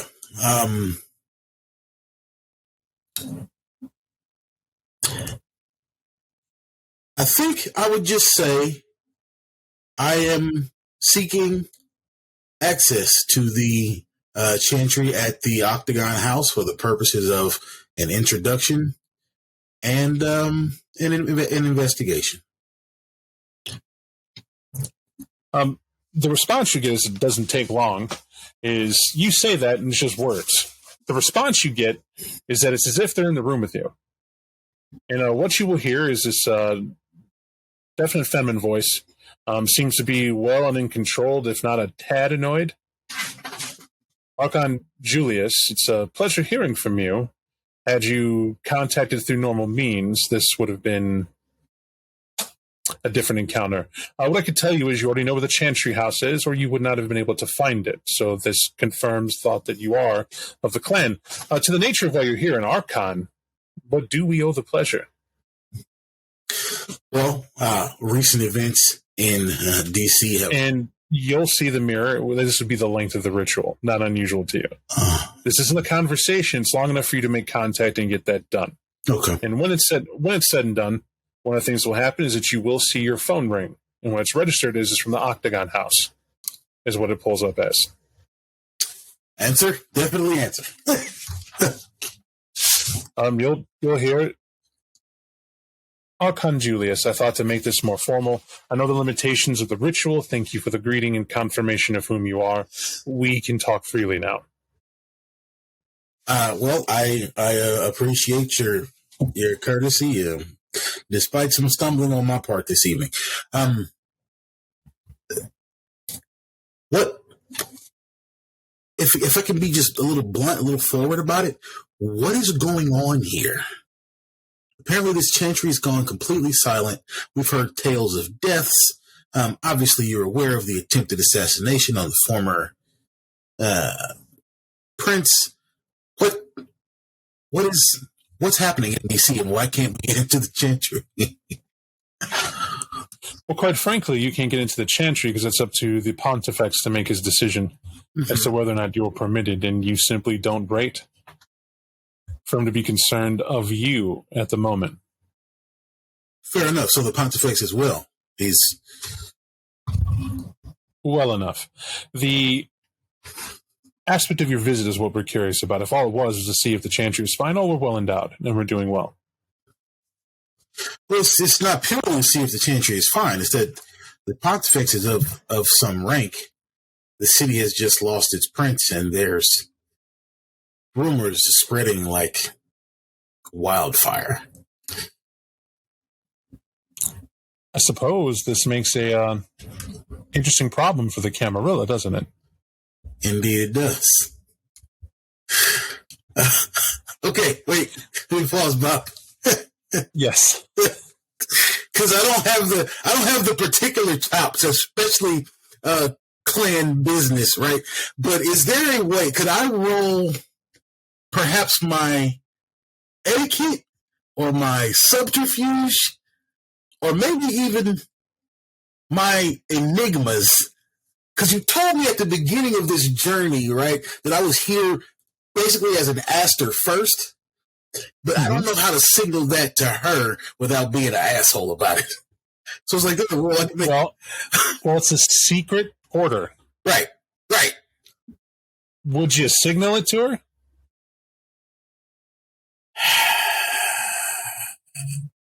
Kinda. I feel like I gotta, but not if you know what I mean. Like, I know that you are driving this ship, and if that's what you feel you got to do to open doors, then that's what you got to do. I feel that I must because I'm here for house and clan. I happen to be an Archon in this particular situation, but I don't. Mike does not have the acumen to say that in a way that is not. Hey, I'm one of the club. You know what I mean? What I would say is that you can go ahead and roll your, we'll say etiquette, and your charisma, difficulty 6. All right. 3, 5, 7. Okay.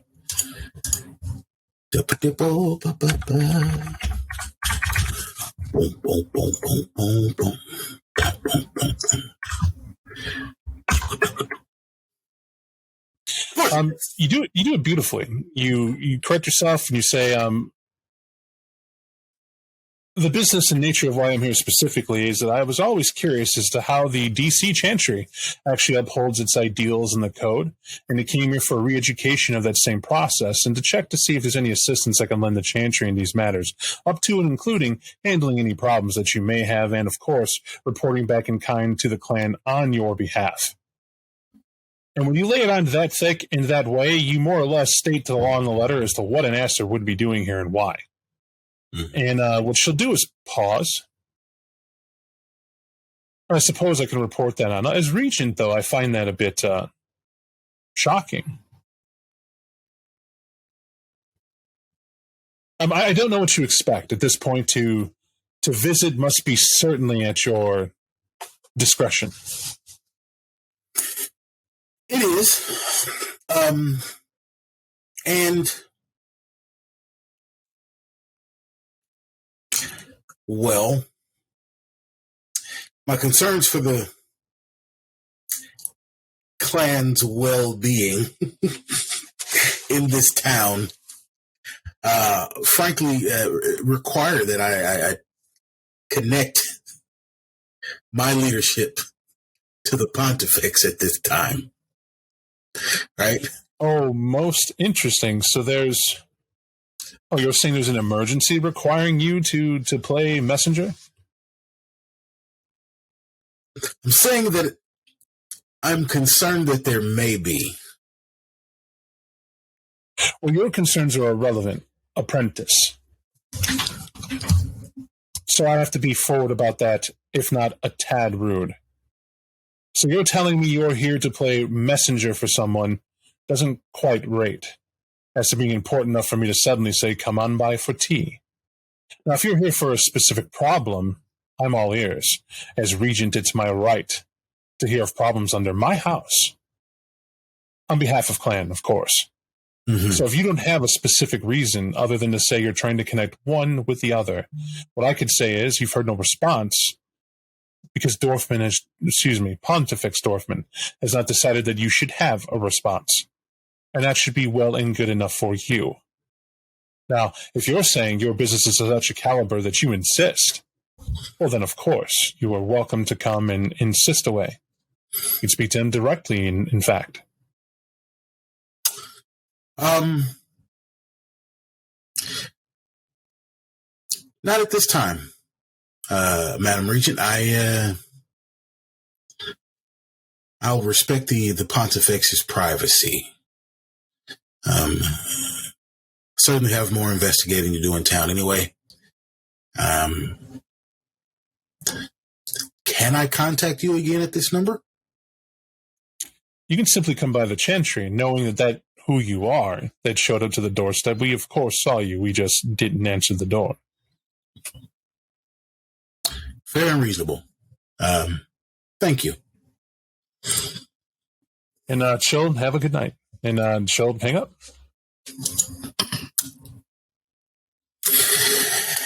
Well, Dorfman's alive. Apparently perfectly fine in his fortification of both literal and figurative stone. Am I missing something here, Brooks? I believe we're missing a lot of information. Man's got a whole bunch of power. Safe, clearly. Strong relationships with the leadership in this city, regardless of sect. Mm-hmm. Some bad stuff goes down. The Venture and the Bruja show up. Attempt to kill the prince. Apparently fail.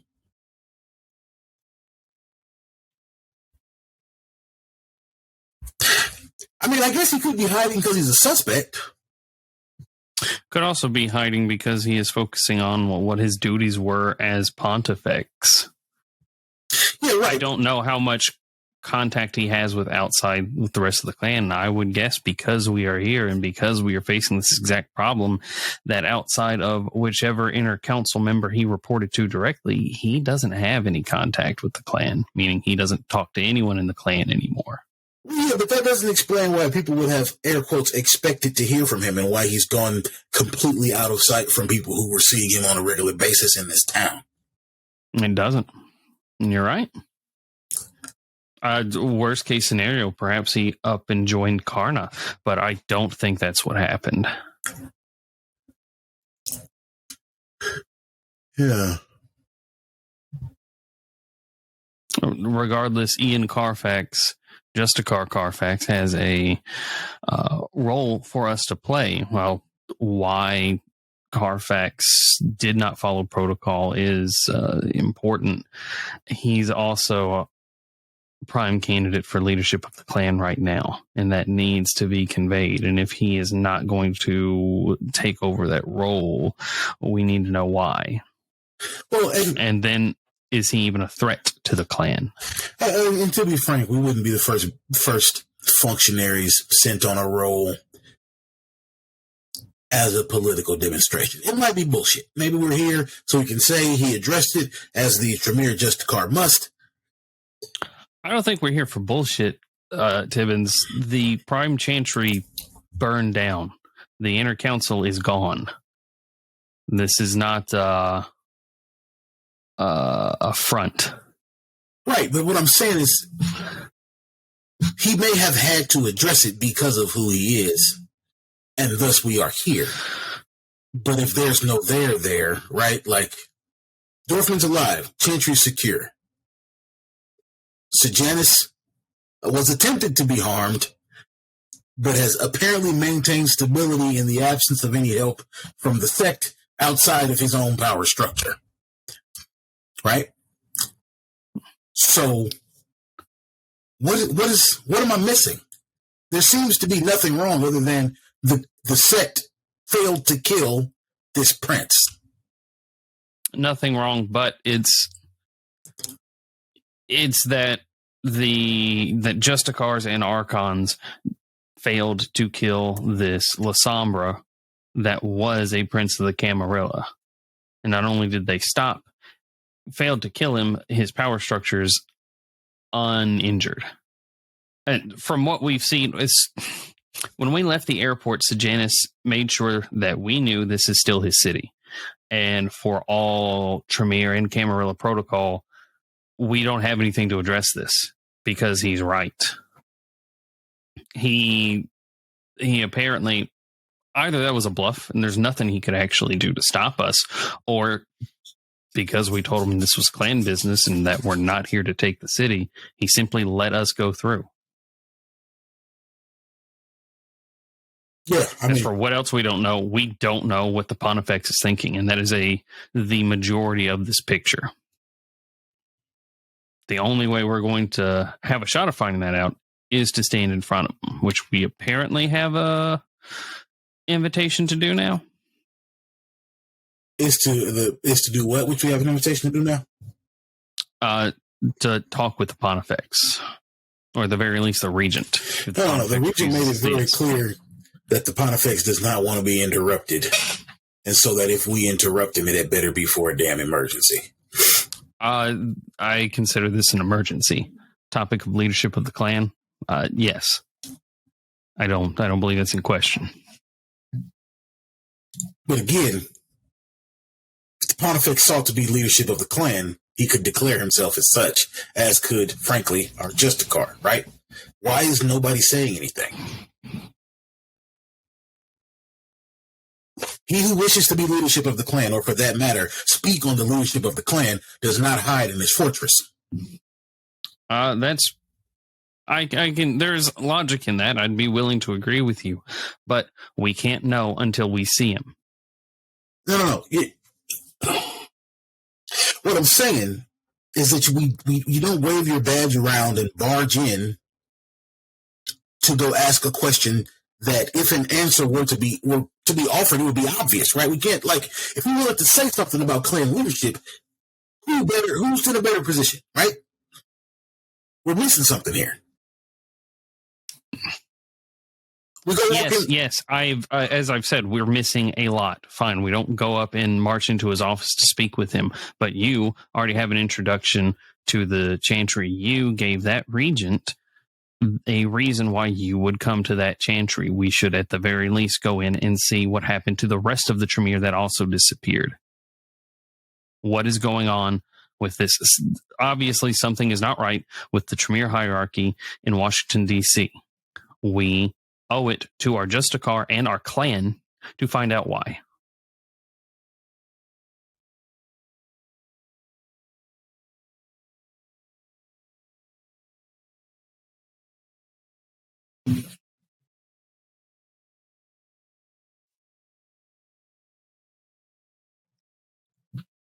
Yeah, sure.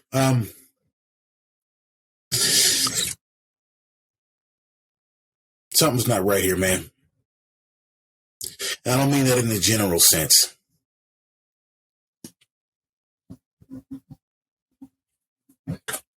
I agree. What could they be hiding? Like, what? Why wouldn't they say, "Oh yeah, come on over. We've got drinks"? What? We go in there. We're not going to see anything they don't want us to see anyway. We're not going to talk to anybody they don't want us to talk to anyway.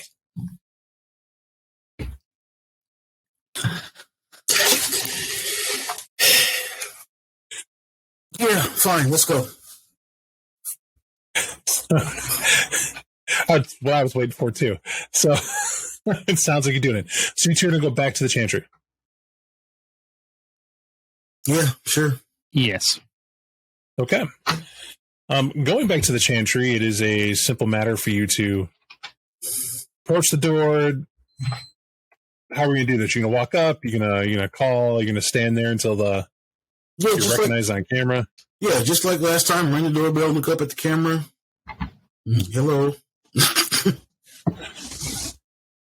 It will be several moments that do go by. Mm-hmm. But at the end of it, what you'll see is a very slick-looking guy who, also, note by the book reference, to get his strong cheekbone structure and slickness. He shows up to the front of the door, and he himself doesn't have a suit jacket on. He's well-muscled, perfect smile, $1 million teeth, which is impressive considering the time he must have come from, right? At least that's the impression you get. And he's made time to talk to you, but what you can see him is that he's on the phone. He's like, "Oh, of course, I have to go. We'll talk business later. Do me a favor. Sell twice, buy once. Don't go over the line, though. I appreciate it. Thank you. All right, Tabitha, I'll see you in London." And I'll hang up the phone. I'm sorry, regents to regent, it's difficult. Well, I mean, sorry, regency.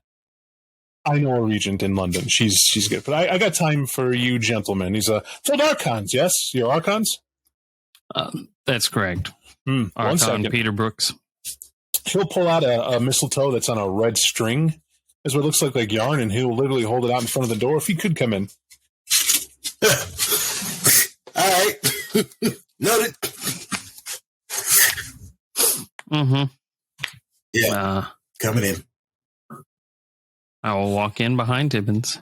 He'll roll the string around it again and put it back in his inside pocket. It's just on the front of his vest, and he'll shut the door. He's like, "Well, welcome to the Octagon House. This is your first time, of course." It is. Well, for humor's sake, what year is it? Year? I'm sorry, what? 20. I did say for humor's sake. Oh. 2009. Wait, what? What year is it? BJD was set in like 2009. Is that the year we're going off of? So you're yes. So you're Yeah. you're hearing it. He asked that. You're like, this is the year. Blah blah blah. He's like, oh, so almost a decade. Not that long at all. Hardly shocking, really. If I could ask, we weren't really prepared to house anybody. Are you staying? No, we will not be staying. This is really just a cursory visit. We have to say that we did. Right this way, gentlemen. Second floor. Please don't dawdle or get lost. It's very important. And so he'll head up the steps, and as he's walking, you have to understand the Octagon's house history is steeped in mortal suspicion. Seems that the man who built the house had a daughter who was here that tripped, fell down these very stairs, and died. Apparently she haunts these halls. Out of respect for her, we don't dawdle in the hall. You understand? And so, Of course. enter the first room on the right at the top of the steps, and honestly, I'd say a little shocked. Most chantries kind of have their own flair, different modern amenities or whatever. This one overlooks the streets outside, somewhat of the woods, much like how a lot of DC is made to look nice, ultimate lawn care. And he comes in, he sits down at one of the chairs, and he invites you both, literally by hand gesture. Please sit.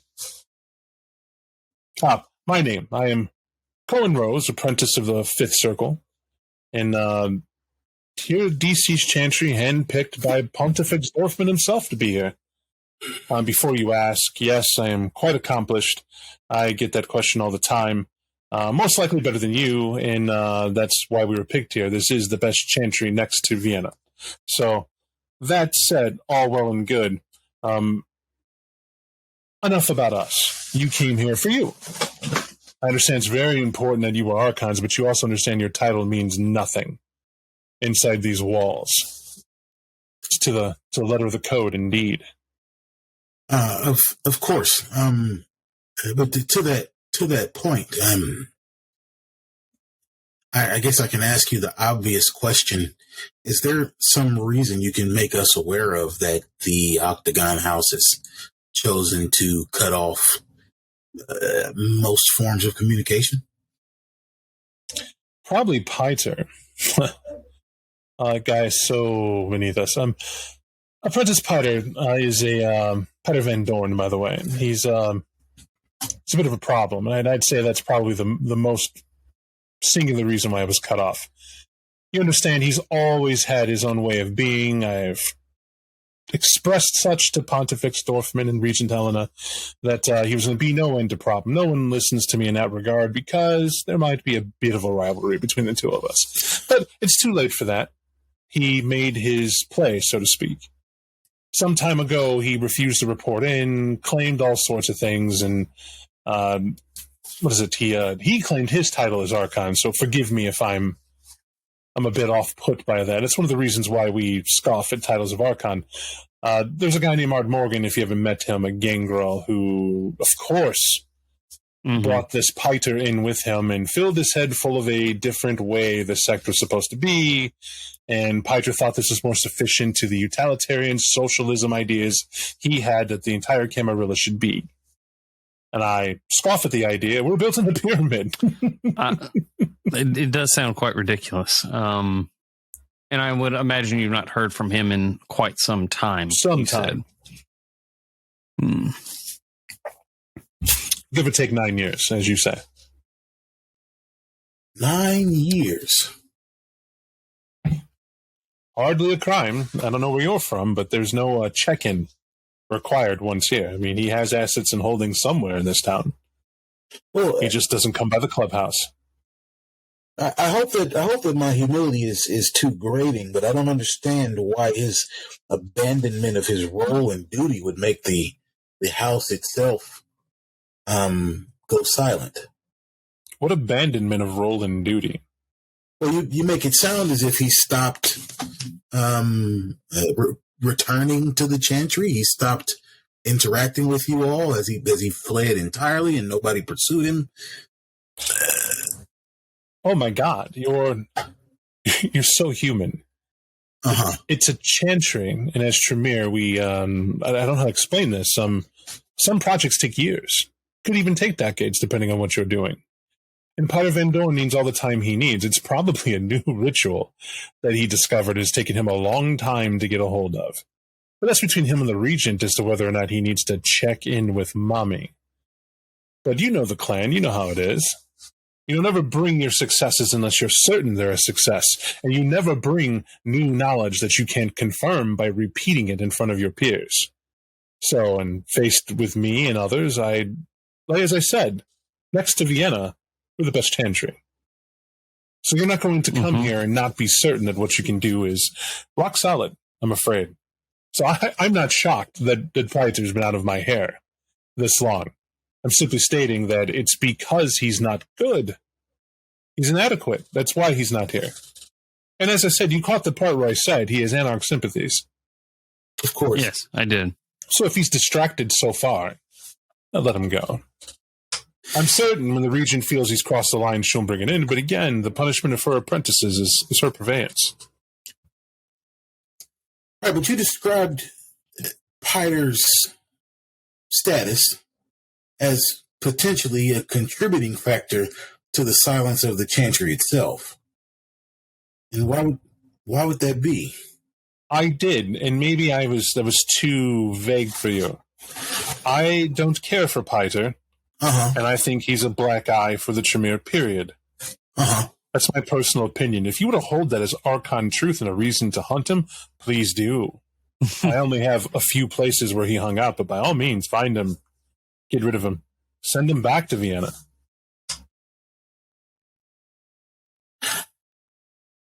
Okay, Bob, I gotta ask you for another role again. I can't figure out why Buddy does not seem to actually hear what I am asking him about why the chantry is silent. And I feel like I need to make an occult roll or maybe an enigmas.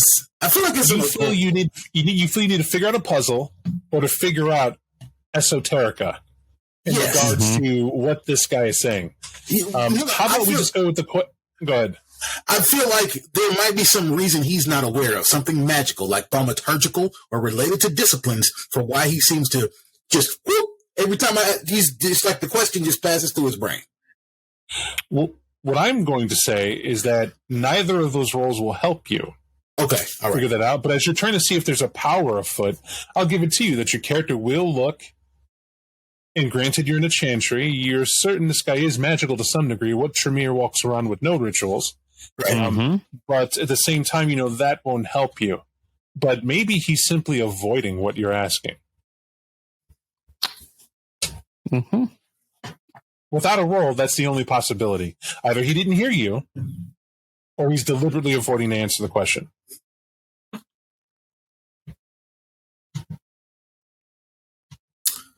Okay. All right.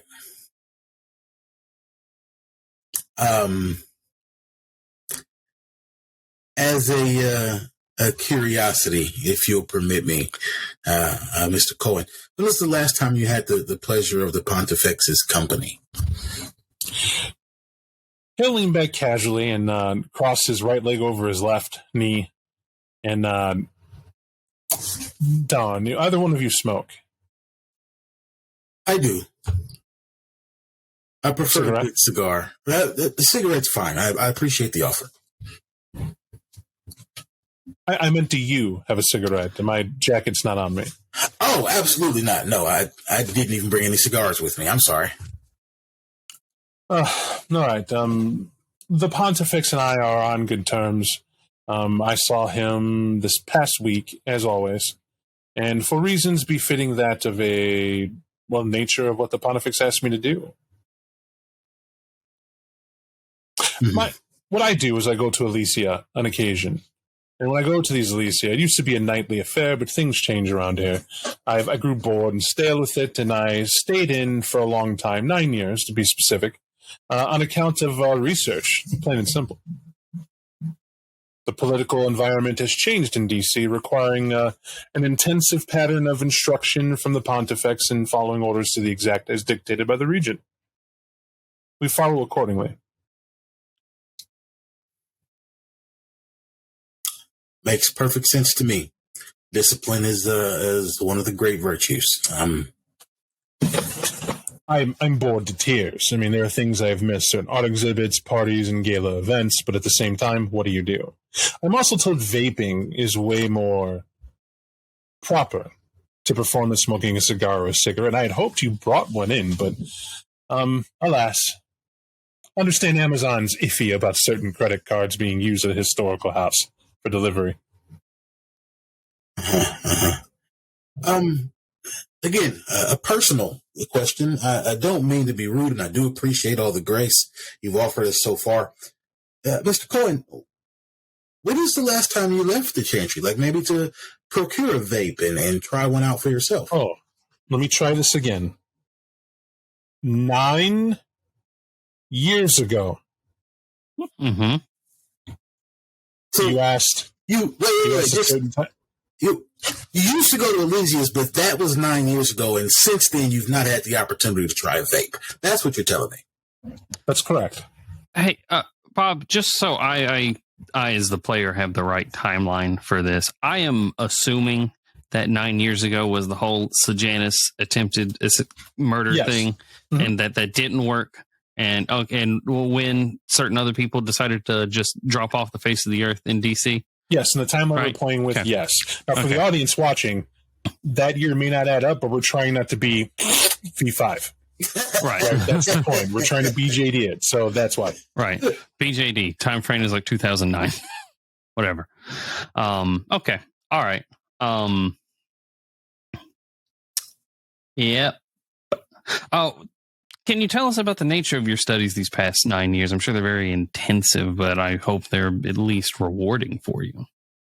The nature of my studies? Oh, the typical. I've my usage here is wasted on just thaumaturgical, although certainly that's there. But my last thaumaturgical necessity, I let fall to the wayside. I am what you might call a political magnet. My job is to ensure the pulse and flow of the mortals all around us, and I do so diligently, nowhere near to the extent the Pontifex shows grace and aptitude for. But I was handpicked for this ability to blend in, join in, and influence the ebb and flow of the ne'er-do-wells in the city. I guess in short, we could say I'm a hedonist.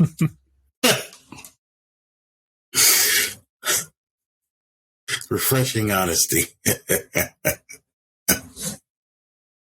I'm sure these last 9 years have been even more constraining for you, given that. Well, let's just say necessarily so. And why? I mean, gentlemen, I see the suspicion and the wonder and what have you. We are not 100% aware of what happens outside of these walls on purpose.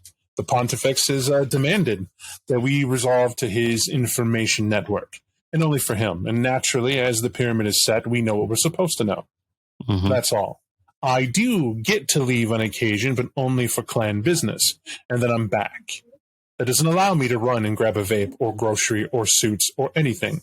I'm told to leave to do this. As dutiful as any apprentice, is precisely what I do, and I come back accordingly. Now, whether I'm in my Stingray vet or not, I get a little leeway here and there. But the point is, you leave, you make a scene, you come back, none the wiser. I make phone calls, I keep in touch with everyone. There is an online presence that I dutifully have a retainer handle. And all my calls, my personal assistance beyond reproach. And it's honestly through her I keep up with a lot of trends as well. Necessarily so. We fell under, I believe they call Sabbat protocol upon the assault to the city, as we saw it coming. We don't know the result because you're the first Archons to come ask. Interesting. Well, protocol. People have come before claiming to be a lot of things, but we ignore them. Mm-hmm. Now, as per ritual set and powers provided, many don't recall coming to this door and trying to force their way in. It's the nature of the magics. The Pontifex himself set that. Regent Helena might be the only one to tell you the outcome of said events, but we know certain things. We know when a new kindred enters the border, which is how we knew you arrived at the airport. We know the means, we know the location, we know what they look like. Now, we don't know who you are. And so when you came here, you got the treatment anybody else would have when they got to the door.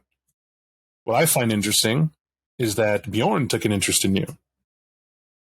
Now, I know Bjorn. We've talked. We've even partied on occasion. Every now and again, it's good to let one's suit jacket out, as it were. And Bjorn is a coward, as he ever was, terrified of one Vittel. I don't know what happened with Vittel, but I do know that in Bjorn's instance, he grew increasingly uncomfortable with the treatment of the Bruja under the would-be, Ventru Lord.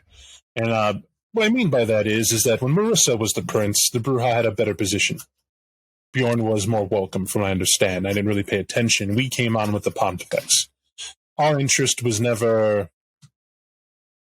I'll just tell you, it was legendary to watch Marissa and Dorfman go at it, politically and otherwise. All the spin doctoring, the brilliance of discussion, the strategic placement of relationships in the city, just beyond reproach, our clan. However, Vittel was as typical as a Ventru, going for armies when he could be going for those who create and fold armies overnight. They simply weren't playing in the same field. Well, before you knew it, when Vittel figured out how to correct it, the city became a different landscape. Marissa met her end, and that is that. And Vittel assumed power. Now, Dorfman and Vittel have been enemies since, politically. But you must understand, we always knew there was a delicate balance of the masquerade. This town does not give well to open warfare. It'd be suicide. So understand our shock when Baltimore got involved. I don't know, have you ever had the displeasure of understanding what the supposed Angel of Cain is about? No. Never faced it. We had a senator go missing, then was returned, and then these things came after him. They looked like, I would call bodyguards, Secret Service agents. They actually breached the White House and thought they'd get in close. It turns out the mortals are a bit more canny than Sabat gives them credit for. And upon these things coming in and making way into the White House, they thought the president sits at the White House at all times and behind a desk and goes nowhere. Just so happens the day this derelict thing, this Angel of Cain, decided to send these assassins, there was no president to be had. However, the senator that they smelled was there and present, and they decided they were going to try to kill, if you want to call it that. We'll never know, because Secret Service gunned them down before they could. That's the way they operate. They couldn't pass protocol. They made it through a cursory check. They looked the part until they grabbed weapons to commit harm, and that ended their life. Turns out bullets work on the servants as anyone else. Well, after that, we got stricter. You can't have an assassination in the White House. This never hit the paper. That's a political scandal. These things were handled beforehand. But somehow I think they blamed the Iranians in some capacity, which is ridiculous. I mean, seriously, the people have an extensive culture of... Never mind. The point is that you can't... It's the American way to blame a false enemy in order to handle whatever issue they have internally. And we understand that because we influence that response. You understand that? Yes, hiding plain sight as an ignorant people. You got it. So, sorry. What was your question again? I got lost in that fiasco. Oh, the point I wanted to make. Bjorn's greatest failing is the fact that when he saw an opportunity to move up, he relied on someone else to handle the coup for him. And it went terribly. And what we're referring to is Art Morgan. Mm-hmm. Art Morgan, the so-called Justicar with the so-called Archons. Well, Art Morgan claimed he had information on Vittel way before anyone else, and he was conducting an investigation. Piter tried convincing me he was onto something. I called him an idiot. A buffoon, really. And he left with the blessing of the regent. And I understand her point. If you think about it, you could see it. What if he's right? Then I, Cohen Rose, am the buffoon. Mm-hmm. But if he's wrong, well, what I could say is I'm here and get to talk to the Pontifex and serve house and clan. For almost a decade now, exclusively. My one rival hasn't touched the building. What do you think her opinion is? Seems that she's certainly decided who's deserving of favor. That would be you. So I'm afraid I have no juicy story for you to undergo, except, clan politics, my archons. Or is it Aster, Mr. Tibbins? Tibbs will just smile, just ear to ear, and say not a word.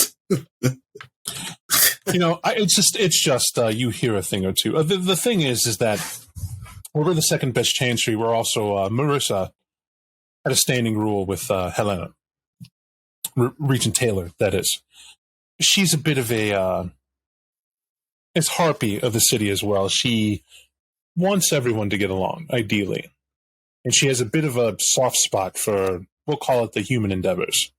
So an Aster who's revealed in such a capacity is normally invited in and executed. You understand?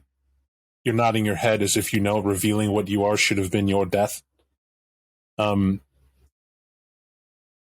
let's just say your Archon title might save you that.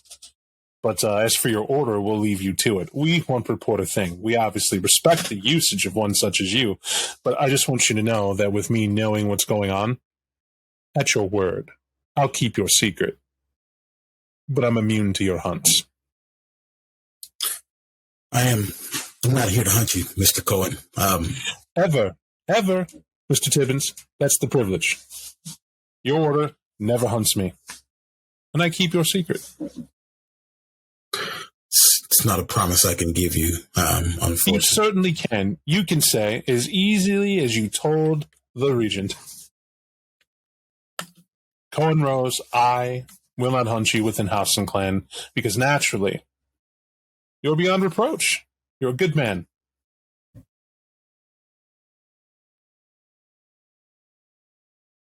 Unfortunately, I can't, Mr. Rose.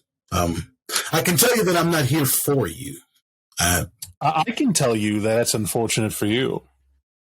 I mean, someone's simply going to have to inform the right people. Careful when you see this man, he's an Aster, he's coming to you, so on and so forth. And eventually, as this goes, there was a ban on secret societies in clan, as you well know, that there was only ever House Tremere. And to have a secret society inside of House Tremere is, what do they call it, a division that we simply can't have when unity is there. It's to the code. And naturally, you're part of a secret organization designed to hunt out who you feel is not proper for House and Clan when it just simply isn't your decision to make. Now, there may be a pontifex, maybe one counselor gets along with it, but certainly not all of them, hence why they banished the secret orders that did exist. And that was to kill the existing members, so terrible for you. Now, I'll do you one better. Whoever comes to kill you, naturally, they might try to stop that, and then we find out who that is, and it goes up the chain. These things burn up like matchsticks. So it's terrible. Suppose it could be. Let me know when the executioner's on his way. When the executioner's on his way, I meant here at this house. Like the roaches check in, but as the commercial says. I mean, she did try to warn you from coming here. As I said, she is the human heart beating in this chantry. Fair. I appreciate that. But no, Mr. Rose, I can't. Mr. Cohen, it's not a thing I can promise you. I don't really know. I don't know what you're defending. You know what I'm what? I'm sorry. I don't know what you're defending here. What? I believe he is simply saying that at no time will the Asters or yourself come after him if he keeps your secret. I think that's what he's asking. I think it's the entirety of it in this situation right now.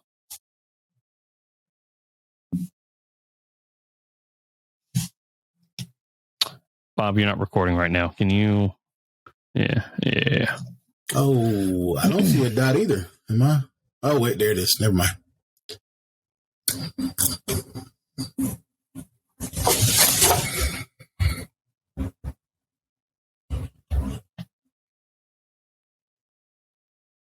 Still good, yeah?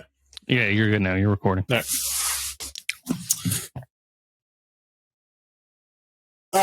Yeah, Mr. Rose, if that's what you're saying, I will not.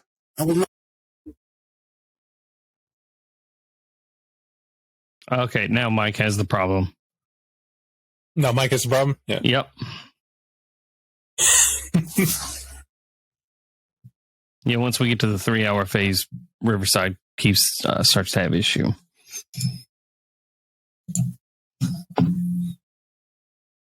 Go ahead, Am I Mike. back? Yeah. You are back. All right.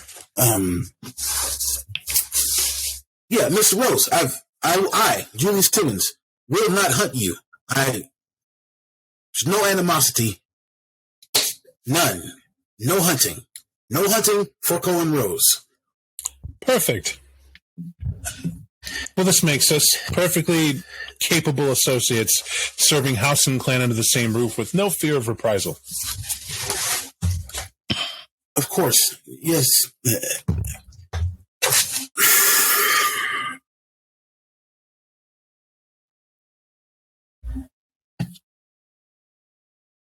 there anything else?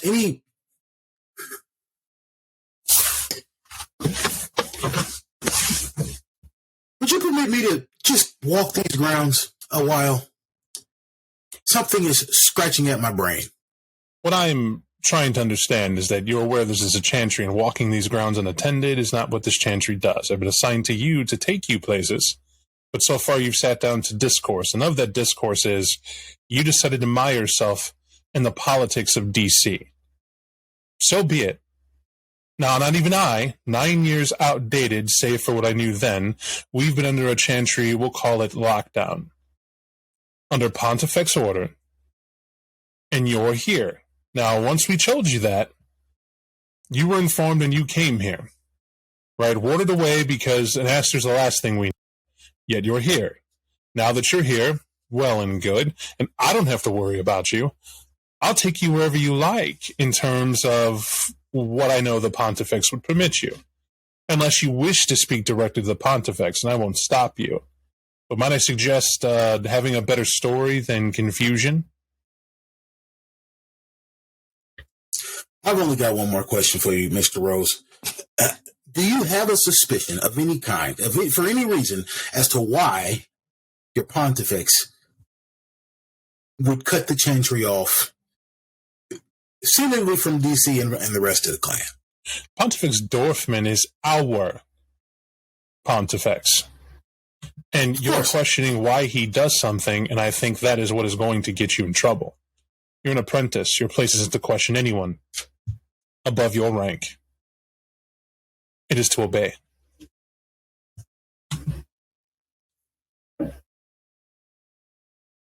And so it is. Now, that said, you outrank me. Of course, but I'm just asking your opinion. I'm not asking you to know, right? So, in the vein of that opinion, when I'm told to do something by a ranking member, it simply gets done. If I stopped to ask why I was doing something, they simply would stop asking me to do things, which means I lose importance. Now, why would I show that ineptitude? Now, what I can tell you, I have, and that is, when danger presented itself, the Tremere of Note and Worth were kept under lock and key in the safety and sanctity of this chantry. That's what we've been doing. As far as contact outside of the clan, maybe there has been, but that's the Pontifex and Regent to determine that, not I. I certainly obeyed no electronic communication to any known kindred or organizations permitted. I touched no electronics, as told by, the chantry. Now, retainers are permitted. They don't know what we know, and they don't know who we know, but they are a connection to the world. They're permitted to come and go and do whatever they do. On occasion, I've been given specific leave to do certain affairs, but that's it. Most of them were ritual collection.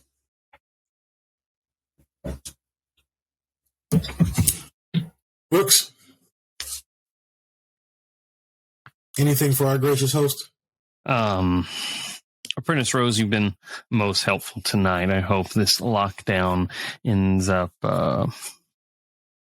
alleviating soon. Of course, that is at the Pontifex's discretion. That's just goodwill to you. I believe we are done for now.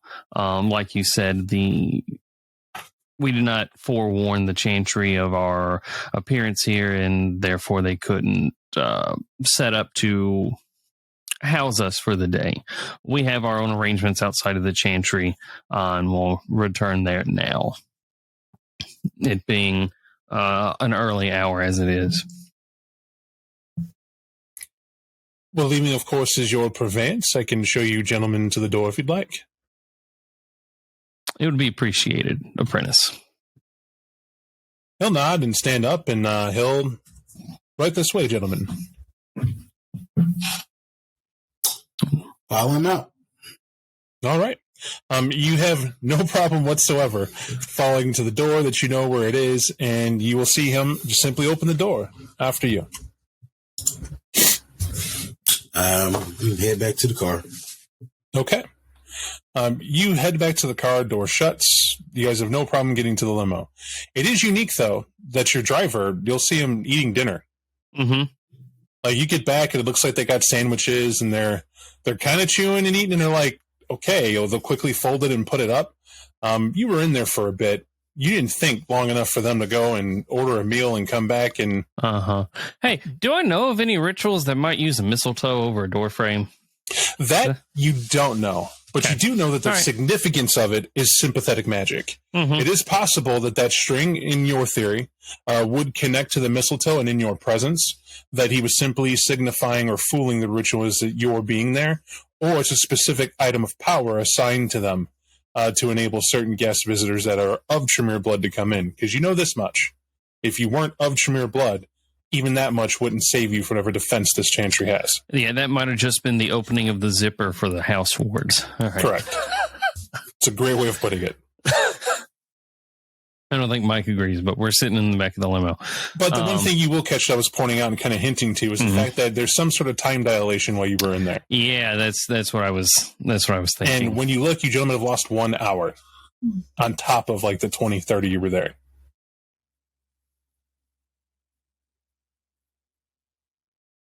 That's distressing. It's interesting. I've not heard anything like that. What's that? What time is it? So you guys would have got here at about 10 o'clock. It's now about 11:30. Okay.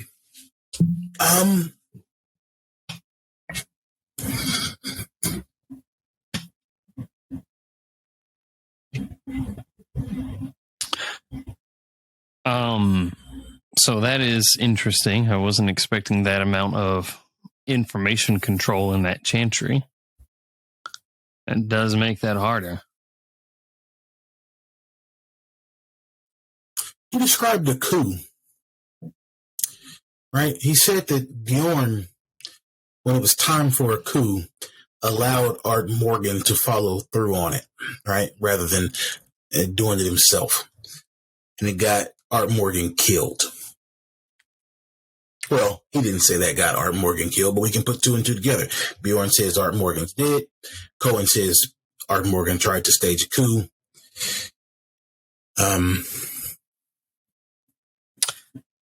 He was talking of Alicia's and still the regent having her harpy position. And he talked about rivalry with Sejanus. He never mentioned Sejanus being removed or attempted to be removed as prince. He never mentioned, well, he did say he was ignorant of anything that happened within the past 9 years.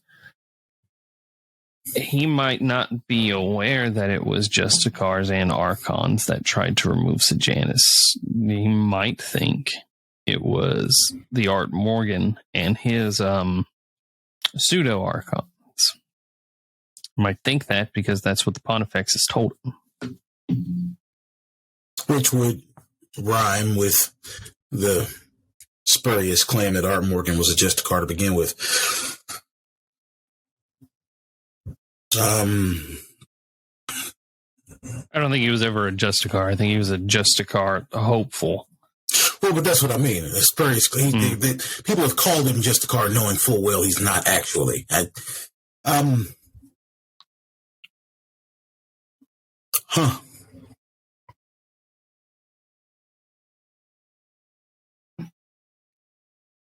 Well, I think I've made my conclusions. don't have material evidence, as it were.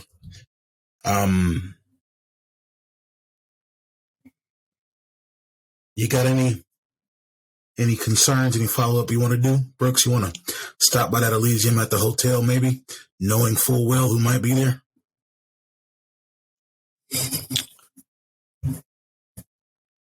Yeah. I think that's at least a half-decent next step. The time dilation of the Chantry, I think, does lend to some of the lockdown they've had. Why they wouldn't have talked to us for so long. If we've lost... Go ahead. At this point, I'm going to give you an intelligence. So this will be a wits. This will be a wits, and we'll say awareness. Okay. This is going to be 9, because you haven't... it has to be 9. We'll leave it there. My reasons I'll keep close to the chest as an ST. Awareness is not a thing that I have, so I can't make this work. I don't have awareness. So, on this case, it's just flat out, it's going to be your wits. Acting. No, it's not the same as it was. Fail.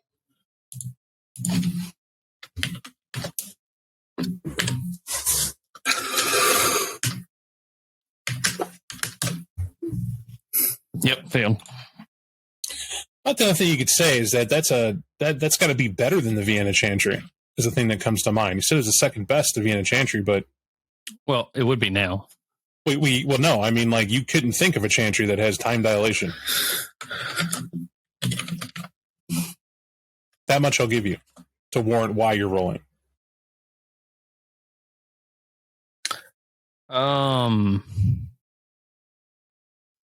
So, quick question. I'll edit this out.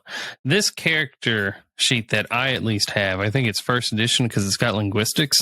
Mm-hmm. They don't have awareness, like as an option. See what I mean? No, but I built the sheet. It's like I had that on there, and I would have added 2 if you get it. It was on purpose. These guys are not. Oh, okay. Okay. Not super spiritually. Okay. Correct. And if you remember your background with the character, he's built that way. He knows formulaic. Oh, okay. I gotcha. Yeah. Okay.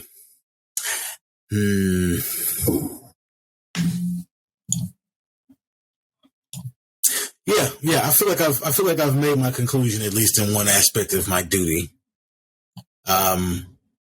Let me ask you this in broad strokes, Brooks. What do you think is left undone at this point in our investigation, right? When we report to just the Carfax. What will he be asking us the reason we're here is left undone. We still don't know why the Pontifex did not follow protocol. The apprentice was under strict information control and either did not know or refused to divulge why. Okay, that's different. This is an intelligence politics roll. Okay. This difficulty is 5 on account that you are our gods.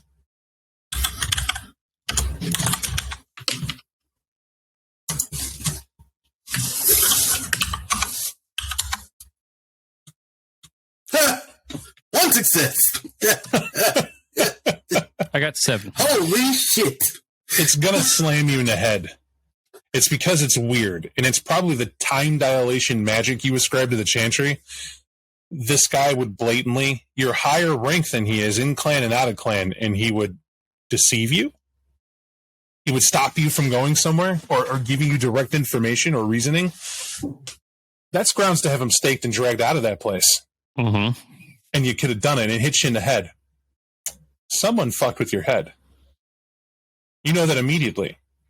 Your archons, you've done it numerous times, so cover up a scene, deal with people. One of the classic signs that something is off is time dilation to the victim. Mm-hmm. You may not know what was said to you, you may not know what was taken away, but you can't account for a lot of the time that you were there. Tibbins, no Chantry, not even Vienna, would have anything that would slow down time. That was just something was used to manipulate our memories. I don't think it was that apprentice, at least not through non-thaumaturgical means, but I don't know of a ritual that would do that. Certainly one of a lower generation than us could. But that only leaves... And more importantly, the factor would be neither one of you remembers the other one being dealt with. Mm-hmm. Yeah, so one that would... Took the words right out of my mouth. So someone that can manipulate the memories of multiple people at the same time. Yeah. Well, I'll tell you what my conclusions are. Mm-hmm. My judgment is that with respect to the clan, the sect, Cam just tried to do whatever they could do about Sejanus and failed. And so now they're waiting and seeing what's going to happen, especially with Baltimore due south of here. And with respect to the clan, Dorfman is making a play for maybe DC, maybe leadership of what's left of our clan. We don't know, but he's safe behind his castle walls, and there's no incentive for him to expose his hand right now. I don't think he's making a play to lead the clan, as he is not doing anything to lead the clan. We have been sitting here to actually bring him out of this to lead the clan. I don't know. So I don't believe Carfax would have something to say about that. I think that's what Carfax told us. I thought Carfax and Dorfman had some sort of subtle question between the two of them as who was more fit to be the current leader of the clan. Carfax is the Justicar. I'm aware.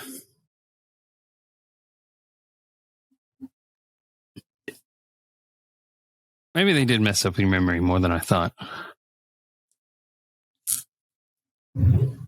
That is why we have been brought here to bring him out. There was questions why he broke protocol, but there is no one else out there that can of a high enough station to take any leadership position. Okay, allowing that he may not give a shit who the leader of the clan is right now. What I'm saying is that I think Dorfman's just hiding, and he knows he's got status and rank to back it up. He doesn't have to do anything he doesn't want to do right now. And it's clear that he and Sejanus are having a shadow joust. I feel like you're going back and forth between saying two completely different things. So... What I'm saying is that Dorfman has his influence and Sejanus has his. And I think that the effect of the Cam trying to kill Sejanus is to more overtly level the playing field between the two of them. So neither of them want to be seen right now because they would expose themselves to the other. But this is a next stage in the conflict between them, whatever that is. And it happens that Sejanus doesn't currently have his title as prince anymore.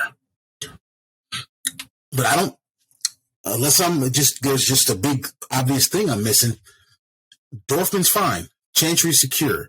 Everybody knows Sejanus isn't the prince anymore, but his control of the city's fine. City's stable. Some of the former Primogen are still living. What we know happened that shouldn't have happened is that some of our some titled Camarilla members in this town have been killed. Dorfman has got an iron fist around the Octagon House. Airport's still secure. Sabat's still over in Baltimore. Like, if you're saying that Carfax communicated to you that we were supposed to bring Dorfman out of there, that was not my understanding. My understanding was that we were supposed to discover whether he was still alive. Why he didn't report, fair enough. But I didn't hear any mandate that we were supposed to drag him onto the throne. Am I tripping?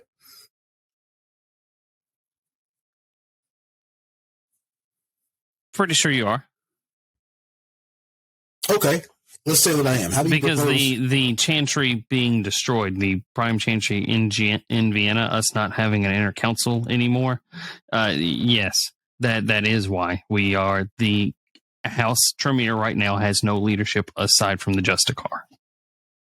And your theory is that the Justicar wants to change that. I know the Justicar wants to change that. Most of the Tremere that have not left to the other house want that. It's just who. So who would that be? Next in line is one of the 49 pontifexes. Yeah, Or and who at better most than- 49. Who better than the head of the DC Chantry? Sure. But again, are we gonna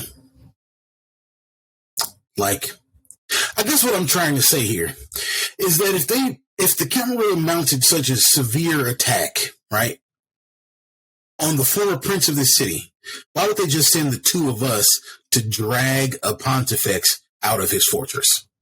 If Because the first one mandate- didn't work. Because the first one didn't work. And second of all, this one is we're not trying to kill the pontifex. I don't know why you compare that. Kill him. I'm just saying, if he's over here intransigent, not doing the thing he's supposed to do, and we were supposed to compel some compliance, why would they just send the two of us? Especially, they can't reach him. They would send us because they're archons, and who else would you send to this pontifex when there's no inner council? The just us? What? You're saying that they would send just us, just the two of us, to try to compel compliance from this pontifex? No one's trying to compel compliance. We're trying to find out information. Those are two different things. I'm open to suggestions.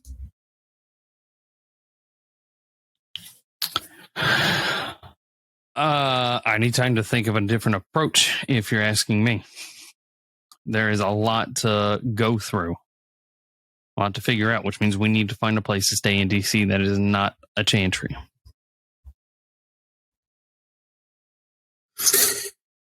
Yep. We can perform our customary rituals on a hotel room. I'm sure consequences won't be too severe. And it's not hard. You're telling them to get you a hotel room. They got you booked at the Hilton. There we go.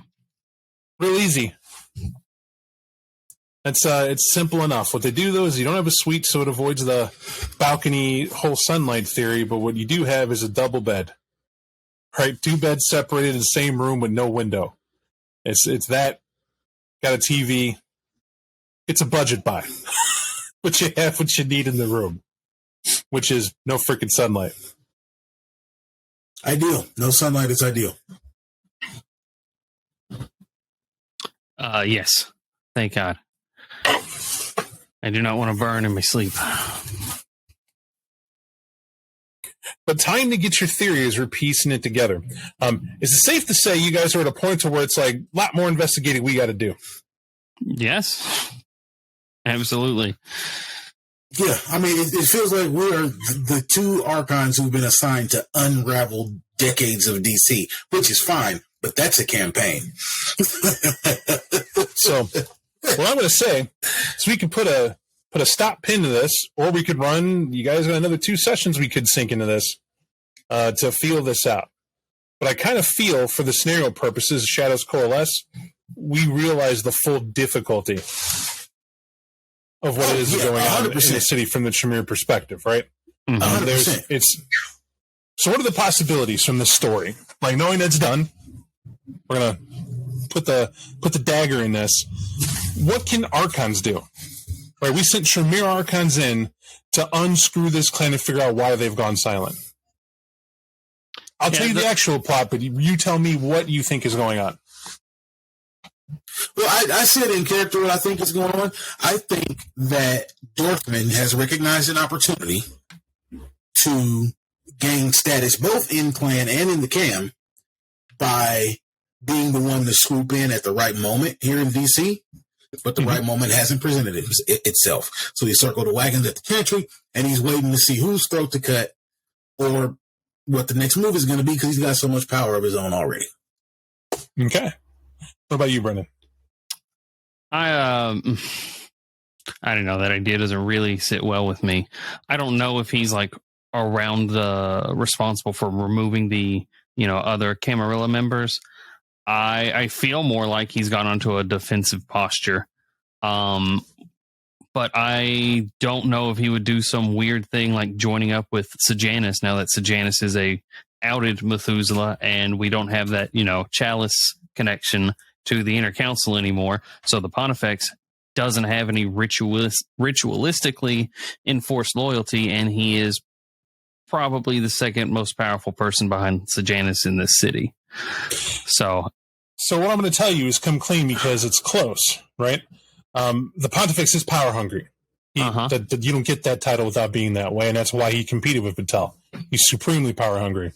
Sejanus is the actual problem. But in this case, I wouldn't call him the problem.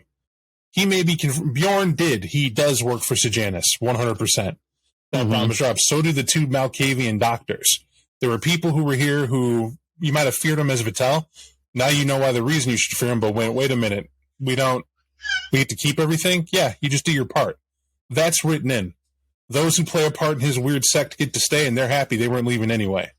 We'll just call it that. Cohen, and well, let me rephrase that, not Cohen.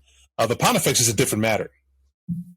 Now, it'd be foolish to assume that they don't know what happened to Vienna, right? That's foolish to think about it. Yeah. But let me say that he had an idea ahead of time, because the Pontifex, Dorfman, suffered the beckoning.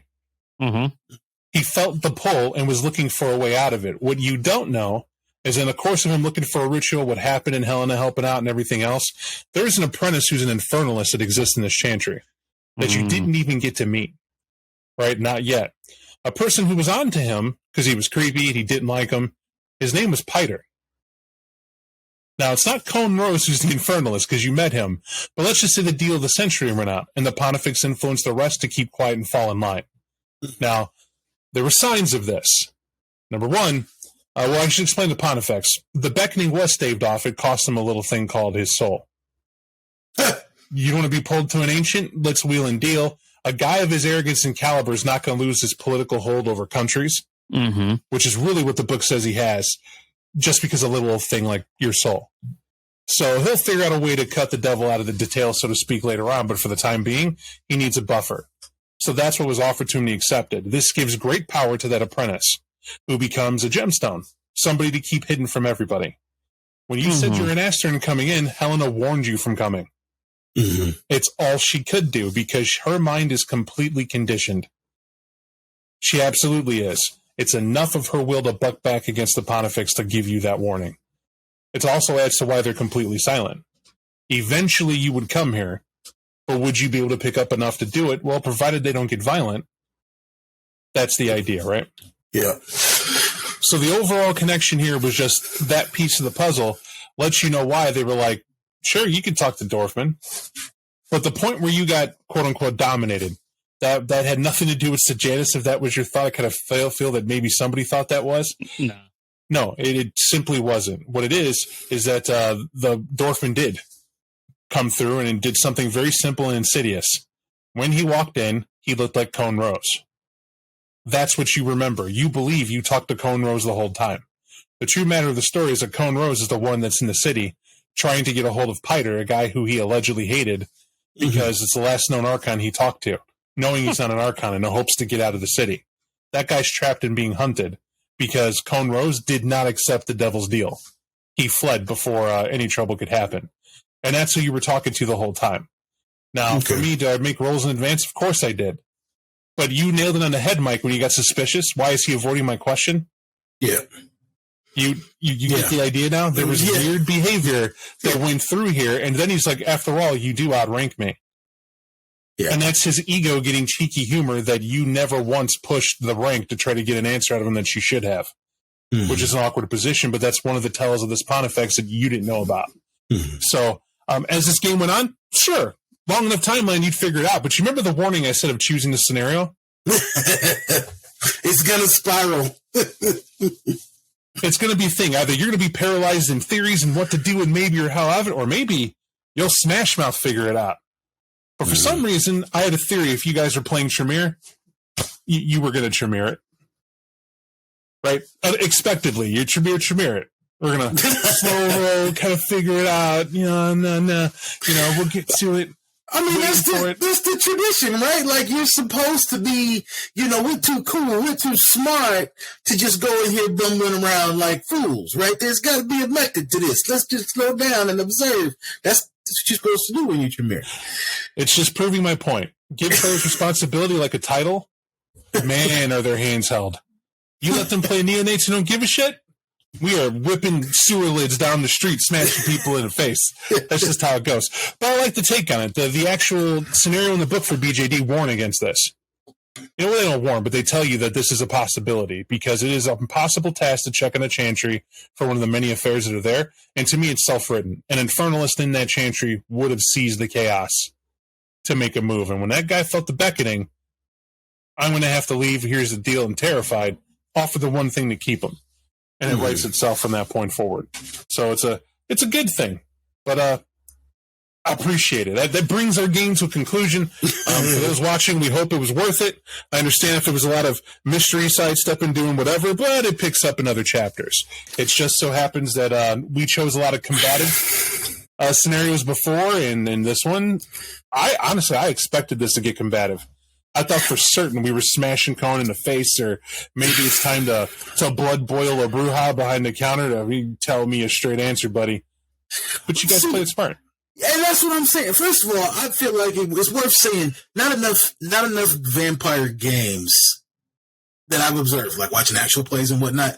Not enough of them come down to like applying yourself, right? Even when it's not beer and pretzels, we play it like it is.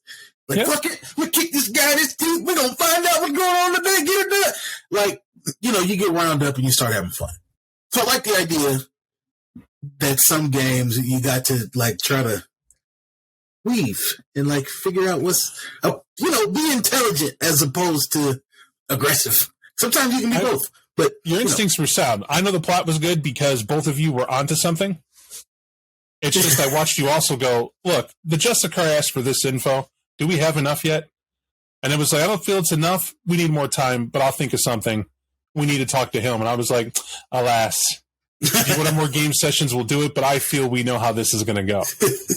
Right? It was going to be investigative, figure out to the big dance. Maybe you do, maybe you don't. But that's the mess of it.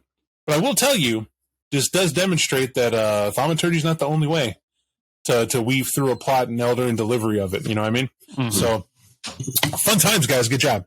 I award your characters XP, and may they do well. Mr. Janice's hellacious DC. Just the XP. Thanks, folks, for watching, and we'll catch you next time, guys. We appreciate it. Thank you.